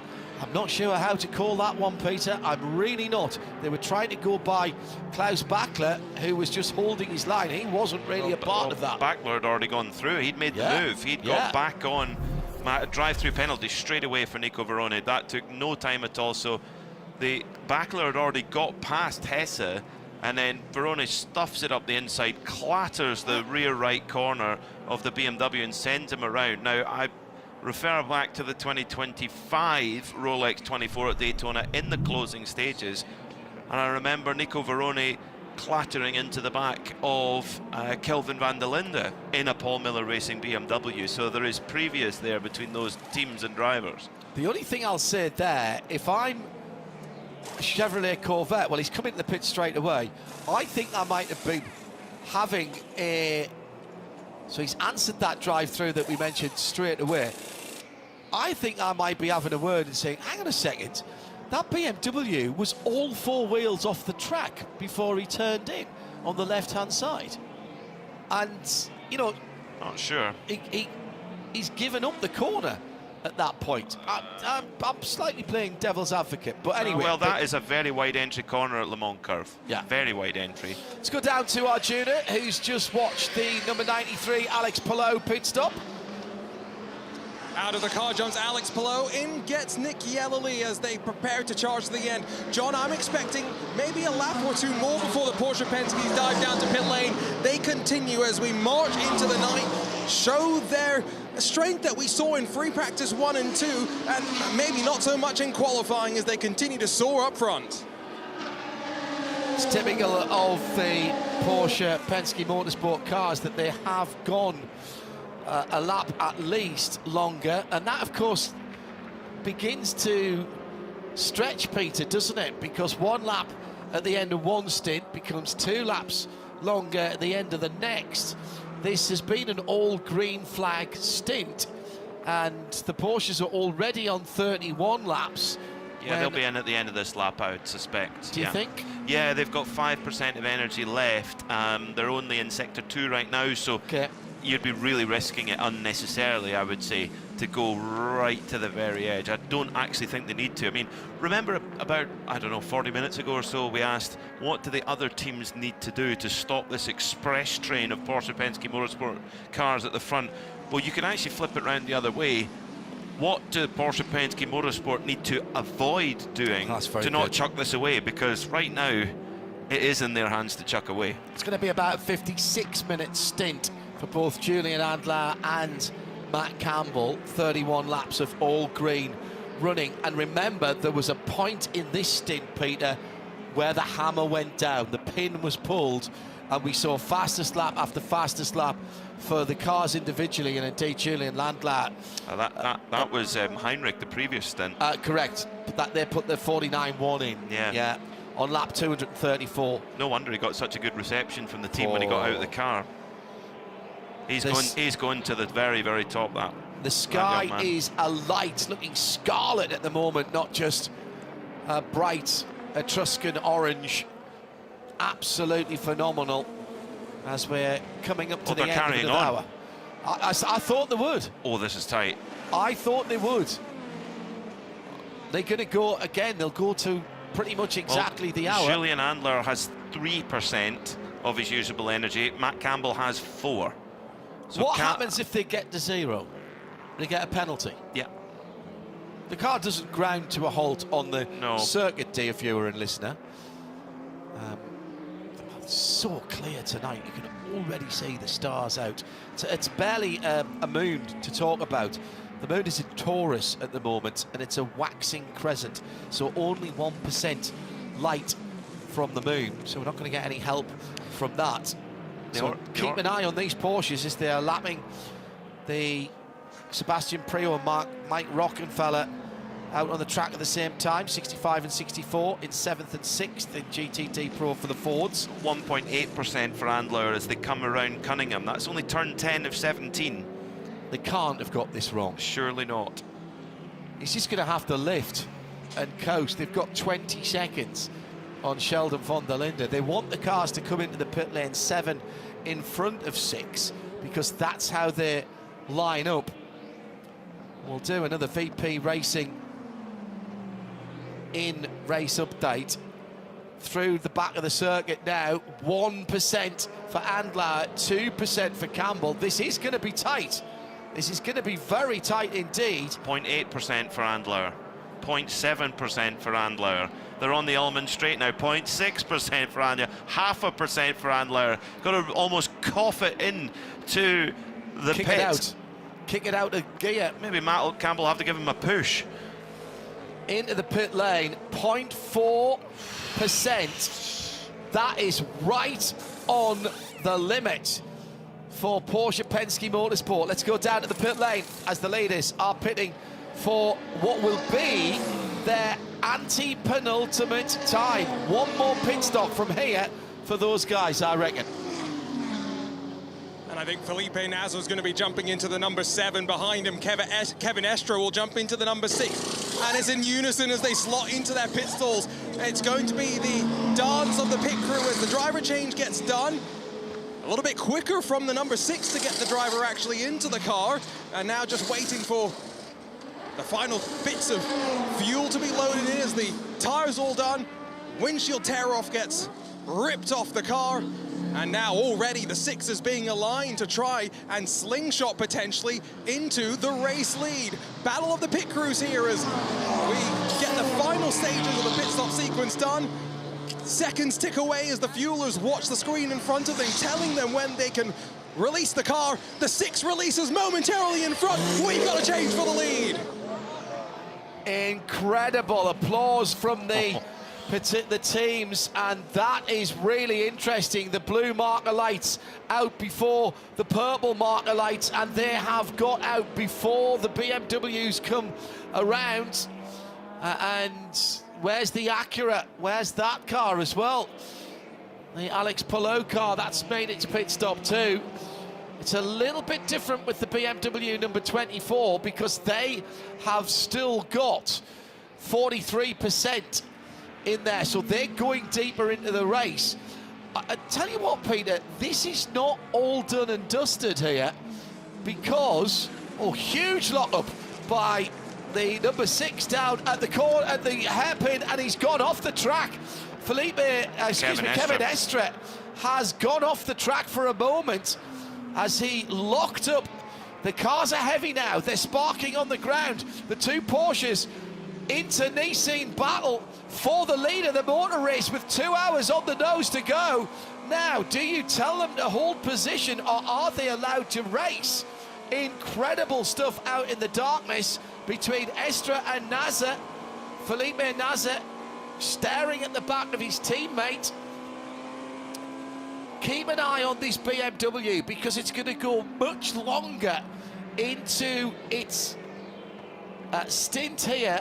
It's not going to save a pit stop. There's still going to be a pit stop required. I think the BMW might have to do a splash. That's the only thing that I would say, looking at the energy level.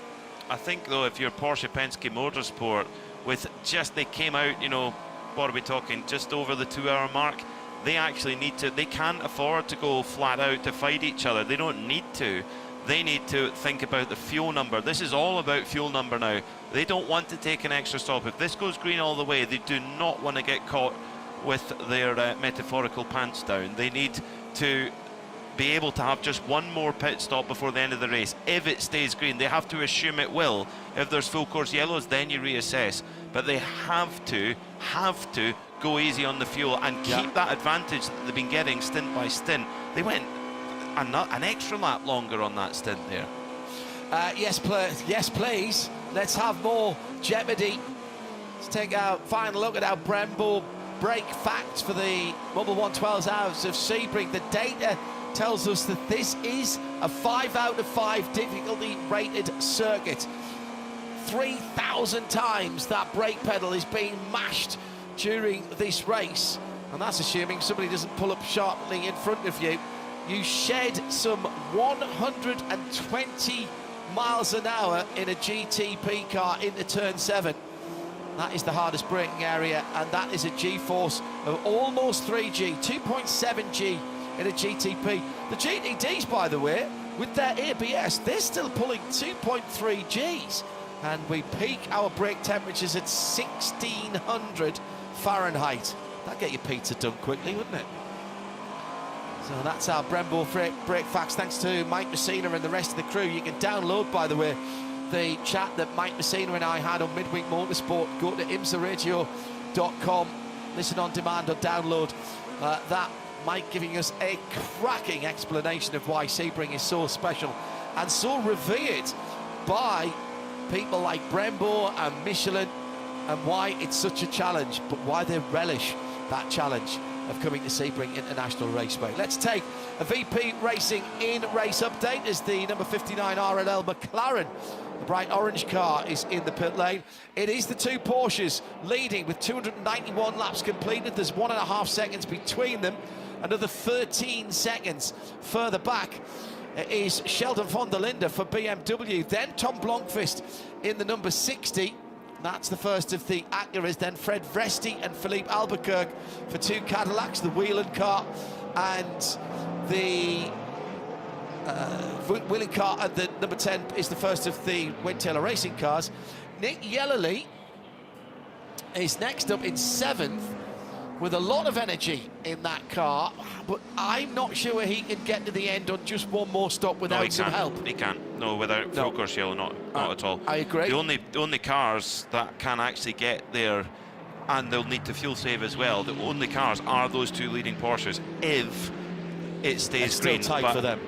It's still tight, oh no doubt. They need to really flaunt that efficiency advantage. They cannot afford to push maximum.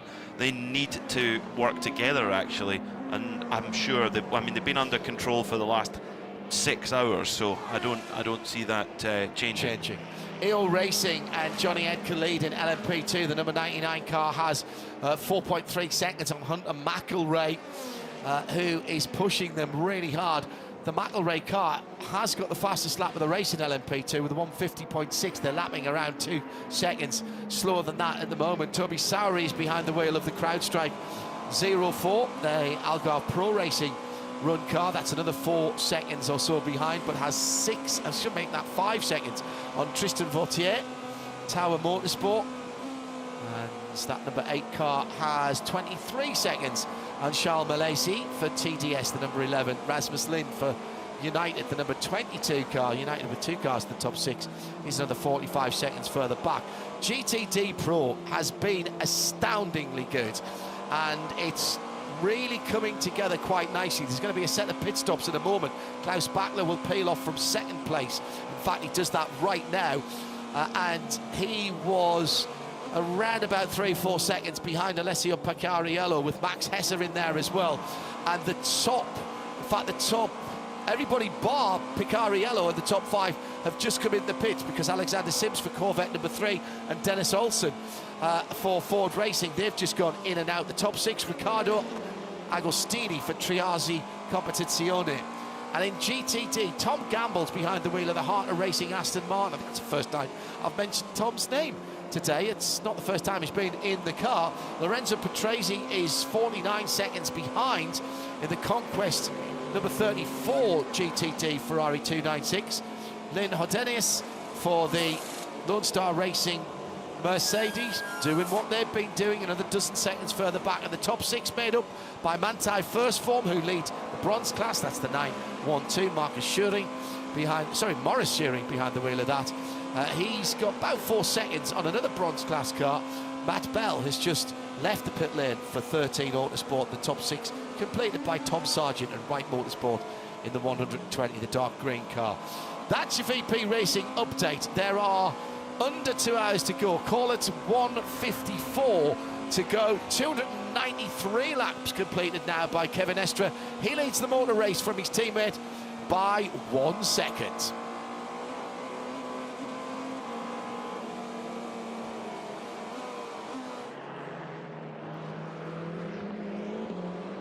The drama continues. Peter Mackay because the sixth place car in GTD is going to have to come through because they were working on the car from behind the wall. Pit penalties today. That's a very unright motorsport thing to do. Yeah, agreed. They're a really well polished outfit.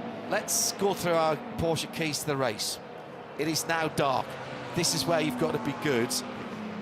Traffic giveth, traffic taketh away. Yes, that will continue, possibly even more so right now. New rubber at the end. Everybody's done the hard yards in the middle now. Everybody who needs new rubber to the end have got it. Penalties may yet decide major positions here, including the lead in GTD Pro, because there's a little shuffle going on. The second and third position cars in GTD Pro have just left, and Arjuna has got Roxy in the pit lane. I think they've covered it all off with the fueling, but it was not the smoothest of stops on the left rear at least. Plenty of fuel though needs to go into that car as Harry King takes over. Thomas Preining has already jumped into the Manthey Grello 911, and Conor De Filippi's taken over the Paul Miller BMW as they try to win the 36 Hours of Florida. Remember though, John, go back to about 6 hours into this race when Nick Tandy got out of the car during got into pit lane rather during the safety car period, and they had to drop to the field after taking emergency service. They changed the brake pads, they changed the rotors, and what a fight back it's been for them. Emergency service because they were running out of fuel. It almost looked like it was perfect timing for the Lexus Sebring safety car to come out. In fact, it worked against them, but my goodness, Peter, that 911's got pace, whoever's been driving it.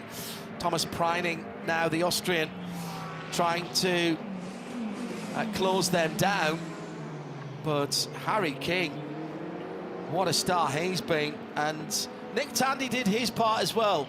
He may be feeling under the weather and has hardly done any driving in the early part of the week, but those times that he put in were absolutely outstanding, consistent and consistently fast. Is Tandy back to his vintage best, I have to say, and you know, there's one man who was quite a big part of his early part of his Porsche career in Super Cup was Franz Conrad, and Franz Conrad loved to call him Crocodile Tandy because he was just such an aggressive driver and got the job done, so determined, and even while feeling under the weather, he did it. You're right, he did his job, and he did it in the heat of the day as well.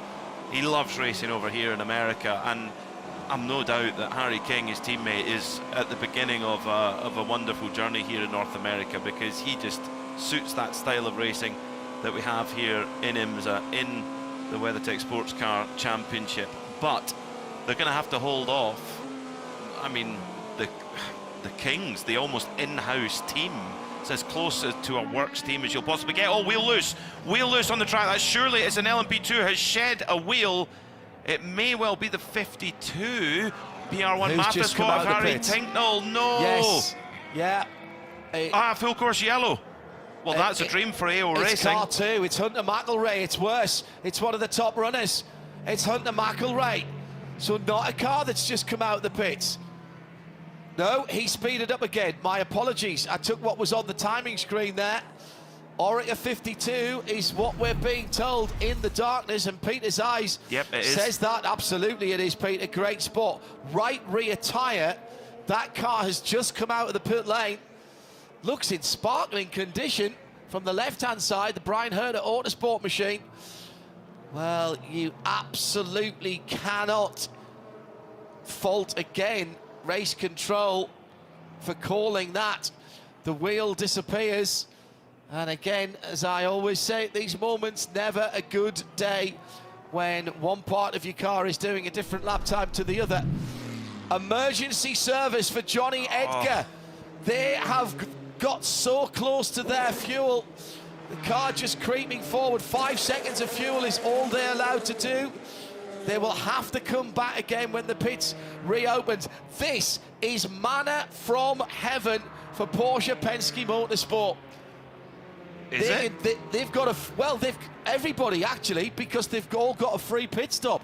you top this up now. You can't go to the end from here, Peter, but you might as well top the cars up. To be honest, if I could play devil's advocate, it's one theory. I do think Porsche Penske Motorsport, with the fuel efficiency advantage they had more fuel on board than everyone else. They wanted it to go green to the end, in my opinion. So right, okay, so in that case, they were going to be tight to get to 54, 55 minutes. We know with a little bit of help from full course yellow, they can do an hour and 4, an hour and 5. That gets them to that 55 minutes from when they last pitted.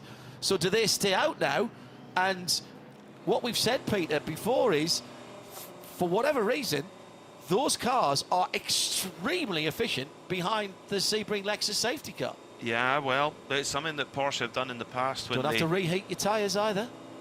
True, but you could get caught out with it if a new tyre switches on quickly. Then you maybe after the tyres they've got on will have only been out for a few laps. So let's see. There's lots of ways this could play out. I mean, Porsche and Penske have mastered the art of saving fuel behind the safety car in the past with the RS Spider, and the DFI engine at that time was very, very good at saving fuel under the full course yellow. And that is the basis of this engine. yeah, exactly. A 3.4 lightweight 3.4 V8, which first came about in the mid-2000s.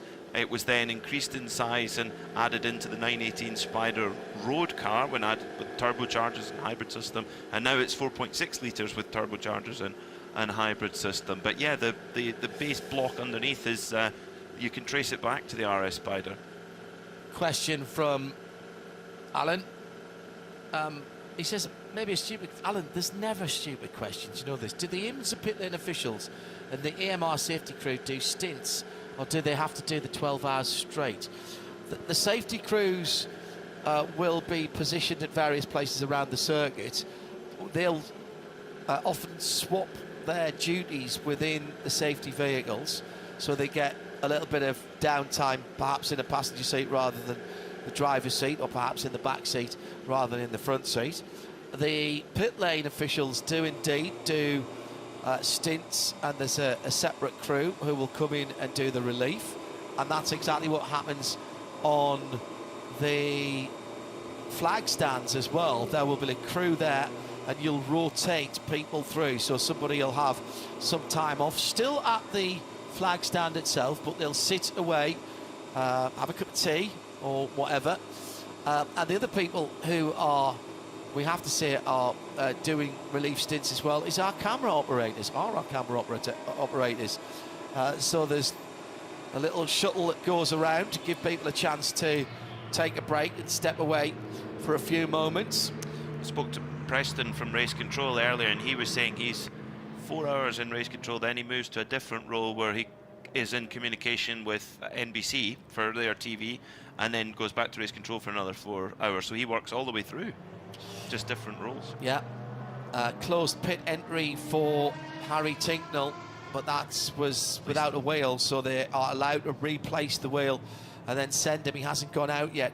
Take this opportunity, we've been talking about it for a little while, that on Thursday the 2027 season schedule was announced. Here's what's left this year. We've already done the Rolex 24 Daytona, and we're nearly through the Mobil 1 12 Hours of Sebring. They're the first 2 rounds of the Michelin Endurance Cup. Then in April, we'll be at Long Beach for the Acura Grand Prix of Long Beach. Not the full grid, of course. May, first weekend in May, WeatherTech Raceway, Laguna Seca for the Monterey Sports Car Championship, another 2 hour and 40 minute. Long Beach, by the way, is a 100-minute race. 2 hours and 40 minutes for WeatherTech Raceway, Laguna Seca. Detroit on the streets with the Indy cars there as well for the Chevrolet Grand Prix. That's at the end of May. Then after Le Mans, sailing 6 hours of the GLEN, Watkins GLEN International. And from there up to Canadian Tire Motorsport Park, back to 2 hours and 40. LMP2s are the headline act at the Chevrolet Grand Prix. End of July, Road America, Motul Sports Car Endurance Grand Prix, which is a 6 hour event, reviving memories of the old 500-mile race up there at Road America. That's the 4th round of the Michelin Endurance Cup. Virginia International Raceway, the 21st to 23rd of August.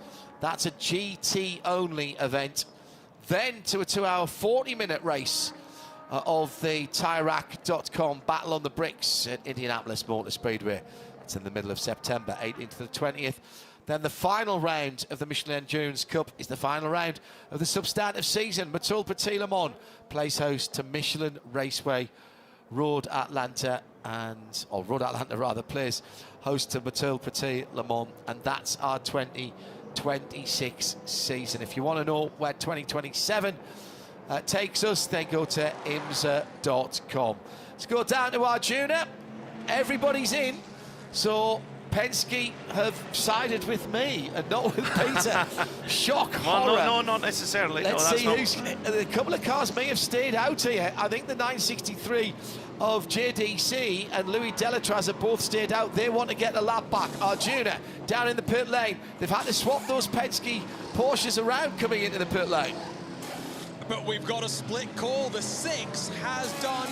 Oh, they're doing all 4 tires. I wasn't sure. The 7 is a splash of energy, and off Felipe Nasr goes as he tries to become the first driver to win the 36 Hours of Sebring back-to-back in the overall class. Plenty of tires behind those. We wait for the rest of the field to roll. It's the 6, the blue of the Mobil 1 inspired 963 entries that fires off second. Off and away, then wheeling Cadillac, followed closely by one of the big gainers in this sequence, the Meyer-Shank Acura, the number 93. One of the big losers, though, John, BMW, Team WRT, the 24 Sheldon von der Linde, low on energy coming into the safety car period. They'll drop down off the podium positions. Came into the pits in 3rd. I think they're going out in about 6th or 7th, but the Acura came in 7th. And I think that's gone out in 4th position. The 2 Porsches switching around in the pit. No, they didn't. They came in 6th from 7, and yes, so they went out 7th from 6. That's a completely different strategy there from the 2 Porsches. They both went up to 100%. Felipe Nasr perhaps a tiny bit less energy, but it was tyres for Kevin Estre. Tyres for Kevin Estre, no tyres for Nasr. Again, classic Porsche Penske Motorsport. They're splitting the strategies, putting 2 bets on and seeing what happens. I mean, if I could clarify my position of why I didn't think it was manna from heaven for Porsche Penske Motorsport is, if it had stayed green all the way to the flag, they were A, far ahead on time, and B, had a fuel advantage. Now, with this full course yellow, both of those things are gone. They've lost their gap, and they've lost their fuel advantage. So now this is a chance, and it has to be grasped by the cars behind them. Well, it's all going to be on the start. They've got to get ahead of them on the start. Exactly. They have to ruffle their feathers somehow, because if you let them go, they're gone. Everybody, I mean, that levels it all up, Peter, and makes it easier for us, because with 100 minutes to go, the length of the race at the Long Beach Grand Prix, everybody needs one more pit stop. Yes. And I'll say it again, if we'd stayed green, Porsche Penske Motorsport had a fuel advantage and they had a big gap. And they were, if that had kept going the way it was, Porsche were going to win that race, unless something very strange happened. Are you surprised they didn't stay out then? You were calling for that. No, not at all. No, by the time when the full course yellow came in, they had to cover it because they had an advantage, and they had to at least cover what they could. But the time advantage they had, gone. The fuel advantage they had, gone. So they've got to do all the work over again. And this is the opportunity for the others in GTP. If they want to win this race, they've got to ruffle the feathers off the start-finish. Let me just put something right. The Nico Pino, number 5, JDC car, did pit, as did Delatraz. They were not trying to get a lap back. Again, they stopped before they crossed the line. It would appear that Charles Milesi did not stop in the LMP2 TDS car. We've got side-by-side on the pit lane as the GTDs are coming in. No stops for the Porsches at the front of GTD Pro.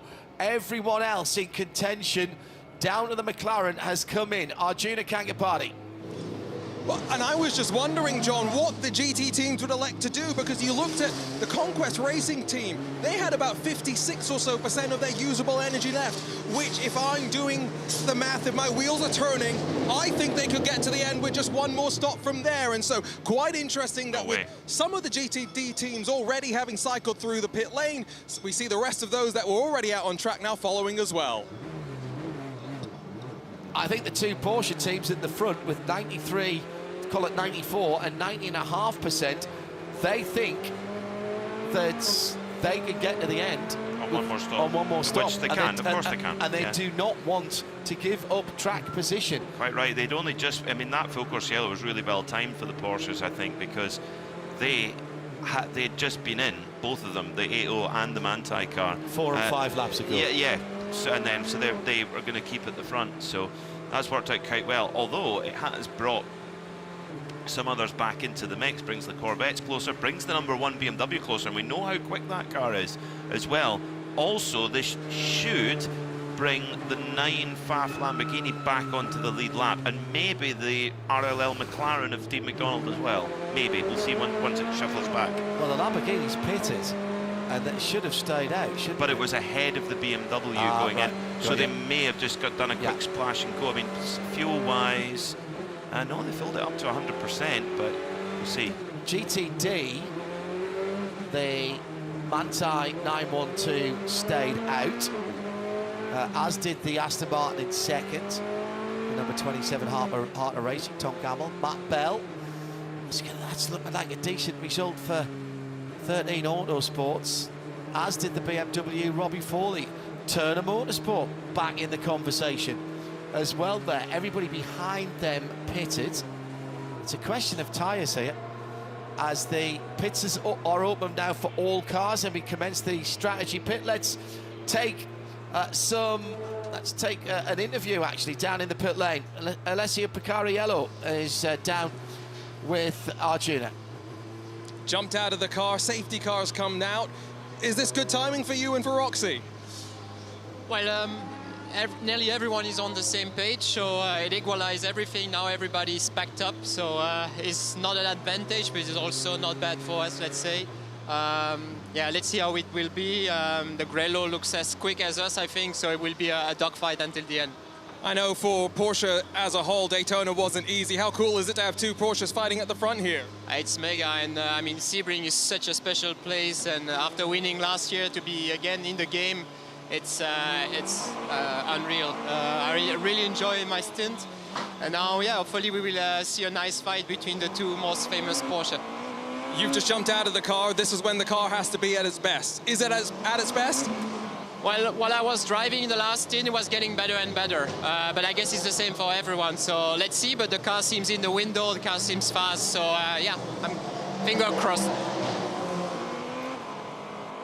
I see a Picariello, and when he says the two most famous Porsches, he's talking about the liveries there. Roxy and Grello. You can add a few more into those down through the years. Fred Verviche has just pitted. The Lamborghini is still in the pit lane. Andrea Caldarelli brought that car in. There may be a bit of an issue there. Also some stragglers coming in as well from LMP2 as they come in to the pit lane. We've been monitoring the radios, and it's been suggested to me by those who have been listening that the two Porsches will trade places on the restart. That the 7 will allow the 6 to go through. Makes sense if you got the new tyres on. Yeah. But, well, maybe not straight away, because if you think about it... He'll hold them up on the colder tyres. Exactly, yeah.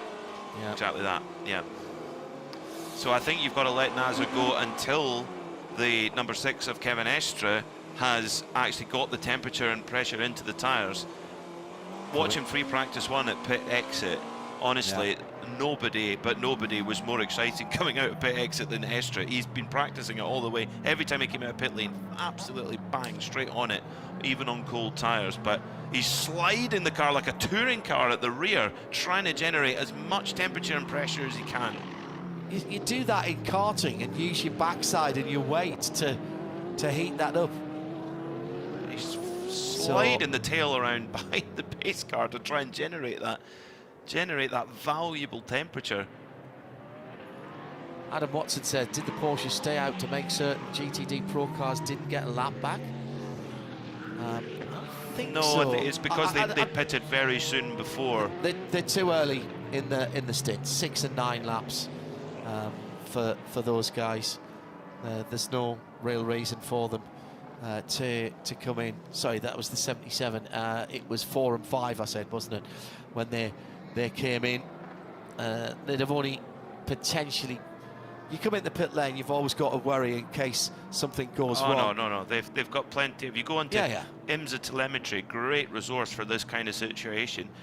They have, in terms of still 92% for the AO car and 88% for the Manthey car. Okay, that's about around 8 to 10% less than the cars behind them, but that's not going to put them out of sequence necessarily. No.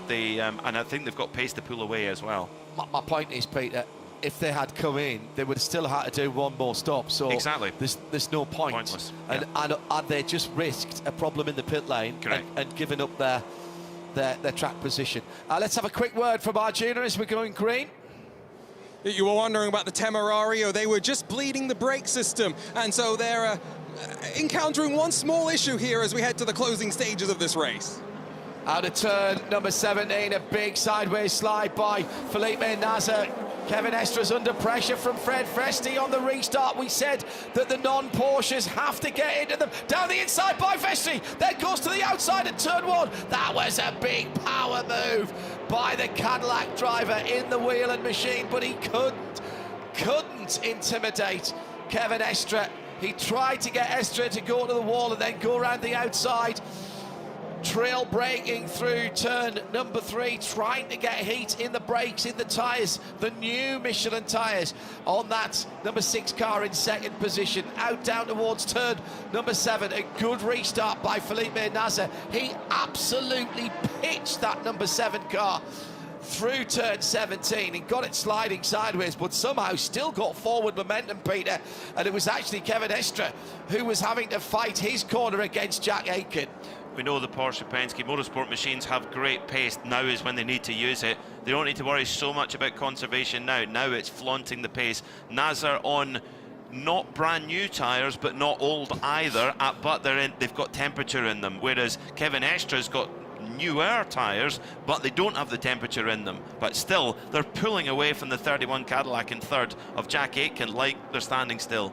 The captain has been on the radio to his 2 drivers. He wants the 6 back in front of the 5. Meantime, a penalty, and this is going to be costly for the 4th place car, Peter. Nick Yellowly and the Acura Meyershank number 93 from 4th place is going to have to go for a drive-through, and it's double disaster for Meyershank. Their number 60 car has got a drive-through, 1 for running over a hose and 1 for not being centered in the pit box. Well, that is a calamity of serious consequences. Here comes Nick Yellowly. He's trying to look to the right, now to the left of the Cadillac of Jack Aitken. Big sparks going through the bumps at turn 1, and while the cars are heavy, that also tells me that the tyres are not yet up to temperature and pressure on the cars that took them. I was about to say that we still have not had an acknowledgement from Felipe Nasr that he has heard and understands the message from Roger Penske himself. Well, perhaps a chink of light for the Acuras, and all of a sudden, Peter, it's been extinguished by their own hand. Disaster, total disaster for Acura. It's been a tricky race week, but they've kept in the fight, they've dug in, but that is... Oh, now we've got a big problem now. It's full course yellow again. Is this a Ford Mustang? That's a great shout. That's a great shout, Peter. Yeah. Oh no, it's the Myers-Riley car. Oh, is it Felipe Fraga? Number 16, Jensen Altsman. No. Yeah, it is the 16 car, Jensen Altsman, who is inside the top 10. It's turn 1. It's a big incident. The front end of the car's been ripped off. The back end's got damaged. The pits will not open right now because we've just had a full course yellow. This is not going to be the work of a moment trying to work out what's happened. I think it's that classic drop the wheel off on the far side of the track and then spear across to the other side. It's gone in forwards, then backwards. AMR safety crew are with the driver now. Jason and Ali will be watching that. And Jensen's parents, good friends to everyone. He's moving, he's unfastened his safety belts, and he's getting out under his own auspices. That's great news. He'll be checked over, I'm sure, but for the moment, Jason, Ali, you don't have to worry. He's got out of the car. And it was just that bump again, that same bump. Cold tyres, just as I said, this is the first flying lap. You come round, the car is not at full operating height. Right rear that went in first, and then the whole of the back of the car as the car spun around. It's just that last little bump. He was on the perfect line and just got bumped, what, 3 or 4 inches across, and then the Michelin spin up on that curb. How many times have we seen that today? We've seen a couple of people make tremendous saves there. And we've seen people spin as well. So this is, you know, when we talk about Sebring being so fierce and so tough a racetrack, it's not hyperbole. It is what a high consequence place, and that sandiness over the edge of that curb at turn 1 on the exit, it makes it even more difficult. And oh, that poor, I'm really pleased to see Jensen Alsman get out of that car, which looks really badly damaged. But it's a hard lesson in that young man's career, but it'll be an important lesson. I honestly don't think he did that much wrong. No, he didn't. That's the thing is that he didn't, and that's why it's a hard lesson. Because he'll think, what did I do wrong there? But when he goes back and analyses it, he'll go, okay, I see it, and then you learn from it. Like I say, it's a hard lesson, but all part of that learning. But 115 miles an hour a GTD car is doing it at that exact point of the racetrack. So any minuscule error will be seriously punished. Now, how costly for Porsche, and particularly for Kevin Estre, is not having swapped those cars over at the first possible opportunity, because we're going to have to come to a restart at some time in the future. Everybody's tyres are going to get cold again. He's got newer tyres by some 8 laps, probably more than that actually. Now, GTD Pro, Manthey trying to go round the outside of AO Racing. And got it, and took the lead at turn 1. Put the 2 wheels on the grass. Wow. The AO car of Harry King gives Thomas Preining room, and Thomas Preining, well, he's been teammates with Kevin Estre in that Grelo car before. A pass on the grass there at 120 plus miles an hour. I think it was more a squirt on the dirt, wasn't it? Because he was two wheels into the sand. There's the line. Poor old Jensen Altsman arguably has followed a similar line, if not actually even slightly tighter line. Yes. Preining's run it out wider. Preining's got away with it. Altsman hasn't. What was Sandy Mitchell telling us early on from Pfaff and Lamborghini? You can be a few inches, a few centimetres sometimes, and just the way you catch the edge of a bump, a rise or a fall completely changes the attitude of the cars in the corner. Incredible, this circuit. We'll split the classes immediately to get back to where we were, but there's still some remedial work to do on the side of the circuits in terms of the safety barriers, and also on picking up Jensen Altsman's car. Well, nobody, I tell you what, nobody leaving with an hour and 23 minutes to go, Peter. No, definitely and why not. would you? Definitely why would not. you? No. Confirmed by IMSA President John Doonan earlier on that this is a new record, resetting the high water mark that we had here last year. We don't get numbers here, and so don't ask us for them. but I don't think there's any way you can argue with it. The amount of people that I've seen, the amount of extra cars that they are parked in that new parking area over the far side of the Ullman Straight, the amount of foot traffic I've seen coming across the new TireRack.com Michelin bridge on the Alec Ullman Straight. My goodness, what an event. And after some long green flag running, we've had a couple of full course yellows back to back. We're now up to 8 full course yellows. We did have a 3 hour in the middle of the race where we ran, then another 2 hours, and now a couple of cautions back to back. Felipe Nasr, as far as we're aware, has still not acknowledged the radio message. Kevin Estre sits in second. Well, we saw Jack Aitken making his presence felt, and what we said, Peter, is if you're going to have a chance against these two Porsche Penske 963s, you've got to rattle their cage early, and certainly Jack Aitken tried to do that. Nick Yellerly, of course, is in the fight right now, but both the fourth place Acura and the 6th place car need to come into the pits. They can't do it during this full course yellow, so they will have to do it when we go back to green. Well, I should say they have to come back to the pit lane for a drive-through, not for any service requirements. What have we got? 81 minutes to go. The Porsches need to get about another 30 minutes to their final pit stop. They'll do that very easily on the 88% of their energy that they have remaining. It's bizarre, isn't it?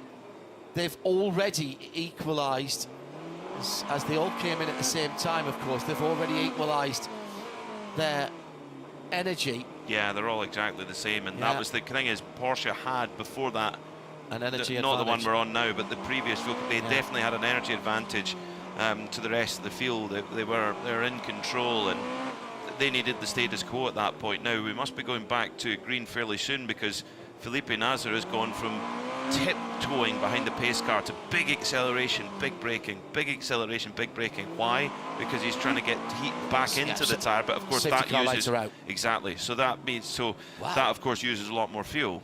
Can I just say, how quick was that clean-up? Remarkable, and good to see Jensen's all right after that. That was a big hit. And cars can be replaced, but it's a shame for Myers Riley. They're putting a huge amount of effort behind that program, and the first 2 rounds have been cruel to them, unfortunately, and they were in a place to get a good result there. Not fighting for a top 5 in GTD, but they'll be back. Now, hearing from the pit lane that Joey Hunt got the 66. Where is it? 9th in GTD. Yeah, 9th in GTD with 91.5%. They're going to try and go to the end. Gradient is saying they're going to need help. They'll need full course yellow. Yes, they're going to need help. But that, I mean, roll the dice. That's how they'll get a finish. They've got, I mean, the car ahead, Antonio Fuoco's got 88%, Albert Costa 87 ahead of them for Conquest. Wright Motorsport 86.7, 86.2 for Lynn Hodness. I don't think they have any glaring advantage compared to those around them, I'll be honest. So maybe they're all on the fuel safe bus together. Green flag. Green flag, 1 hour and 20 minutes to go. 80 minutes of racing. Cars weaving on the run down to the first corner. The 2 Porsches almost come together through turn 1, and Estre had to back out of it. They still haven't swapped their positions, as we are led to believe they have been asked to do. And here comes Jack Aitken. Does he smell blood? Smell perhaps some indecision? Car 6 has been called for a penalty for blocking and has been given a warning. That must have been turn 1. That must have been, well, was it the previous? Yeah, the previous restart, turn 1. Yeah, the previous restart. Yeah, absolutely. It was pretty aggressive. Fred Vervish into the pit lane in the number 65 Ford Mustang. Can't go to the end from there. He'll give up positions in 8th. So is that a problem for Fred Vervish?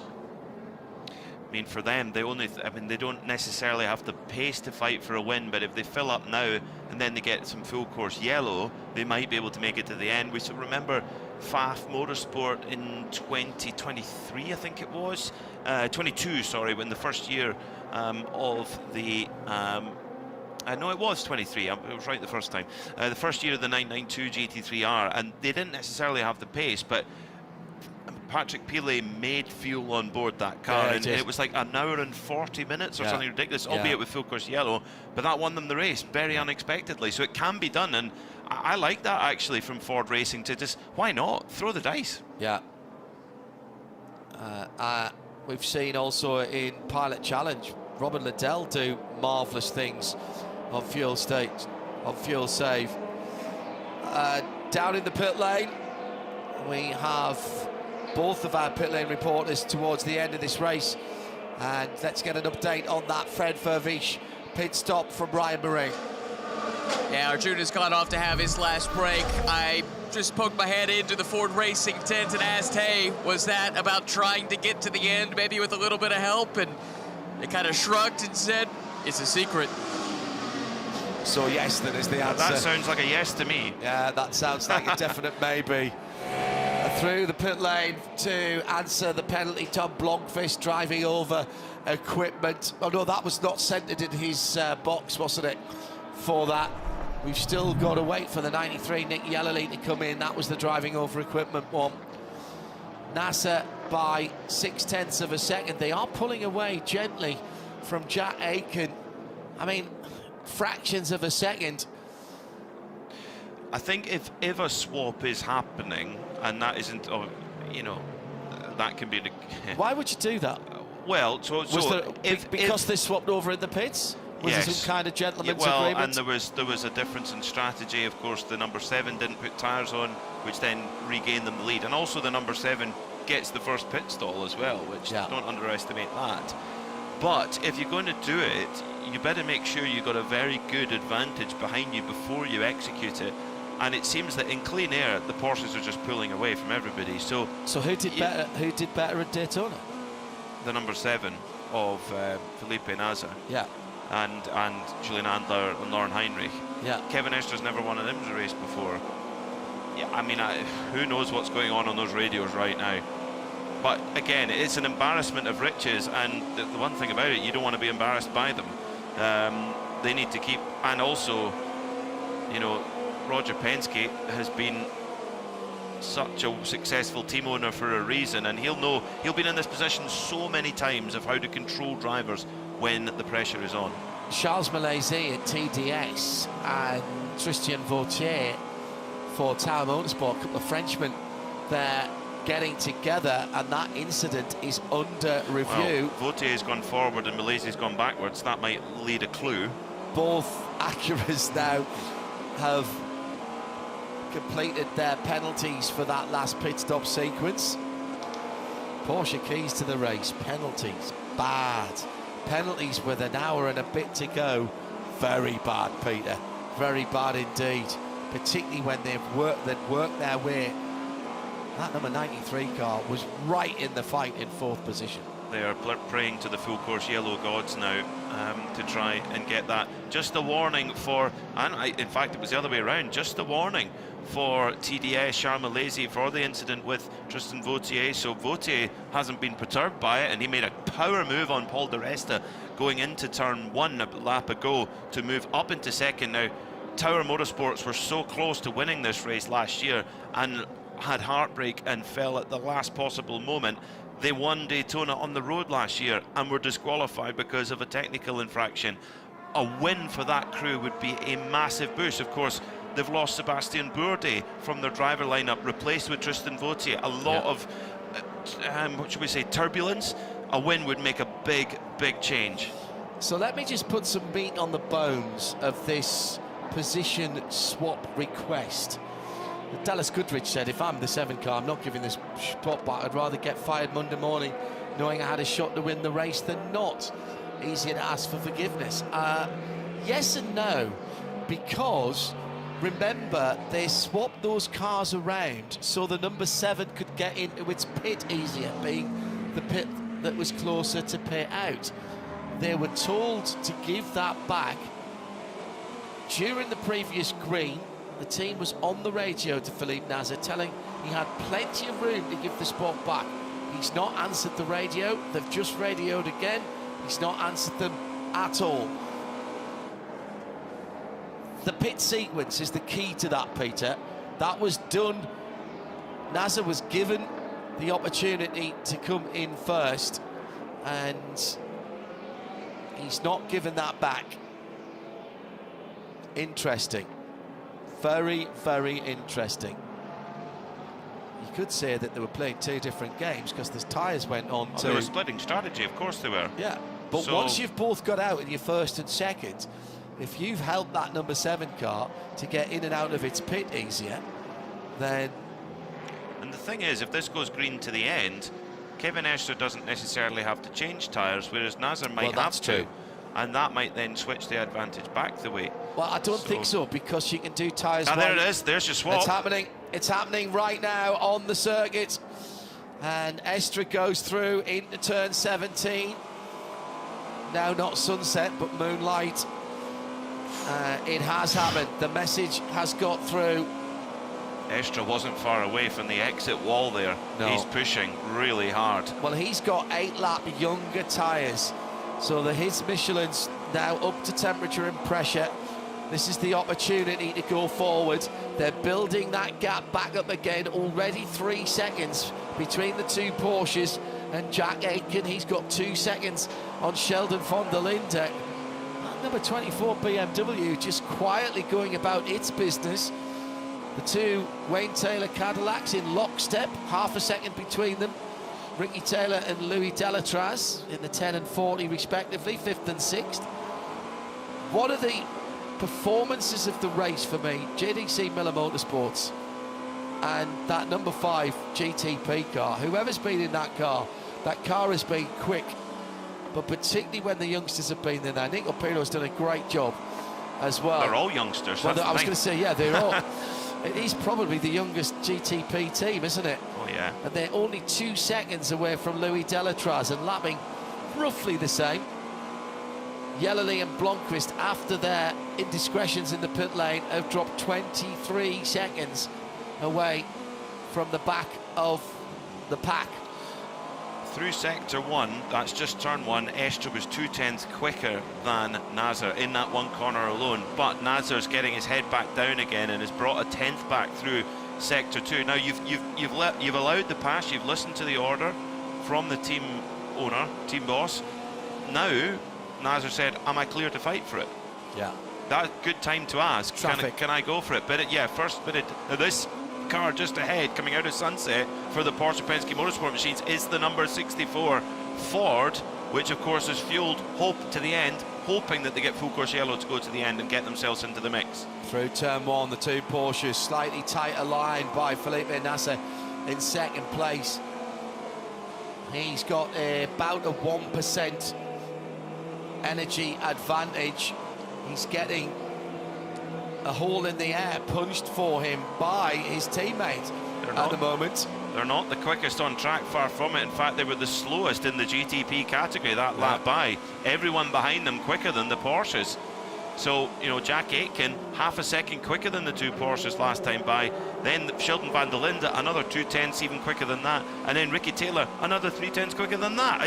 Ricky Taylor on the last lap in the number 10 Wayne Taylor Racing Cadillac was a second quicker than the Porsches at the front. An hour and 10 minutes to go. We'll have the checkered flag to end the competition, but that only starts the conversation.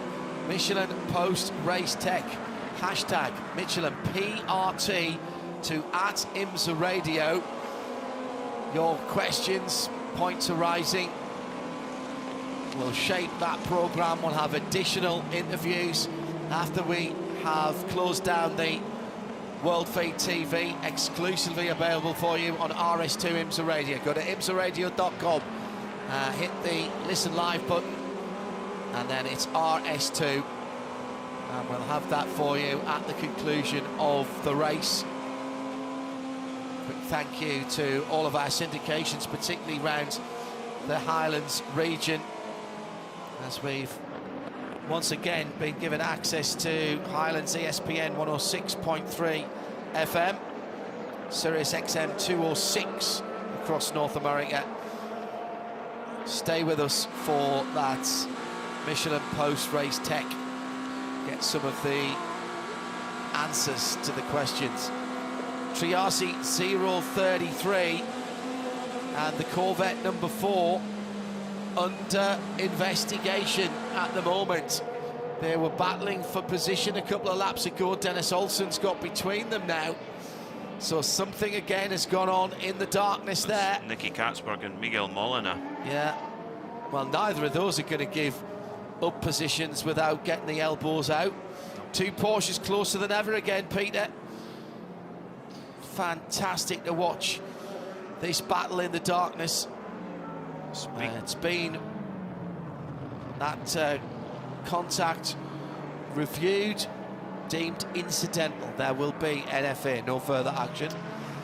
In the GTD Pro category, Thomas Preining is absolutely flying in the leading car in the 911 Manthey Porsche, the only driver in GTD to go under 2 minutes 1 second. He's in the 2 flats now and improving and pulling away from Harry King to the tune of nearly 4 seconds. So Manthey pulling the pin here, looking for a big win here at Sebring. New fastest lap of the race from that car. And again, yeah.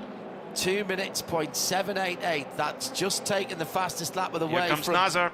From Triasi competition, and the Ferrari. The two Porsches, meantime, are almost side by side into turn 17. A clever move from Cleven Estra, who just started to drift out in the middle of the corner. Once again, there's traffic in front of them, and that's the GT Pro battle that they're going through at the moment. So those are cars that are battling themselves, and they will not want to give up too much space at all.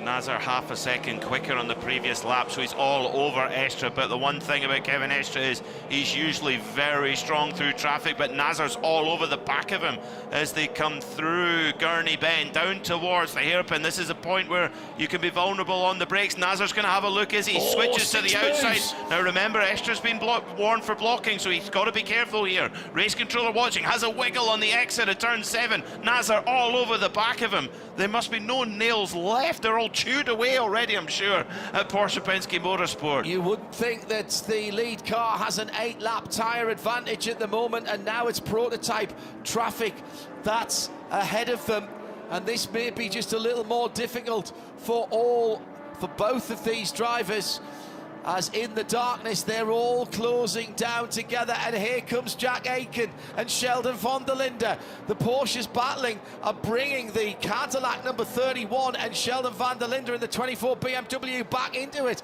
They still can't get past the traffic as they come into the fast Jean de Bian S's right off the track on the left-hand side to try and get the exit onto the Ullman Straight, and they will power past that traffic. And this time Estra perhaps with a little bit of breathing space. How hard are they pushing? Here comes Nazar. Nazar down the inside, a late move. Can he hold on to it? Yes, he can. He'll drift out, but there's again a big wobble from Estra's car. It really doesn't look like that he is the one with the better tyres. And here comes Jack Aitken's headlights right behind him in the Cadillac, number 31. That was decisive and incisive by Felipe Nasr. Came from a long way back, but he made his intentions known there, Peter Mackay.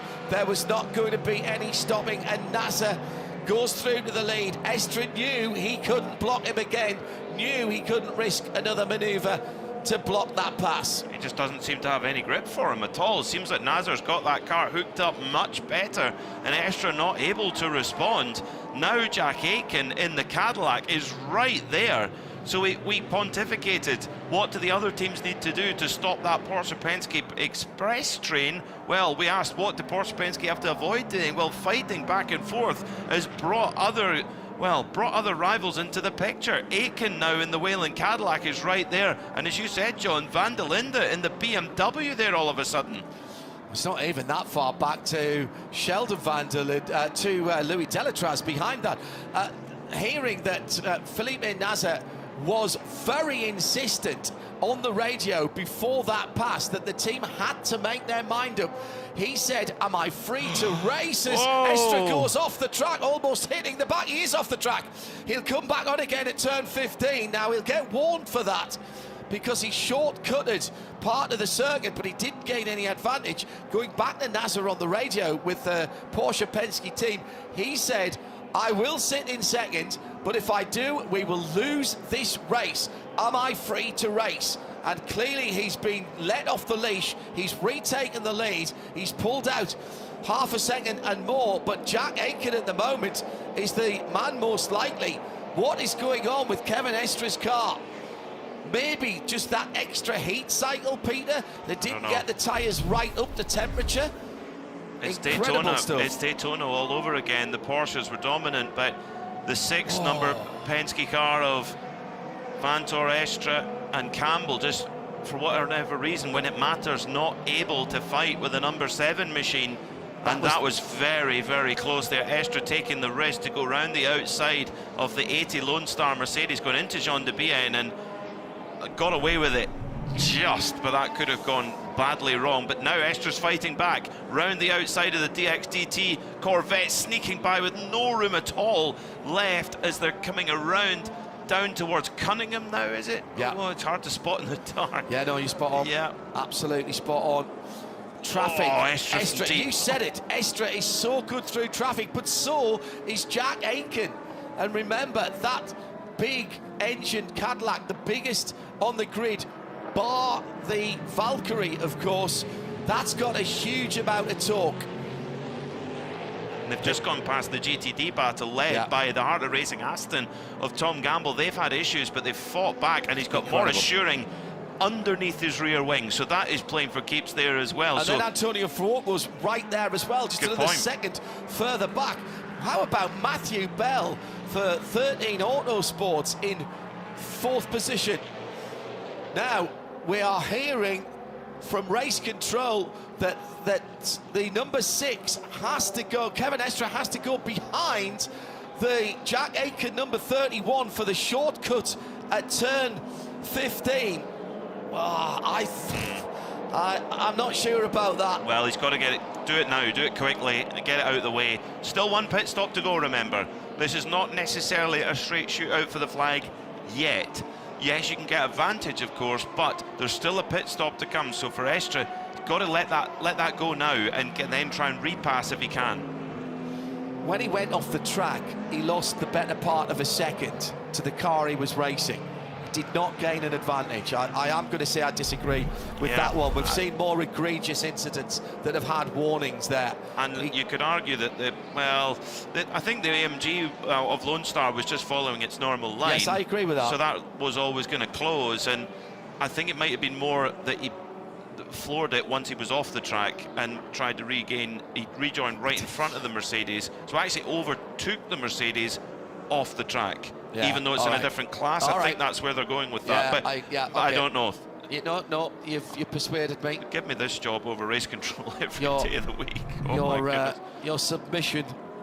I don't think we've seen more egregious things that have been waved off with a yellow card, as it were. Jack Aitken's gone through then. Yeah. So Estre's got big problems now because he's got Van der Linde right behind him in the BMW, and now has to try and find a way back through on Aitken as Aitken stuffs it up the inside of Harry King in the GTD Pro Roxy Porsche. And here comes Estre. Here comes Estre, shows it and bangs wheels with Aitken's. Whoa! But here comes Van der Linde. Oh.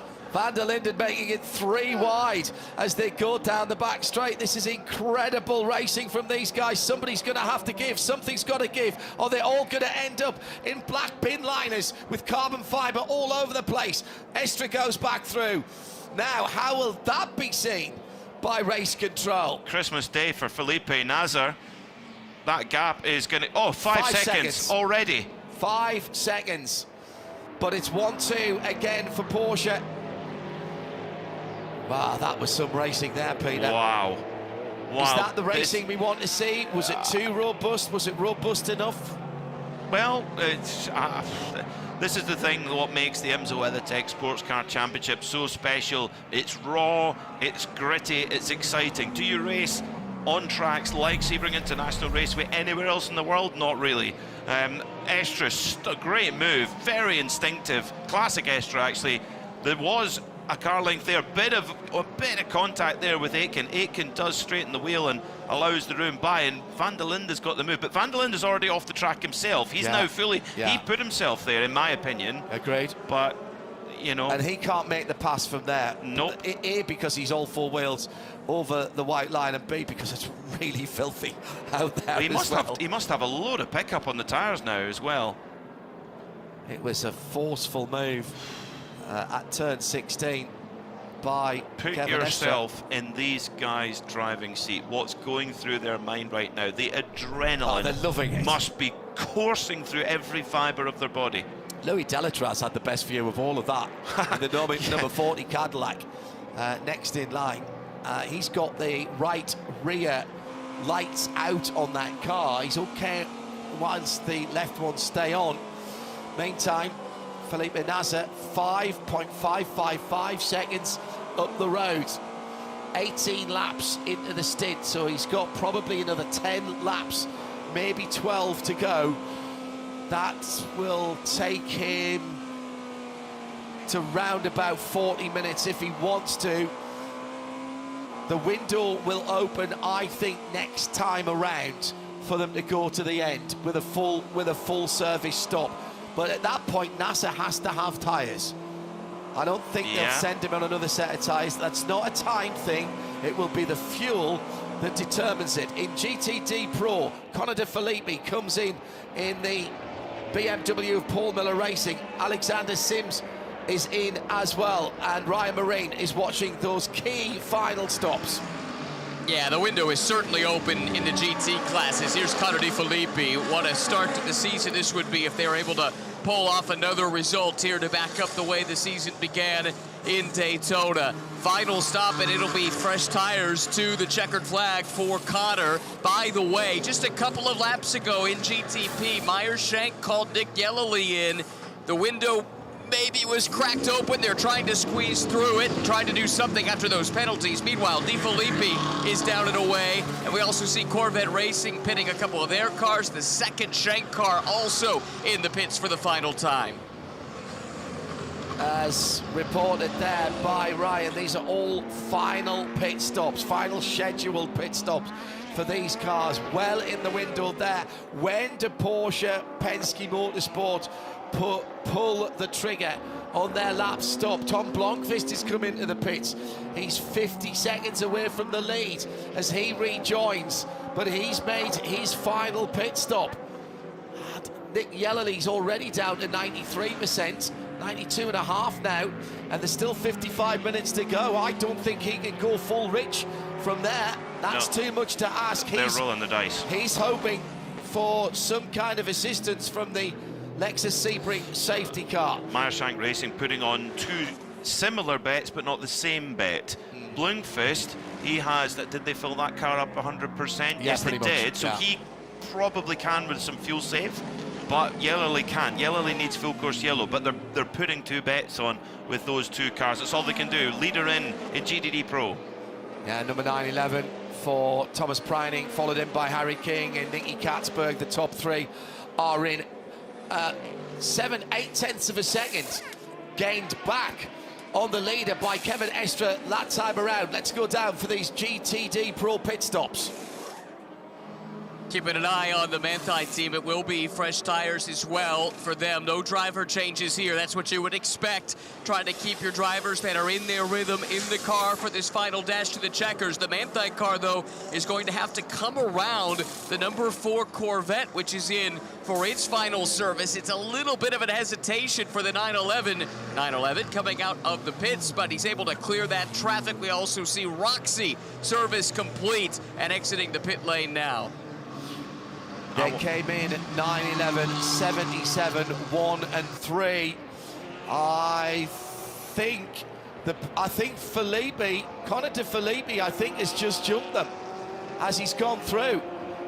That might be a change in GTD Pro. Need to see them on the track there, Peter, because Nicky Katzberg's come out, but I think Connor De Felipe I can't have, surely. Well, Connor De Felipe right now is coming out of, he has jumped them. Yeah. No, he has jumped the Corvettes, but he has not jumped the Porsches. Right. So he's split the Corvettes and the Porsches. So I'm thinking he's in 3rd right now in GTD Pro. I'd agree that with number that. 1 Paul Miller racing car. Oh my. Now, if you're Porsche Penske Motorsport, do you split your strategy as in comes the Whelen Engineering Cadillac? Yeah, that you have to cover this off, at least with one of your cars if you're Porsche Penske Motorsport, surely. Yeah, that is Jack Aitken for his final stop at 52 minutes. That's right in there. It's going to be a new set and a brand new set of Michelin medium rubber. That's all going well. The determining factor will be the energy that is being added. Jack came in with about 36, 37. It's a big, fantastic wheel spin getting away from Jack Aitken. 100%. They filled it to the brim. Full rich for Jack Aitken. The team have just said to Jack Aitken, you need the outlap of your life. They are expecting Porsche and Penske to jump next time around. Now, they will come in the right order here. So, are they both going to come in, though? If you don't, you risk what is called the undercut, which is not a term I like, but you risk Jack Aitken getting those Michelins up to temperature and pressure, having a performance advantage, and splitting them at the very least. I think if you've got 2 cars, you've got to place 2 bets. Okay. If you both put them on the same bet and it's wrong, how... Seven has stayed out. Estra has stayed out. He's got to cross the line. Here comes Kevin Estra. Nasser has stayed out. Estra has got to come in, and he has come in. Van der Linde goes through in 2nd position. Let's go down to the pit lane for this crucial pit stop for Porsche Penske Motorsport. Execution needs to be perfect. Roger Penske, the Grand Marshal, earlier today gave the command to start engines, looking for a 2nd win to start this IMSA campaign. They will split the strategy at least by 1 lap. We're going to put the tires on the number 6, going around to the other side, just waiting on the fuel here. What a great way this would be if they were able to hang on to start the 60th anniversary season. 14 Penske got the win at the Rolex 24. 2 cars running up toward the front here at Sebring, but still work to be done in the final hour. The fuel is in. Out goes the number 6, and the 7 should be in this time by. Sticker tires. Yeah, they took off 18 lap old tires and put on brand new tires. 100% of fuel, their brim filled it, so that is saying to Kevin Estra, turn it up to the max, let's go and hunt down the victory. Sheldon van der Linde is... He's beaten Jack Aitken out as well. Has he? Has Estra, but Aitken will be on warmer tyres. Right. Van der Linde is 10 seconds behind the leader. Felipe Nasser then, a 150.9 last time around. He's in traffic. That might have been a smart move, you know, by the number 6 crew, Peter, because they were just catching the traffic that the leader has got now, and they've pulled out the line. Nasser must come in this time around, and does so. The headlights go off, the purple marker lights on the front of the car as he rolls down the pit lane on lap 319 towards Ryan Marine. He clicks over to complete lap 320. This again is it's a pressure moment for the team. This is where teamwork comes in. The team was poised on the wall. You can see they were thinking through the task ahead. The Michelin tires getting slammed on to this Porsche 963. Fueler poised as ever, letting that fuel go in. It is a set of sticker tires, we should confirm, a tear off as well to make sure Felipe Nasr has a clean view to the finish. Tire change complete. It's just about the energy. And in just a few short moments, we'll hear that 963 peel out of the pit lane. First on electric power. There's the engine roaring to life.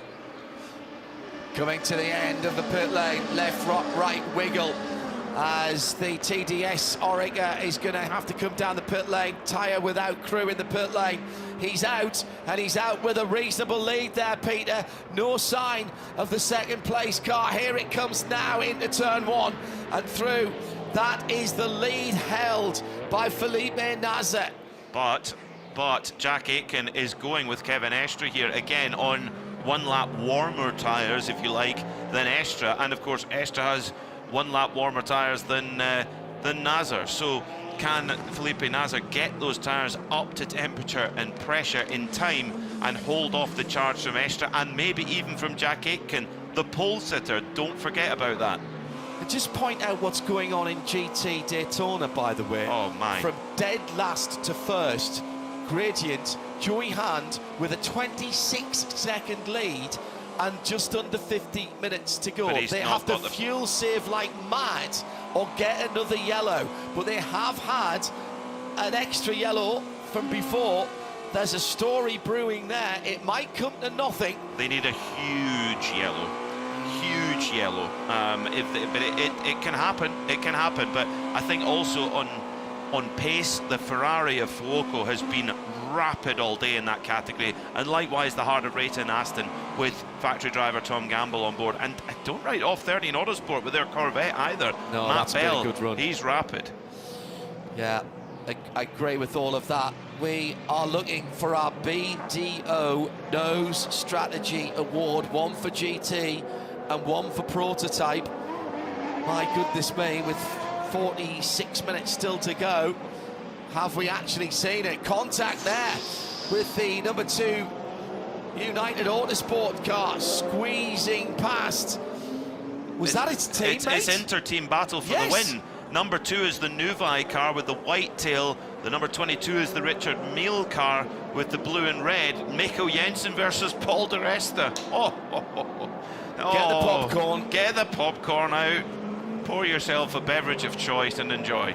Yeah, and that was very tight indeed, as di Resta has to pick his way through the traffic. Looks like one of the GTD Porsches that he's going through. I don't even know where to start for the BDO Nose Strategy Awards. And don't write off Tower. Tower right there. Tristan Vautier, former winner of this race overall, in that new addition to that Tower Motorsport lineup. So coming in for Seb Bourdais, who left the program after Daytona, and what a win would mean for them. And a first Sebring 12-hour win for United on the cards here. They did win the 1,000 miles in WEC, but never the 12 hours. Sheldon van der Linde in and out. He was scored as the leader last time around, of course, after the pit stops from Porsche Penske Motorsport, but we knew he had to come into the pit lane. So it is the number 7 Porsche Penske Motorsport Felipe Nasr driven car, fueled to the end with 2 seconds on Kevin Estre, his teammate. There's been a bit of back and forth on the radio between Nasr and the team. Jack Aitken in 3rd place for Cadillac Whelan. A cracking battle as the leaders come in. Top 3 now in from LMP2. That's too long. I don't think they can make 45 minutes. We'll come back to our VP Racing updates in a moment. We've also got the Liquid Moly Turner Motorsport car. Let's go down to the pit lane. Whether or not they can make it, they pretty much had to come in here. This was already a 55-minute stint for the cars that have just come in, and it was extended, of course, by those yellows for the number 22, which pitted from 2nd place. Looks like they're going to change the rear wing on that car, in addition to putting a set of sticker tires on the machine. Sitting in the pit lane waiting on all of this is Paul di Resta. You guys talked about the fact it was an intra-team battle, those two very close on track together, Jensen and Di Resta. They're going to have to make a really quick wing change or risk losing ground in the pit lane, and it's not fast enough. The sister car is out, and it looks like the 8 will also get there, plus the 22 is trailing what looks like tape or some kind of debris behind it as well. Well, let's hope it's not equipment, because that will get them a drive-through. Changing the rear wing can only mean one thing. There was damage from that side-by-side contact, Peter, earlier on. Oh, no. Huge amount of something behind Paul Di Resta's car. That's not the part of the fuel hose, is it? Let's hope not. Oh, I hope not. Well, it's come off. And I think it's just wrapped itself forward. Some of it's still on the right rear wing end plate. Well, the bulk of it has indeed disappeared, Peter. That car has taken half of Florida with it in this race. It's had advertising boards, it's had whatever this mystery item is wrapped around it, and still they carry on. But as Brian chronicled, the number 8 Tower car has split the two United machines after that stop. Let's have our VP in race update, our final one of the Sebring 12 hours, Model 1 Sebring 12 hours. Let's start in GTD. Best of the bronze and leading from last on the grid, Joey Hand, but needs a huge amount of help. He's got a 14-second gap to Antonio Fuoco in the 296 Ferrari, the number 21 AF Corsa USA. Harker Racing in third for Aston Martin, another second further back. Matt Bell, 12 seconds back in fourth position. Then Albert Costa in the Conquest Ferrari, another second further back in the top 6. Lone Star Racing been there or thereabouts all day. Scott Andrews will finish the race in the number 80 car. Meantime, drama for Johnny Edgar as the front clip and front wing coming off the number 99 in the pit lane. Fuel's still going in though. Fuel still going in. They're covering this with the fuel. Let's get down to Ryan. I think that was actually pretty slick work. I don't think they lost any time changing the front clip. It was side plane damage on the left front that necessitated that change, and it was a driver change as well. Edgar out, Dane Cameron into the end, and they should be right on the fringe on fuel. I think they'll be all right. It's going to be tight for some of the GT Pro runners. Dennis Olsen, remember, they rolled the dice early in that number 64 Ford. The gap is not, let me see what have they got as they come across the line on the Thomas Preining car. But they are trying to hold out for some kind of miracle. The 911 and the 77 Porsches from Manthey and AO Racing, Thomas Preining, they've got 3.7 seconds behind them. Dennis Olsen's lead, 36 seconds over the two chasing Porsches. Then Conor De Philippi another 2 seconds back in fourth position. In LMP2, all change at the front as in from the lead comes Era Racing and Ferdinand Habsburg. Ferdy in for his final stop. Mikkel Jensen, number 8 Tristan Vautier, the number 99 Dane Cameron, they're all in the mix, as are the two United cars as well. And at the front of the field, Felipe Nasr by exactly 2 seconds now, the number 7 Porsche Penske Motorsport car from the number 6, and then Jack Aitken still trying to put pressure on. 40 minutes to go, 324 laps completed. That's our final VP in race update.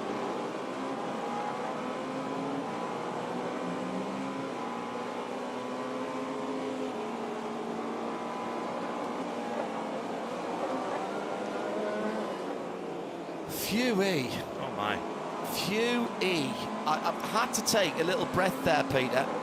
Let's remind everybody that it is Michelin post-race tech. I think we've got a lot to talk about. And off, and the final call, that's the Triasi car, has gone around. That's the 033, and that's Miguel at turn Molina. 13, rather, not at the final corner. Miguel Molina, he was in 7th position. That's a Tower. Tower, turn 13. And who got into him? And there's cars side by side in the dust as well, going through that area of the field. I can't even tell you who that is because it's so dark over there, but there was 2 prototypes pretty much rubbing side by side. Molina gets back on the track, drags a whole load of crud on with him. He will be steaming. I think he got a tap there. Well, a first IMSA win for Miguel Molina just got a lot more difficult. I think he you're did right. get a tap. And up the inside comes another Ferrari. I don't believe it, it's his factory teammate, the number 21 there of Antonio Fuoco. Oh my goodness me. What? Second They're place. not even in the same class. Second place. And that's a huge free kick for Gradient.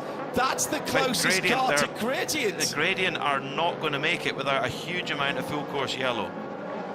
What happened after that as well in the darkness? That was the tower car, I think. Yeah, it was. The 8 tower car of Vautier went wide at turn 1, as so many have, and bounded through the sand, and that allowed De Resta in the 22 United car to go by. But I tell you, who's in a good spot in LMP2 fuel-wise is Ferdi Habsburg in that era Motorsport. He doesn't have the track position right now, but Jensen in the number 2 United car leading, De Resta in the 22 United behind him, and the 8 machine of Vautier, and throw in the 04 CrowdStrike car of Alex Quinn. They're all very marginal, if not too tight on fuel, whereas the car with the most fuel on board right now in LMP2 is that Era Motorsport car. They were the last to stop closest to that window, pounding the pit lane as the first Form Manthey car is in the pits for Ricardo Pera, and that is not a regular stop. They've had the bonnet, the hood open. Let's go down to Ryan in the pit lane, who's been checking out the fuel situation for LMP2.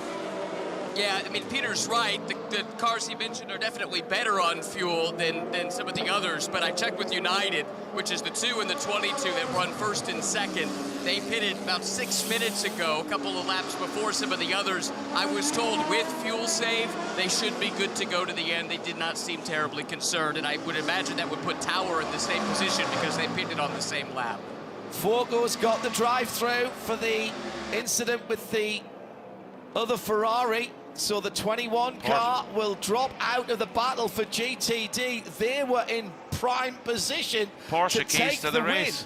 Win. Porsche keys to the race. Penalties, bad. They've been at the car, they've been actually at points streets ahead of the rest in GTD.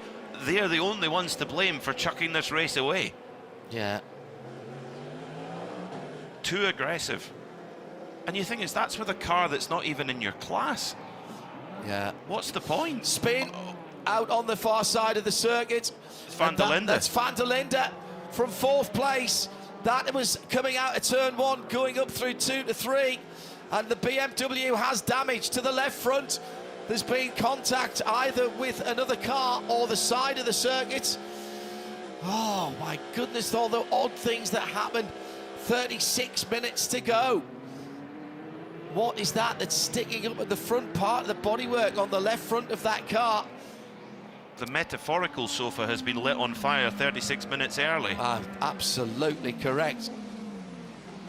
They were in with a chance of a podium. Just going back to that GTD battle, Fuoco has not come in yet. Tom Gamble will make up a position, so would Matthew Bell. It's gonna take that number 21 AF Corsa right out of it. It gives Joey Hand another 8 seconds to play with. But he doesn't have enough fuel. I know that. Nowhere near enough. I know. Well, Van der Linde lost it on his own. Van der Linde lost it on his own. Strange one. That quite low speed as well, between 3, 4, 5. It just broke away from him. That's very odd. And actually, there's not damage on the front of that car. That was from the following car behind him. Jack Aiken's got a drippy wiper. He has. Well, we saw that earlier on, didn't we? It was a T-piece rather than a wiper, and now it's fallen down completely. So Aiken takes over 3rd position. Louis Delatraz, Ricky Taylor goes up into 4th. It looked like some kind of overheating issue for the first Form Manthey car, and Arjuna can tell us the full story. Confirmation, John. It's a similar issue to what they were dealing with at Daytona. They came in, cleaned off the radiator, and sent it out to finish the race. There was a lot of water on the ground when they pulled away, a lot of coolant, should I say. In then Antonio Fuoco and out, but he will lose a whole heap of real estate. Live from Sebring International Raceway. The last 35 minutes of the 74th running of the Mobil 1 12 Hours of Sebring.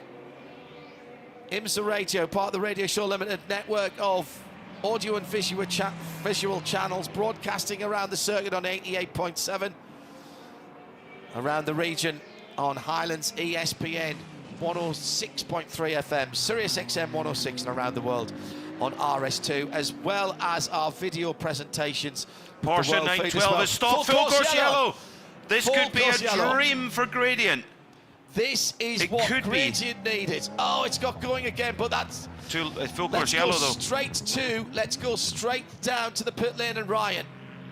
I just got done talking to Andrew Slavens, who owns and runs the Gradient Racing team, and he told me this is a total Hail Mary. We did not have the pace. This is the only way we're going to get a result, but realistically, they need about 15 minutes of yellow to feel comfortable making it the rest of the way. So just because they got the yellow doesn't mean they're home free. Well, also, it's just wiped out a 30-second advantage that they had, so Joey Hahn can't keep going 2 seconds slower than everybody else. Great move by Ricardo Perret to get the car off the track quickly, so this will not take a lot of time out of the race.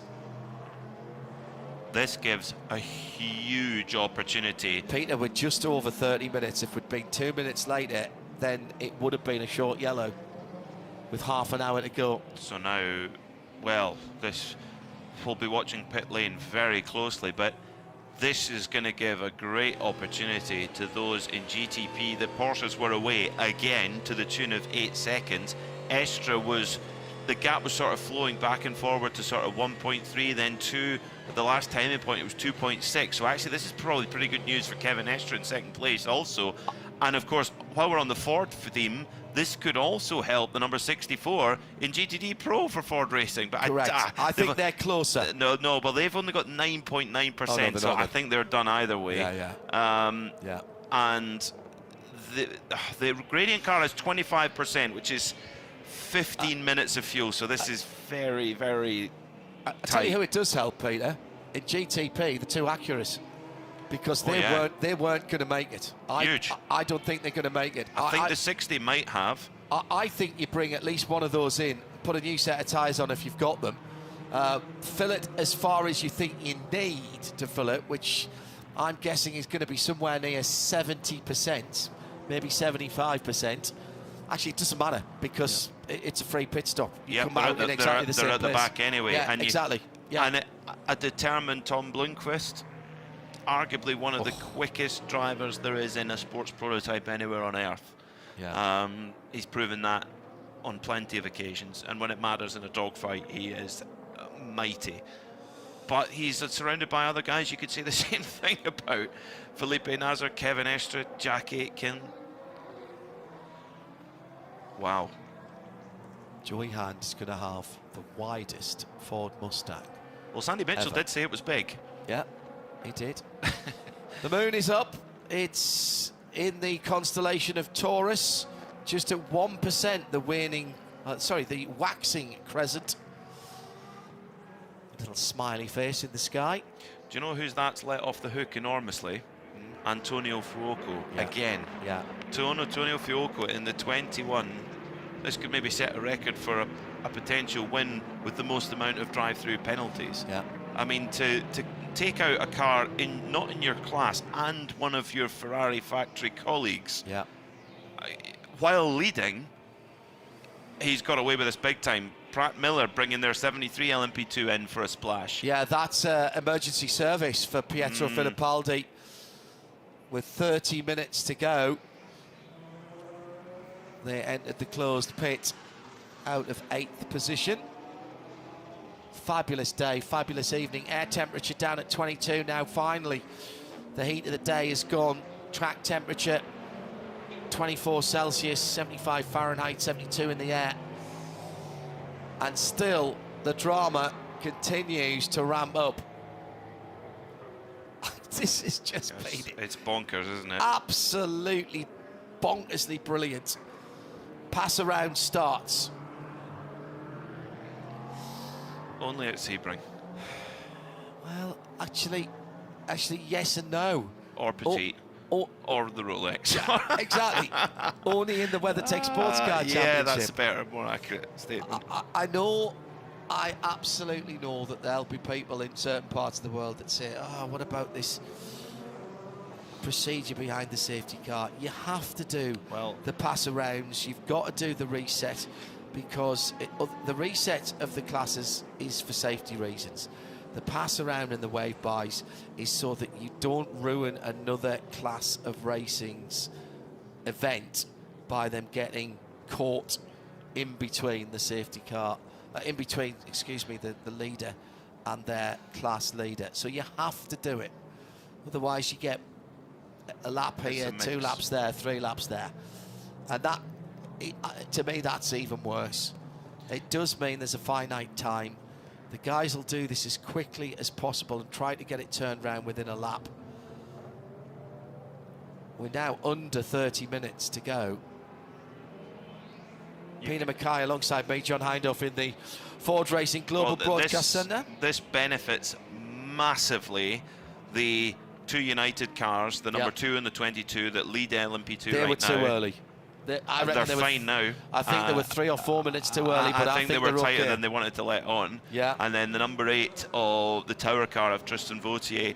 It also brings the 04 CrowdStrike car of Alex Quinn back in the mix, who'll also be fine on fuel. Ferdy Habsburg in the 18 for Era Motorsport. Then you've got Dane Cameron. I mean, any of those guys, Malaysia in the CDS car, all of a sudden they're all going to be bunched together, and you're going to have a 7-car punch-up in LMP2. Well, Peter was talking about the fact that this yellow really helps out United. Dan Goldberg, driver of the 22, certainly your car is in one of those positions. Now you don't have to think about fuel anymore, right? It's just trying to survive to the end? Well, I mean, the 2 and the 22 were on similar strategy before, both saving fuel and both turning the same laps. You know, it was looking like a 1-2 for us. Now it's going to be a little more exciting, I guess. You were reminiscing with your team about something that happened last year? Yeah, well, last year Paul was in front of Mikkel on a restart like this right at the end, and there was a little contact, and we didn't make out so well. So I don't think there's, well, we're teammates this year, so we'll just hope it's a little different. When I talked to you earlier, it had been at the end of kind of a frustrating period of time. You had a drive-through, you had to serve. But even then you said, hey, long race, a lot of things can happen. How do you stay focused in this situation? Well, me, I just stay glued to all the cameras because I got my time done a while ago. But, you know, yeah, it's tough to follow every detail, so we just pay attention to it all, every bit, lap time, sector times, and stay glued to the cameras. Good luck. Thank you. It's Acura Meyer Shank, the 93 followed in by the 60 as they put their Michelin tires on. Not seeing any fuel going in, quite interestingly, though. And now the 93's got an issue going back up on the air jacks as they try to get the left rear fitted. It's not worked out properly for them. The 60 is going to go off in the way. Sheldon von der Linde's got a fresh set of Michelins as well. And finally, the 93 is able to leave the stall. They let it go too early, and that will be a penalty, I think, for that car. Another pit lane penalty for that number 93. Van der Linde was out quickly. Blomqvist got out full service there. Busy. Oh, my word. It's all calm at Porsche Penske Motorsport. Travis Law, one of the race engineers, who's been with that crew, started as a mechanic on the RS Spider program. He's right there talking to the drivers right now. I can't remember if he's on the 6 or the 7, actually. But yeah, those 3 at the back of the GTP field, basically thinking we can't be any worse than we are, so let's put some fuel in and then send them. They didn't actually fill the cars, not by a long chalk. There's smoke drifting past our window at the moment. Do we have a conflagration in the pit lane? I'm not smelling it. 66% for the Sheldon von der Linde BMW. That's just a little bit less, actually, than Felipe Nasr at the front. 65% for Nick Yellerly. Only 55.5 on the way out for Tom Blomqvist. Oh, that's that's a bit tight. That didn't need to be that tight, surely, when you're going to close up on the back of the field anyway. No, I think they're okay for fuel. I think they're fine. Yeah, 55%, going to be about 20 minutes to go, I would say, so they're fine. Another warning. Gradient, I think, are going to need a very quick full course yellow straight after this one, if they have any chance. They've got 22% of fuel left, and no, they need one right at the end. Yeah. Well, I think they need one almost instantly, actually, because to try and give them at least some chance of fighting, because where they are, they've not got a hope in terms of pace, but they need a full course yellow again, I think. Guess what, Peter? What? The fastest car in GTD with a 2 minutes .880 has been the AF Corsa USA car. It's had penalty after penalty. It's just had a warning for powertrain parameters as well. That's the car that I think has had the most calls on the penalty screen. Reigning champions in Michelin Endurance Cup. We're in a really strong position in this race last year, but like many of the Ferraris did, they had technical problems, which took them out of the race last year. Those seem to have been put right. Well, we've seen quite a bit of the Lexus safety car here at Sebring. Yeah, they're very pretty. It's a lovely car. Yeah, love it. Let's go down to Ryan for a note before we go to the final wave by. A couple of cars that didn't have track position in GTD have come in, Turner Motorsport among them. They're just going to go ahead and throw a set of sticker tires at that BMW and hope for the best. I also have a Mustang, one of the factory ones, parked at pit 64. in, seemingly recycling the electronics. 65, that is. Fred Vervees. Yeah. Exactly right. He now has continued on and will make his way toward his pit box. Final note, I did ask Anders Levens, is this enough? And Peter was right, it's not quite yet. So one more yellow maybe, and that gets them to the finish. Poor Nick Yellerly didn't know whether he's punched. It's not been, I doubt this is going to be the favourite week of his career, unless Blake can pull off a miracle here. No, he didn't know whether he's punched board or counted something there. He was told, stop, go, stop, go. Like the Vicar of Dibley. Yeah, no. Yes. Meantime, Dennis Olsen has come in and gone out in the Ford Mustang. I'm going to say right now, in GT, my nomination for BDO No Strategy is whatever happens at this point, Joey Hans, Anders Levens and the 66 Gradient crew. They've come from last to first. They did that at Motul Petit Le Mans a couple of seasons ago when they won with the NSX. They started last as well. I don't think it's going to work out for them, but I love the chutzpah of what they've done. And it was the only card they had left to play, so why not play it? Correct, absolutely why right. not play it? I love that. And I absolutely love it. You've also got to consider Joey Hand and Jake Walker have had to do some seriously heavy lifting through this race. They've had to put in a lot of drive time and drag that along. Of course, Joey's been a big part of the Ford family for a long time. He's part of the Ford GT program and has put in a lot of hard yards at the development of this car, and being there with the customer team right there, yeah, like I say, he's going to need a quick full course yellow, but we're still talking about them. Yeah, absolutely. I think my vote in the prototype classes might be Era, actually. I'll go with that. As it stands right now, I think Ferdy Habsburg, he's going to be better. I think he'll finish better than 5th. I'll say that right now, but I think it might be Era. They've been around the sharp end all day, but undoubtedly their strategic nous has kept them in this. EO will be disappointed if they finish down in 6th with the car that they've had today. CrowdStrike in 4th, Alex Quinn behind the wheel. He'll probably try and go forward. Tower have played a good game as well. It hasn't gone perfectly well for them. And in fact, both of the United cars, it hasn't gone perfectly well for them. But they've had quick race cars. They are where they should be on pace. Now, hang on a second. There's a there's a large piece of tyre debris on the front straight. We might not be going back to green quite as quickly as you might have expected. The pits are open for all cars. Let's see if that gets cleaned off. Right at this exact moment, according to IMSA telemetry, you can look at it on. Yeah. You go onto your favorite search engine, IMSA telemetry.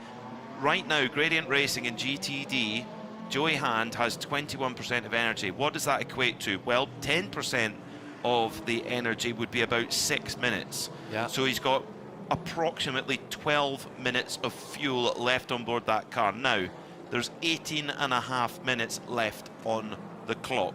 Lights are out on the safety car. We've still got safety workers on the front straight, but they are only at... They're only at turn 7 at the moment. So the lights are out on the safety car. They're at turn 7.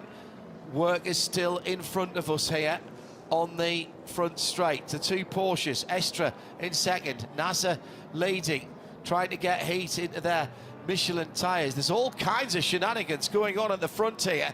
Speeding up and slowing down. Estra almost running into the back. NASA almost running into the back of the safety car. Speeding up and slowing down. You're not supposed to do that. You're supposed to hold your speed behind the safety car. And quite clearly that's not happening. Estra slows down again. NASA had backed right off the safety car and then sped up again. Estra doing it again, coming through. Aitken likewise. And I don't think you can't give them all a penalty. This has been happening all race long. Yeah, and the Nick run-up. Yellowly has not done it. So, yeah, this is... Well, he found out the hard way in practice that the lack of tyre temperature is not good for that Acura. And we're getting cooler and cooler, of course, as we approach. Just coming up for 10 o'clock local time. Track temperature right now, 75 Fahrenheit. That's lower than it was at the start of the race. It was as high as 113. Oh, my. Oh, my goodness. Travis Law telling the drivers of the two Penskes, get a gap and then listen to me and we'll tell you what to do. So, as it stands right now, is this a swap of positions again from the 6th and the 7th? We've got 16 3/4 minutes to go in the 74th running of the Mobil 1 12 Hours of Sebring. Porsche first and second. NASA weaving around on the front straight. Jack Aitken did get a good start. Coming through further back is the BMW of Sheldon van der Linde on Nico Peña, but he can't get that done. So the two Porsches being told to get the hammer down at the front of the field, and then Travis Law, the senior engineer, will be talking to the drivers. This is even more drama to come. Absolutely incredible. Slow car on track as well. As the number 28 car, I think it was, that was going slowly. Drive-through penalty for the Valkyrie, for Aston Martin, for Heart of Racing. They're down in 10th in class at the moment, and drive-through penalty not been their day, unfortunately. LMP2, first, second and third. Blomqvist up the inside, tries to have a look. Oh my goodness, that was a move on the number 5 JDC car to go into 6th place. Yeah. That means he's already got past Sheldon van der Linde, or has van der Linde already got past Nico as well? Van der Linde's gone as well. Yeah, absolutely. Absolutely. Just watching the lead, Mikkel Jensen, Paul de Resta and Tristan Vautier all having a scrap as well. Vautier was slow off the restart, lost a lot of car lengths. 2 United cars were right on it. Jan Halen was the car reported going slowly. But that car's picked up pace again, and off for the 65 Mustang. And rejoins. That's at the exit of turn 11, I think. So difficult to see in the darkness. Has he got a tyre down at the right-hand side? I think he might have. On the rear? There was damage there, certainly, Peter. Well. Also, we've had Miguel Molina with a problem in the 033 Ferrari. 6th place in GTD Pro. I can't believe this. So much still happening with 15 minutes to go. So in GTD then, Gamble has got past Joey Hahn for the lead. So how can Joey Hahn hang on? They're praying for that full course yellow right now, but they're dropping like a stone. Unfortunately, not enough fuel on board, but they've got to see it through to the end as best they can. Yeah, they're not going to make it, is the answer to that question. With just 35% of their fuel. No, what's he got there? Number 66. No, he's way less than that now. Yeah, he's way less than that now. 15%. GTD, the number 96, Turner BMW making great moves forward. Robbie Foley on board, but what happened to the Mustang? I think it got together with the Triarzi car, the 033. Oh my word, Frederick Vervies just drills into the back of Molina. Oh my goodness. That was why Molina was going slow. And then one of the other cars, the other Mustang, oh dear, both Mustangs involved, one having to take evasive action. That was the 65, so it must have been the 64 then that drilled into the back. So I think it was the 65. No, the 64, no, 65 took evasive action and the 64 hit the back of the Triarzi. Good for you. Yeah. Oh my word. Well, he's going to get a penalty for that.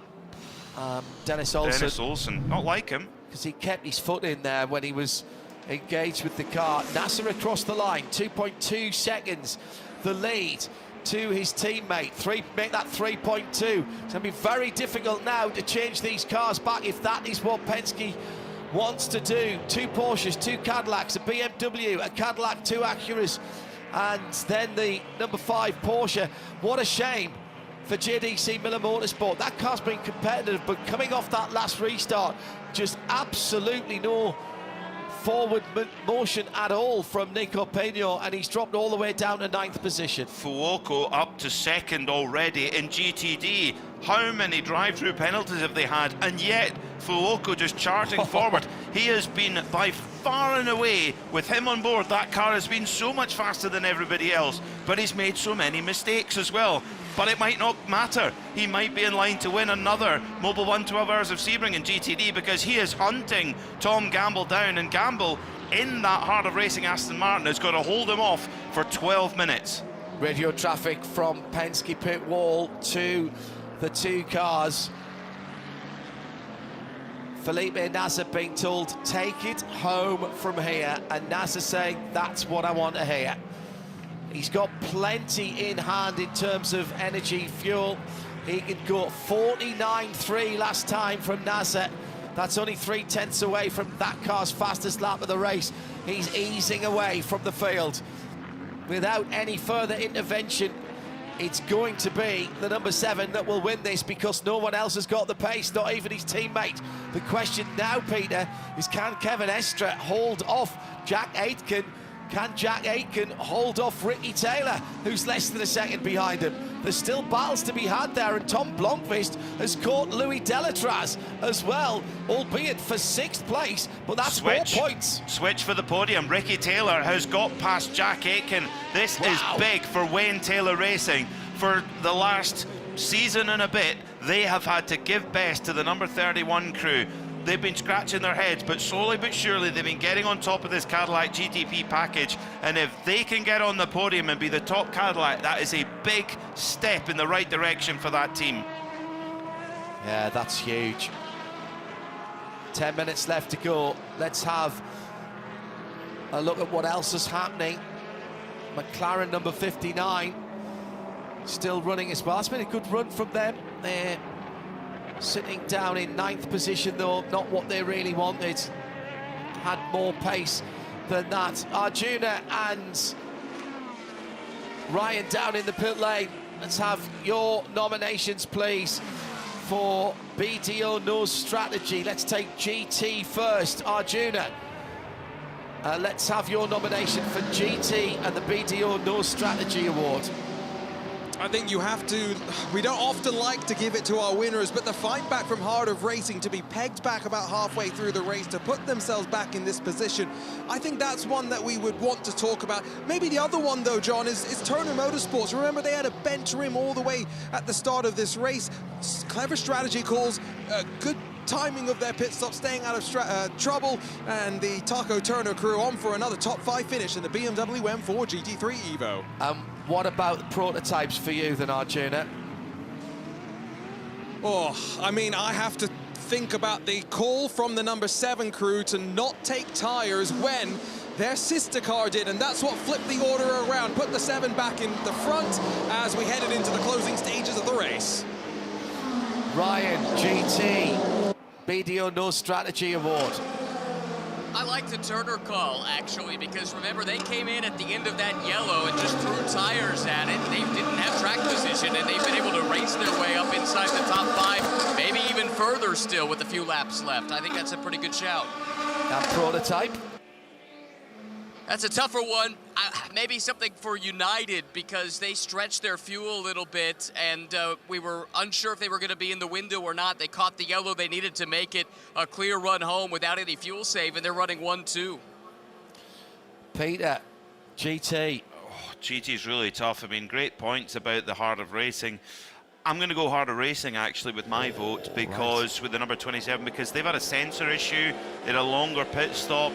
Yes, they've had a fast race car, but they've had to be on it, and to hold off that 21 Ferrari, which just refuses to go away despite all of its troubles. It's now, the gap's now down to 1.8 seconds, by the way. It's now 1.1. Fuoco's getting closer. Oh my. So, oh, it's hard. Yeah, my vote would be for harder racing. Prototype. Oh, that's tough. That's very, very tough. I think you've got to put Tower in there. I think Tower, the number 8, Tower Motorsport, Yeah. they have a turbulent time the last little while. I think they haven't necessarily had the absolute front-running pace through practice that United and CrowdStrike have had, and indeed AO have had. I think they've maximised their opportunity, and I guess that's what BDO No Strategy is all about, but hard to call. I'm still keeping an eye on IMSA Motorsport. Ferdy Habsburg's right with Alex Quinn now, but I like the Tower call in prototype.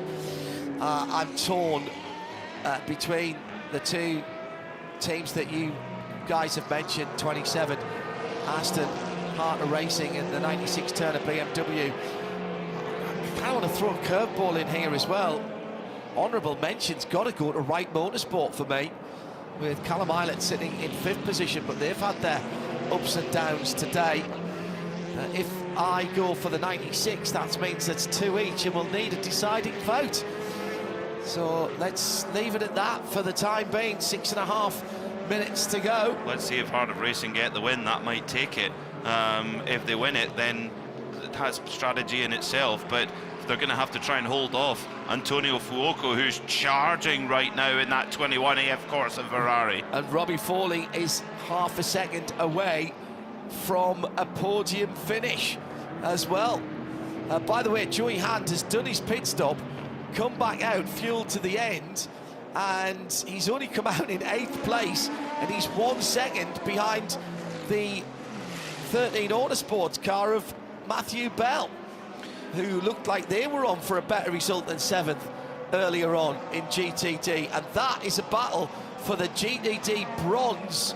Up to Joey hasn't done his pit stop. He's just coming in now. My apologies.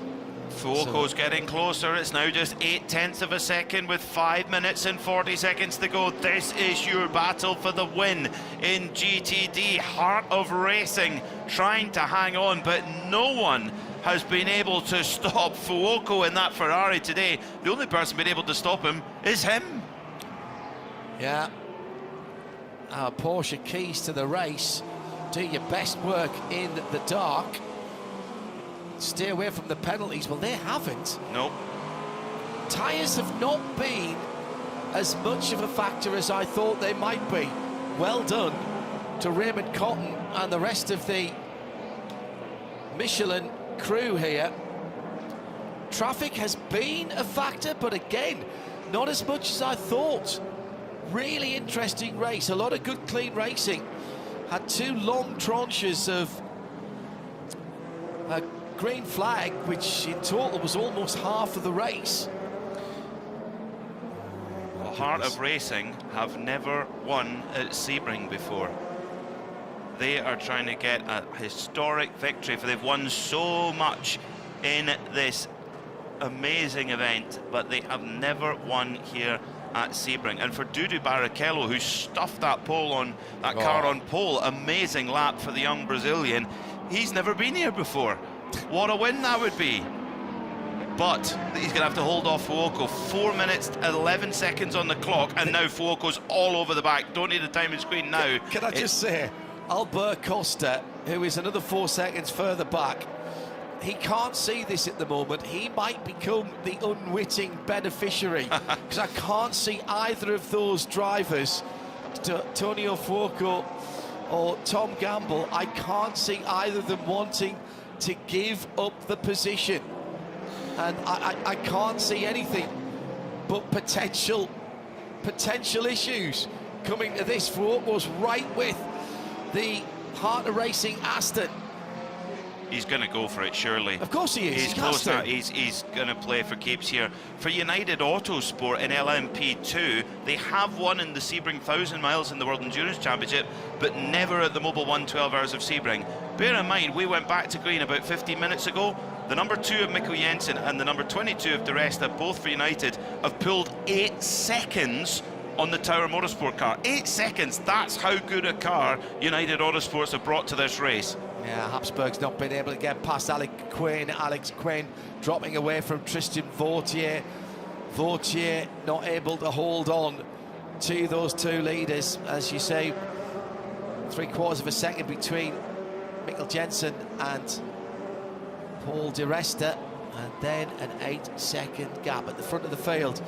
It's 2.5 seconds between the two Porsche Penske 963s, then the two Cadillacs. Now, Wayne Taylor Racing, who are ahead. Oh, my goodness. Just takes one slip in traffic, though. One clip with a GT car and a penalty, and it's all gone wrong. But for Felipe Nasr, for Lauren Heinrich, welcome to IMSA WeatherTech at the top level. Of course, GTD Pro champion in the past, and he's proven himself. Julian Andler as well, this crew, amazing. The number 7 Porsche Penske Motorsport machine, of course, it was the number 7 that won in 2008 with the RS Spider overall. Here comes the pass for the lead in GTD, I think, Peter, as Fuoco's going to try and use the traffic here. He's closing right up on the back of the Aston Martin towards turn 3. This is his big opportunity. He's got to be right underneath the rear wing of the British GT car run by the American team, with Tom Gamble behind the wheel. There's nothing in it here. It's one of the Works Mustangs that's right ahead of them. Can the Aston get through down into turn 7? If he does, that would be the race for me. But he hasn't been able to. He's Fuoco. He's closing right up as they come through the Fangio chicane. More traffic ahead, including one of the BMWs as well. Oh, this is very tight indeed, Conor De Philippi. Nothing wrong with the straight line speed of that Aston V8. It just gallops, is now the leader overall in the race, is blocked behind the Ferrari. Fuoco lets Felipe Nasr go by. The gap at the front is down to 1.6 seconds. Where's Estra? Estra can't be far behind. Yeah, he's got to get with him as the leader goes through. No, Estra is not in sight. No, there he is, just behind Fuoco. Even if we didn't think he was going to win, Nasser's just won the race there in the way he got through those 4 GT cars. Big moment for Fuoco there, just a wiggle going through the S's, and Estra dives through. That might win Gamble the race in GTD for Heart of Racing. They're going to get another lap after this one, though. It's white flag next time by the start-finish line for our leader, Felipe Nasr. We promised you the 74th running of the Sebring 12 hours, the Mobil 1 12 hours of Sebring, is going to go into effectively overtime, because time has literally run out as the cars went across the line and we start the final lap. We promised you 12 hours of action. It's going to be about 12 hours and 2 minutes. And Felipe Nasr goes on to lap 343 with a 2.2 second lead. Ricky Taylor is safe ish in second. Jack Aiken, though, is not giving up, and it was only half a second between them as they went across the line. In LMP2, 2/10 of a second. Mikkel Jensen and Paul de Rest are the teammates, and Paul de Rest has just put his fastest first sector in of the race. Incredible stuff. In GTD Pro, a second and a half between the two Porsches, and in GTD it's about 8/10 of a second. Is Fuoco going to have a go? I don't think he's close enough. Blomqvist is all over the back of Aitken for 4th place as well. Well, there's 3 cars within a second everywhere. there. Ricky Taylor, Here Jack comes Fuoco. He's passed. He's gone through. He sneaked through. Kim from so far back. That's the lead in GTD. Incredible. That came from nowhere in the S's. And Fuoco's gone. He's but one corner and he's gone. And then we've got 2 of the almost a touch behind them as they came through to Jean de Bian. Oh, that such a late move, but a clean move from Fuoco that has taken the lead at the last gap, not even half a lap, maybe 1.5 miles from home. The second round of the IMSA WeatherTech Sports Car Championship is won by Porsche Penske Motorsport, and the number 7 car comes through to take it from their teammates. A second and a half behind, it's Ricky Taylor. Some redemption for Wayne Taylor Racing. In the number 10 Cadillac, Jack Aiken holds off Tom Blomqvist and Sheldon von der Linde at the line. Nick Yellerly brings the Acura home in 7th. 8th is Louis Delatraz. Nico Peño in 9th for JDC Miller. And it's the 2 United cars that take the victory. 1st and 2nd, the 2 and 22. Fortier bringing the Tower car home in 3rd. And in GTD Pro, 2 Porsches, and ahead of that field as well, with Manti and the Grello ahead of the AO Racing 77, the best of the Corvettes. Hey, how about the Corvettes, by the way? No pace all week. Pick up a 3rd and a 4th, Peter, at the end of the race. And in GTD, a dramatic last lap pass from Antonio Fuoco on Tom Gamble's Aston Martin gives the win to AF Corsa USA ahead of Heart of Racing. And Callum Eilert on the podium for Wright Motorsport in 3rd place, ahead of the Lone Star Mercedes AMG. Our BDO awards then. Tower Motorsport are going to get it in LMP2 for their 3rd position. Ferdy Habsburg, by the way, did get 4th position for ERA. That was my choice. I thought maybe just another 5 minutes there could have done better, but it's Tower and the number 8 in the prototype ranks. And in GTD, well, can we put a late nom in for Corvette? Where did the lead change then? It was a mistake.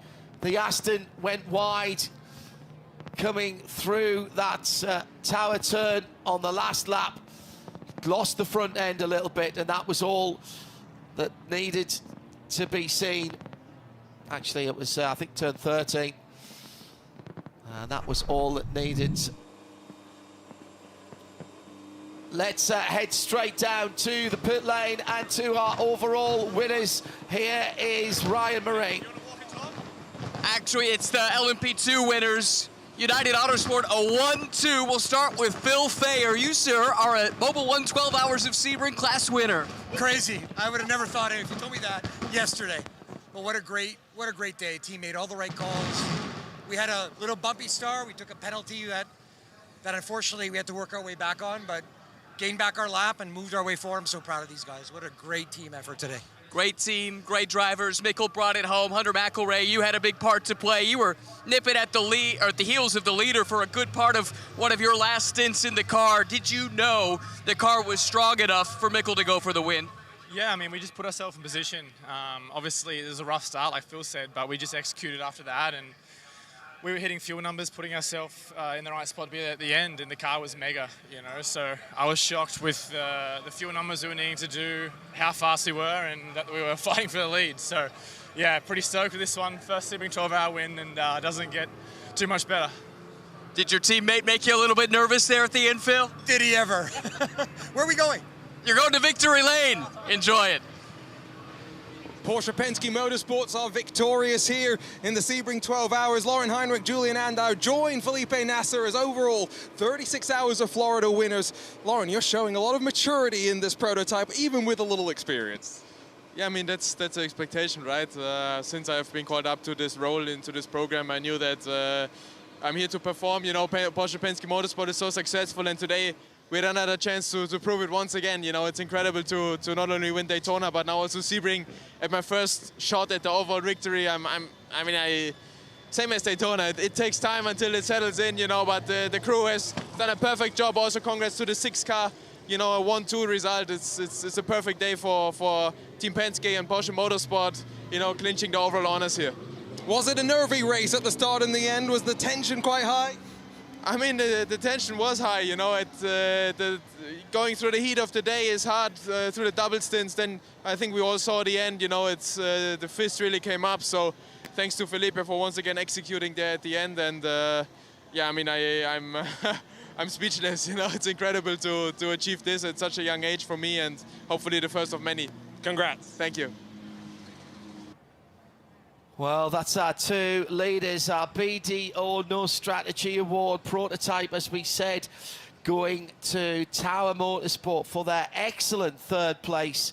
Possibly didn't have quite the outright pace of the United cars and some of them around them. Honourable mention has to go to ERA.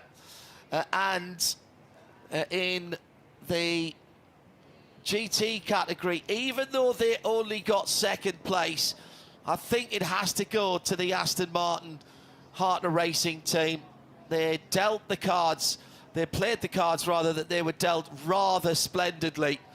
You can say the same for Tower as well. And strategically, they were pretty impressive. Didn't quite have the overall speed at the end, Tom Gamble being very, very fair.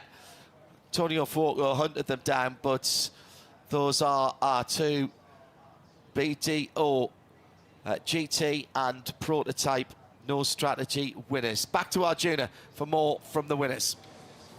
I'm here with Ricardo Fella. Grello succeeds in their 2nd outing in 2026. What a hard-fought win after the disappointment of Daytona. How are you feeling now?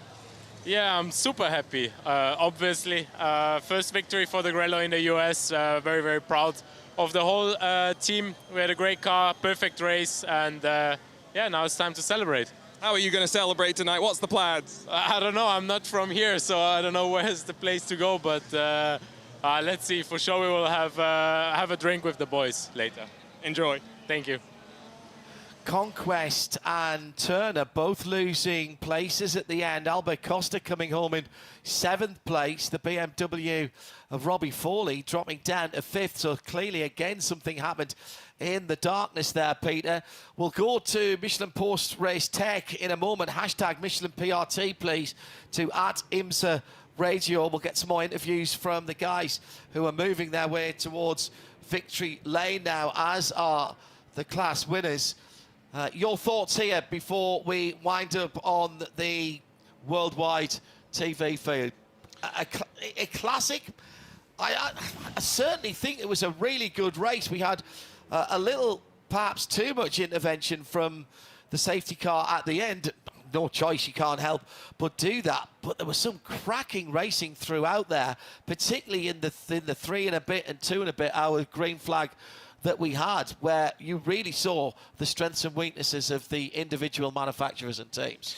It was a real thriller, and arguably one of Porsche's greatest days here at the Sebring International Raceway. This is now their 20th win in the Mobil 1 12 Hours of Sebring. No other manufacturer comes close, but to also score a GT class victory as well. Yeah. Now, in the past, they almost had the GT class to themselves. Those days are long gone. Yeah. And they've had to, and they finished 1-2, of course, overall and in GTD Pro yeah, a great day for Porsche. And got a Porsche on the podium in GTD as well. So in terms of podium positions, take out LMP2 because they're not in there. There are 9 podium positions, of which Porsche have filled 5 of them. Incredible. Yeah. And also, can anyone stop Porsche Penske Motorsport? That's the question. But other than Porsche Penske Motorsport? Specifically, can anyone stop Felipe Nasr? He is relentless. When it really comes down to it, nobody can touch him right now. Not even Kevin Estre. Not even one of the greatest we've ever seen.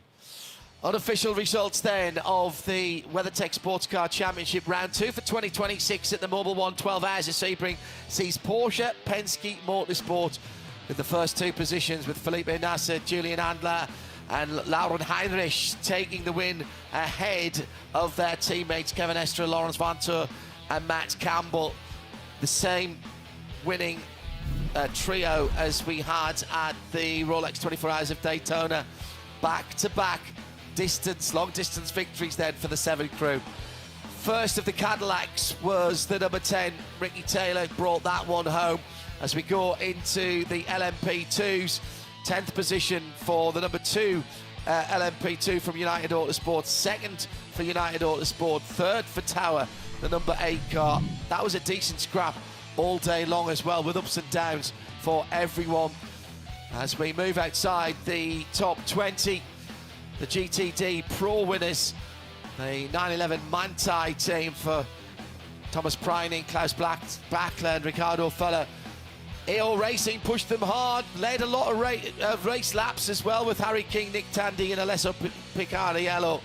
And how about Corvette coming home on the podium at the very end there? 3rd and 4th position for the 4 and 3 cars. Best beat of the BMWs in that category coming home. That's the Paul Miller Racing team in 5th position in class. For GTD, a battle that swapped on the last half lap of the race. Lila Wadu, Simon Mann and Antonio Fuoco pipping Tom Gamble, Gino Baricello and Zachary Robichon, with a Porsche in 3rd place, Callum Eilert, Adam Adelson and Tom Sargent. Lone Star Racing were in the conversation all day. Turner Motorsport dropped some positions at the end there. 13 Autosport, Matt Bell might have hoped for more than that with Thori Fidani and Lars Kern. Below that, people who had problems getting down to the 40s. Saw Jan Halen putting in some good times towards the end, but their race was run earlier on. Into Europol had problems as well. And Winward Racing out early on. Lamborghini was withdrawn by Wayne Taylor Racing after problems. Inception had that issue with Brendan Arebe, and then he drove into the side of one of the BMW prototypes. Risi out in a nasty accident at the final corner when they spun and then got picked up by the 57 Winward car. Stay tuned or tune over to imsaradio.com and to RS2. Thank you very much to all of our syndications, to all of our technicians here at the track, at Concord and back in London. It's Michelin post-race tech next, and we go to a 100-minute race next time out for the Michelin, for the WeatherTech IMSA Championship. And that is on the streets of Long Beach. We'll have that for you coming up in a few weeks' time. Michelin post-race tech next on RS2. I'm John Hindhaugh for the team and the international TV feed. Thanks for watching. We'll see